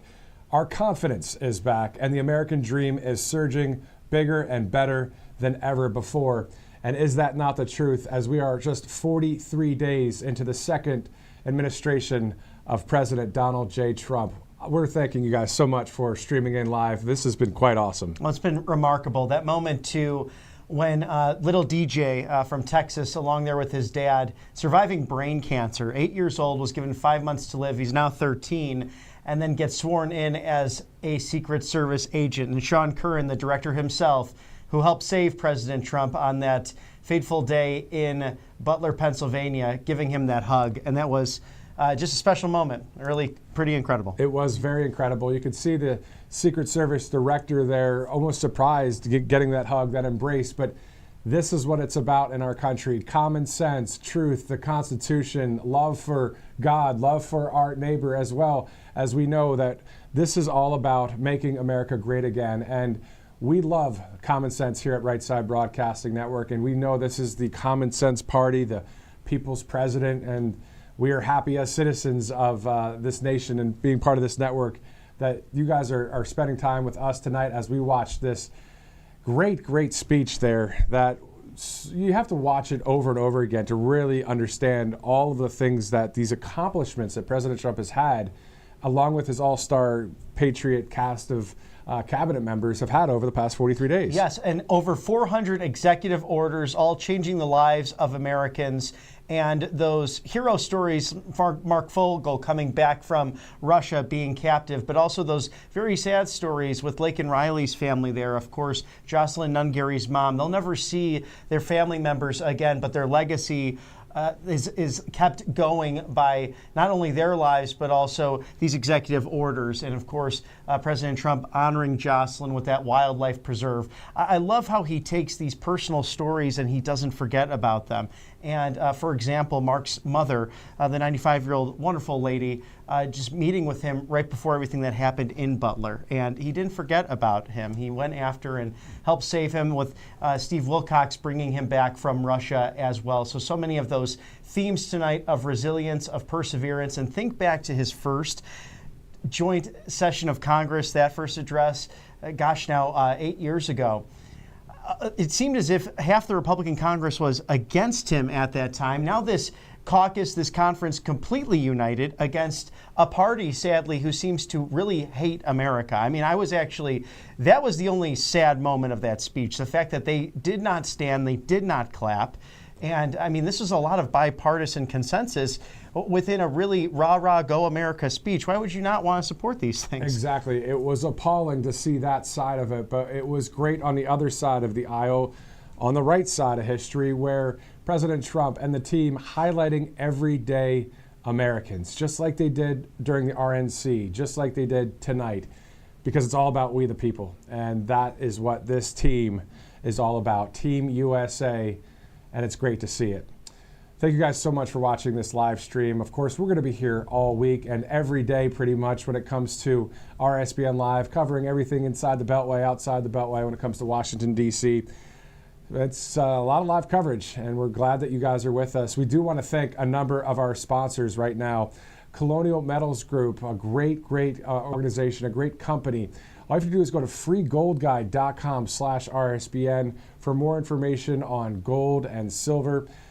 It's a great sponsor here at the network. We want to thank them for being a great sponsor. We'll also be talking more about each of these sponsors during our various broadcasts as well. Oh, yes. And we'd like to thank the Free Trump book brought to you by Mike Huckabee's team. And, of course, he is off to Israel to be the ambassador to the Holy Land. FreeTrumpBook.com. This helps teach kids about not only President Trump and why he ran for office, but his courage as well. And if you get this now, you're only paying for shipping and handling. So it's a free, great gift, and you'll get a Christmas ornament as well. So you're way ahead on the Christmas shopping, but also saving some money. And maybe give this guide to a neighbor who didn't catch the speech tonight, because this was a great opportunity for President Trump to share his successes in the first 43 days with the American people. Definitely a legendary, historic, and epic speech tonight by President Trump.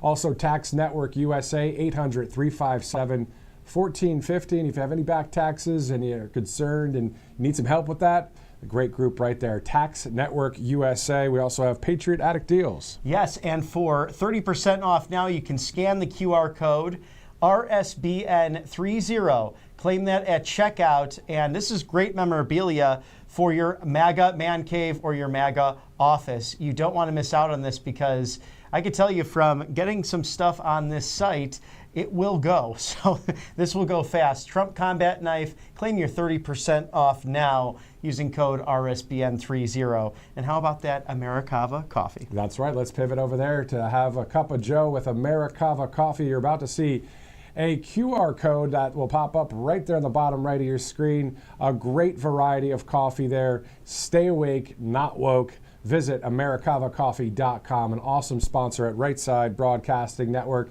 And so is AngelPaste.com. I love Angel Paste, Christian-owned, and they hire veterans. They're out of Spring, Texas. And not only the Miracle Cream, which will make your hands feeling just fine and dandy in this dry weather during the winter time, but they also have a mosquito repellent, all natural, no chemicals, non-GMO.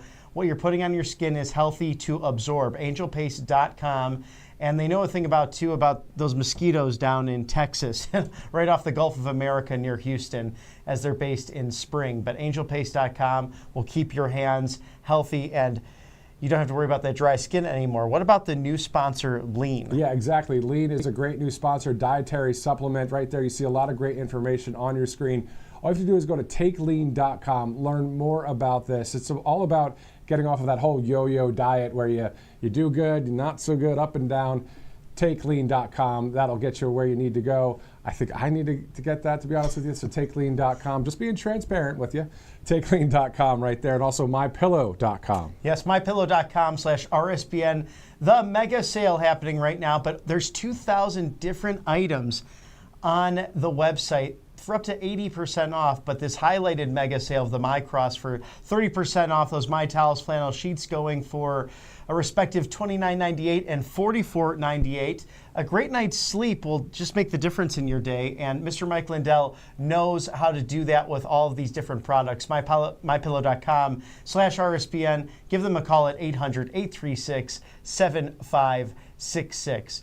And while you're at it, maybe an RSBN donate. Exactly. All you have to do is text RSBN to 801-801. So it's RSBN to 801-801. A shout out to everybody working behind the scenes here at the network, as we've had a lot of live feeds throughout the past 43 days, to be straight up. I mean, since January 20th, that big night where we had more than 6 million viewers from across all the social platforms, including Rumble, to tonight, which is going to be some great numbers. We saw a lot of you. We asked earlier in the broadcast, tell us where you're watching from. We saw almost every state in the union. We saw other countries around the world. So those of you where it's really early in the morning, thanks so much for watching. We are all part of the freedom movement. We're on the side of freedom here at Right Side Broadcasting Network. We love it. We love you guys. Thanks for watching. Also, RSBN We have a newsletter. Yes, and it's a great way to update you on the phone or through social media. But go to rsbnetwork.com/newsletter, get all the updates, and there's great writers here at Right Side Broadcasting Network live as well. So if you can't get away and watch the broadcast, or you're stuck at work, whatever it might be, you can still read it on your phone if you're taking a lunch break or two. And a great way to keep up to date on all the America First exclusive offers and information.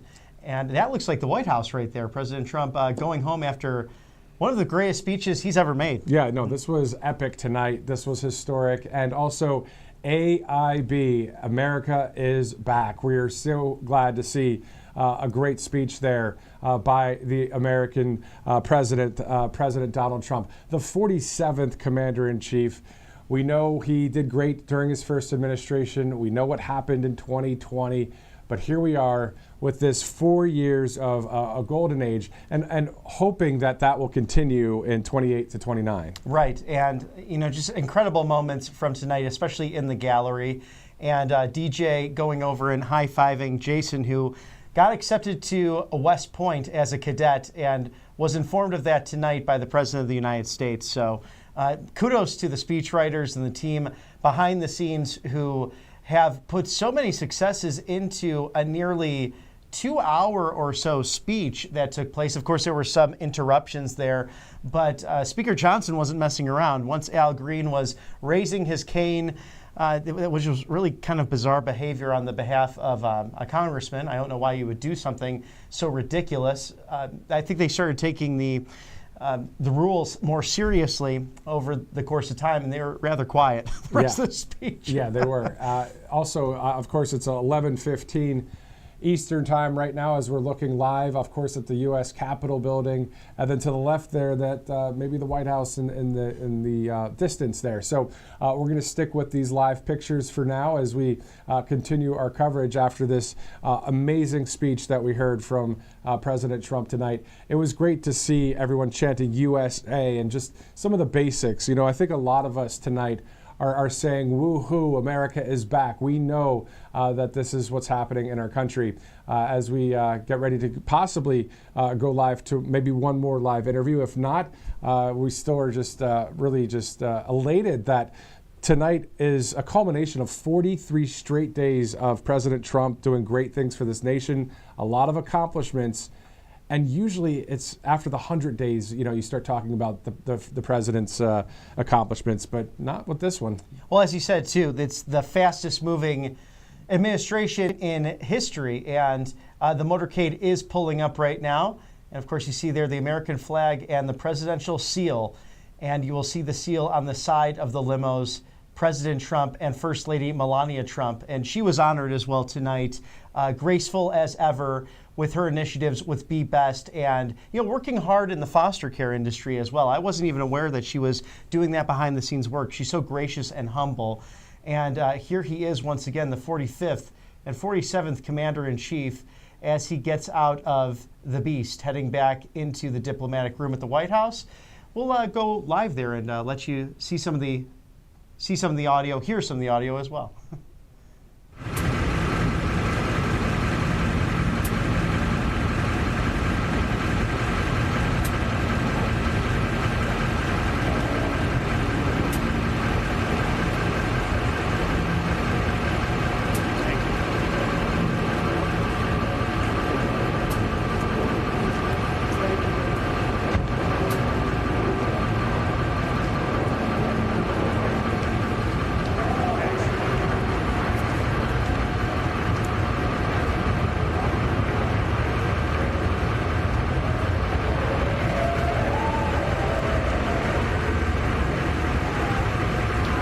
From President Trump as he returns home to 1600 Pennsylvania Avenue in our nation's capital. I caught a glimpse of his father-in-law as well. Melania's dad is there for the next couple of days. They arrive back on Marine One on Sunday, so nice to spend some family time together. And no better place than the White House, I'm sure, to enjoy each other's company. Definitely. So also, as we progress here at the network, of course, RSBN Live will be live tomorrow and throughout the week and in the weeks to come as we continue to cover the White House and also any other America First breaking news and within the Beltway of D.C. and outside of the Beltway as well. So, yeah, there's a lot of different things happening each day, it seems, with the amount of corruption that's being taken away from our nation right now. I think a lot of people are saying, wow, I didn't even know that they spent X amount of $1 million for some other country like that. I'm glad that that money's going to be coming back toward us. Well, that was a big chunk of the speech where President Trump really detailed line by line the DOGE awareness and what they've exposed thus far. Elon Musk in the gallery. He was at the White House earlier with President Trump. I'm not sure if he joined him back in the motorcade to stay over for the evening. We know he's been at the White House a lot and working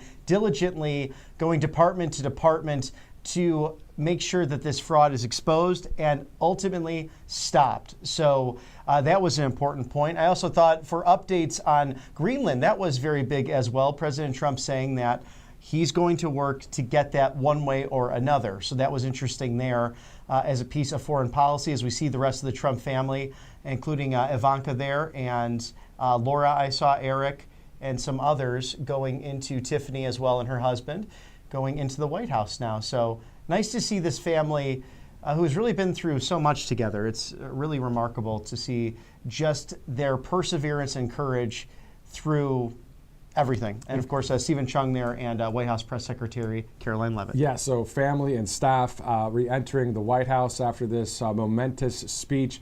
And to your point, Robert, it looks as if, the president, of course, has overcome so much. He's an overcomer. So it's great to see an outsider become an overcomer and also a winner. He's been a winner the whole time, but still winning even now, years since he first came down those escalators at Trump Tower in New York. And if you've never been to Trump Tower in New York, quite awesome to check it out if you get a chance.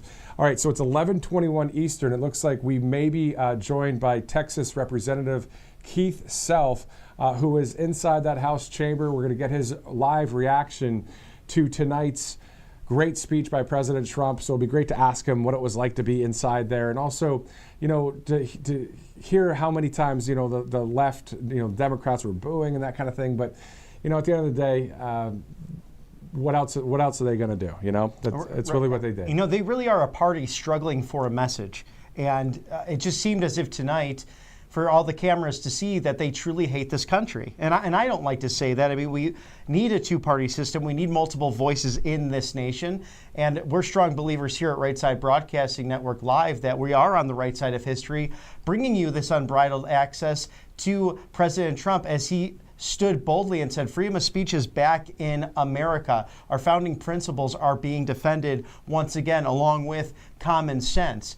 So why could you not stand up for a young boy who had brain cancer who wants to be a police officer being sworn in as an honorary member of the Secret Service? How was that not inspiring to you? I mean, it was even funny for a moment when he looked Elizabeth Warren straight in the face and just said, oh, even Pocahontas is finally clapping. But it was literally that ridiculous to watch. And I liked when he would point and really showcase what they failed on. I mean, they are a party without a message right now, and it's remarkable to watch. It is remarkable. President Trump again saying, quote, I return to this chamber tonight to report that America's momentum is back, our spirit is back, our pride is back, our confidence is back, and the American dream is surging bigger and better than ever before. So some powerful words tonight by President Trump. Many great sound bites and excerpts of his speech are on our X page and on our Truth Social page as well. And of course, you could always replay the speech if you missed it at all. Just scrub back a little bit on Rumble or YouTube or X or wherever you're watching right now and just check it out, because this is one of those speeches that really, really makes an impact.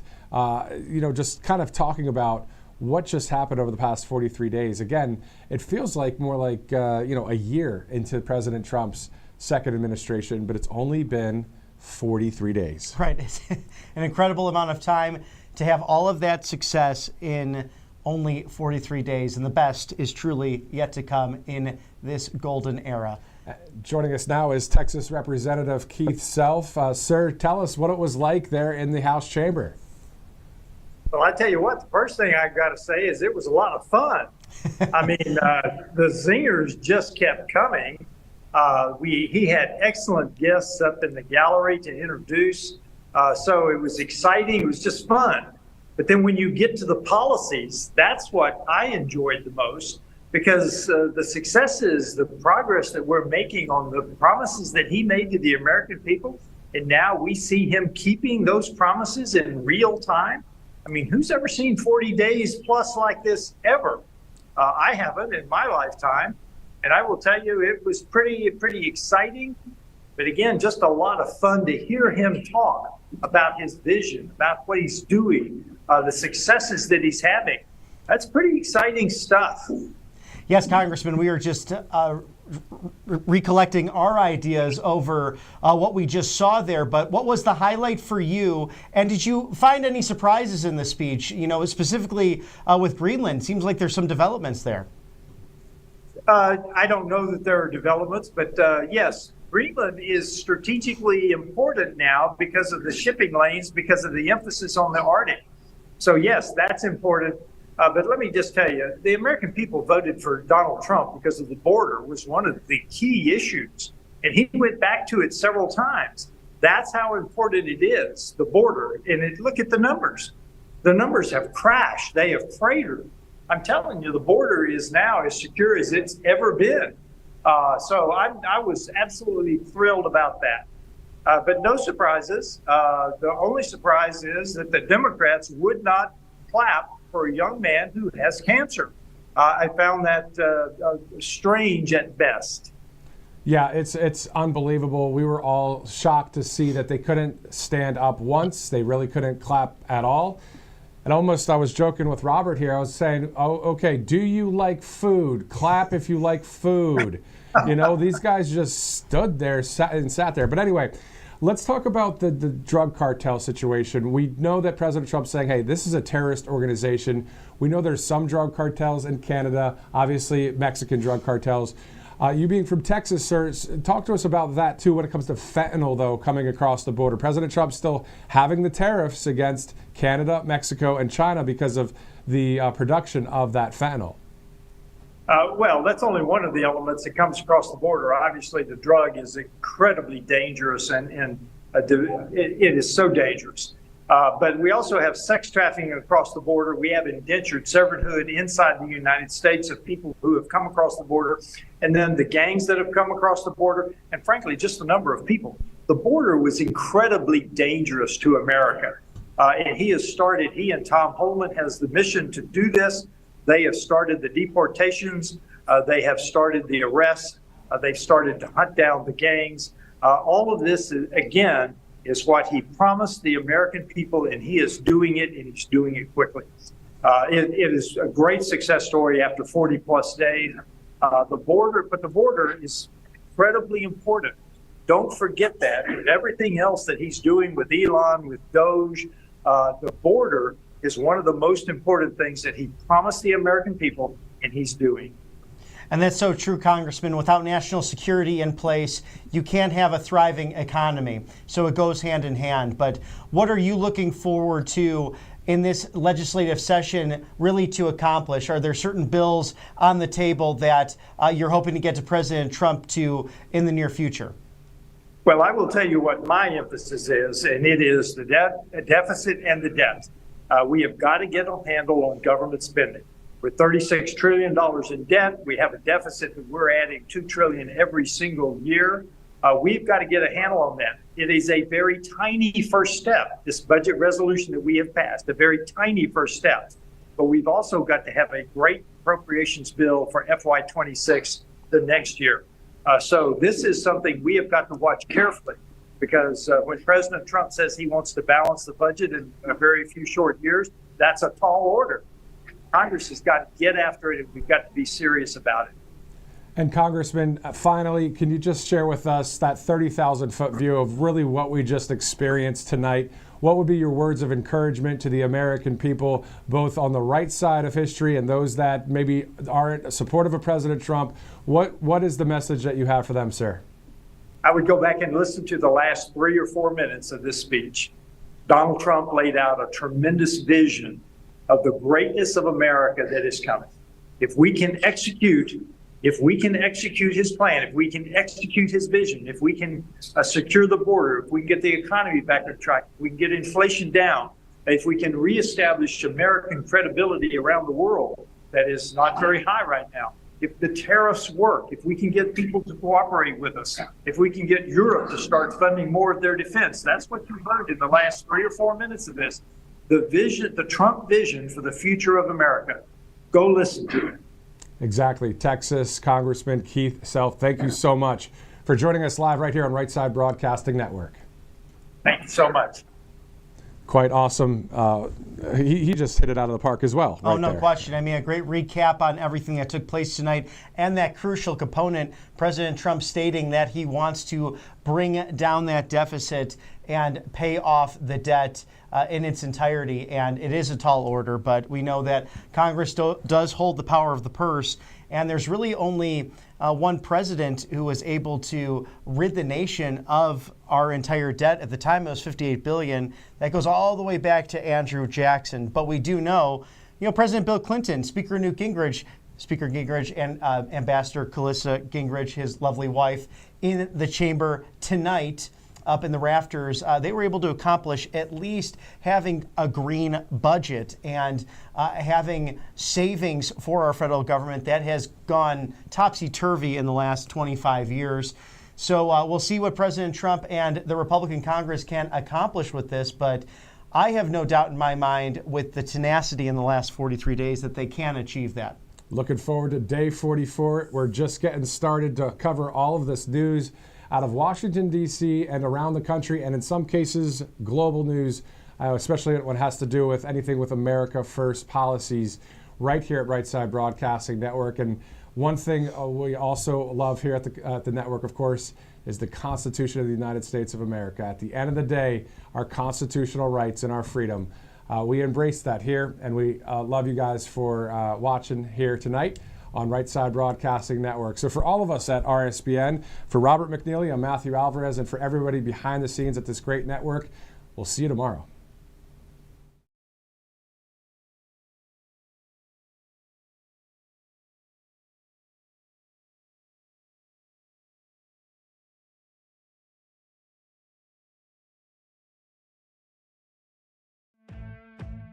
Welcome to Right Side Broadcasting Network, your trusted conservative news outlet.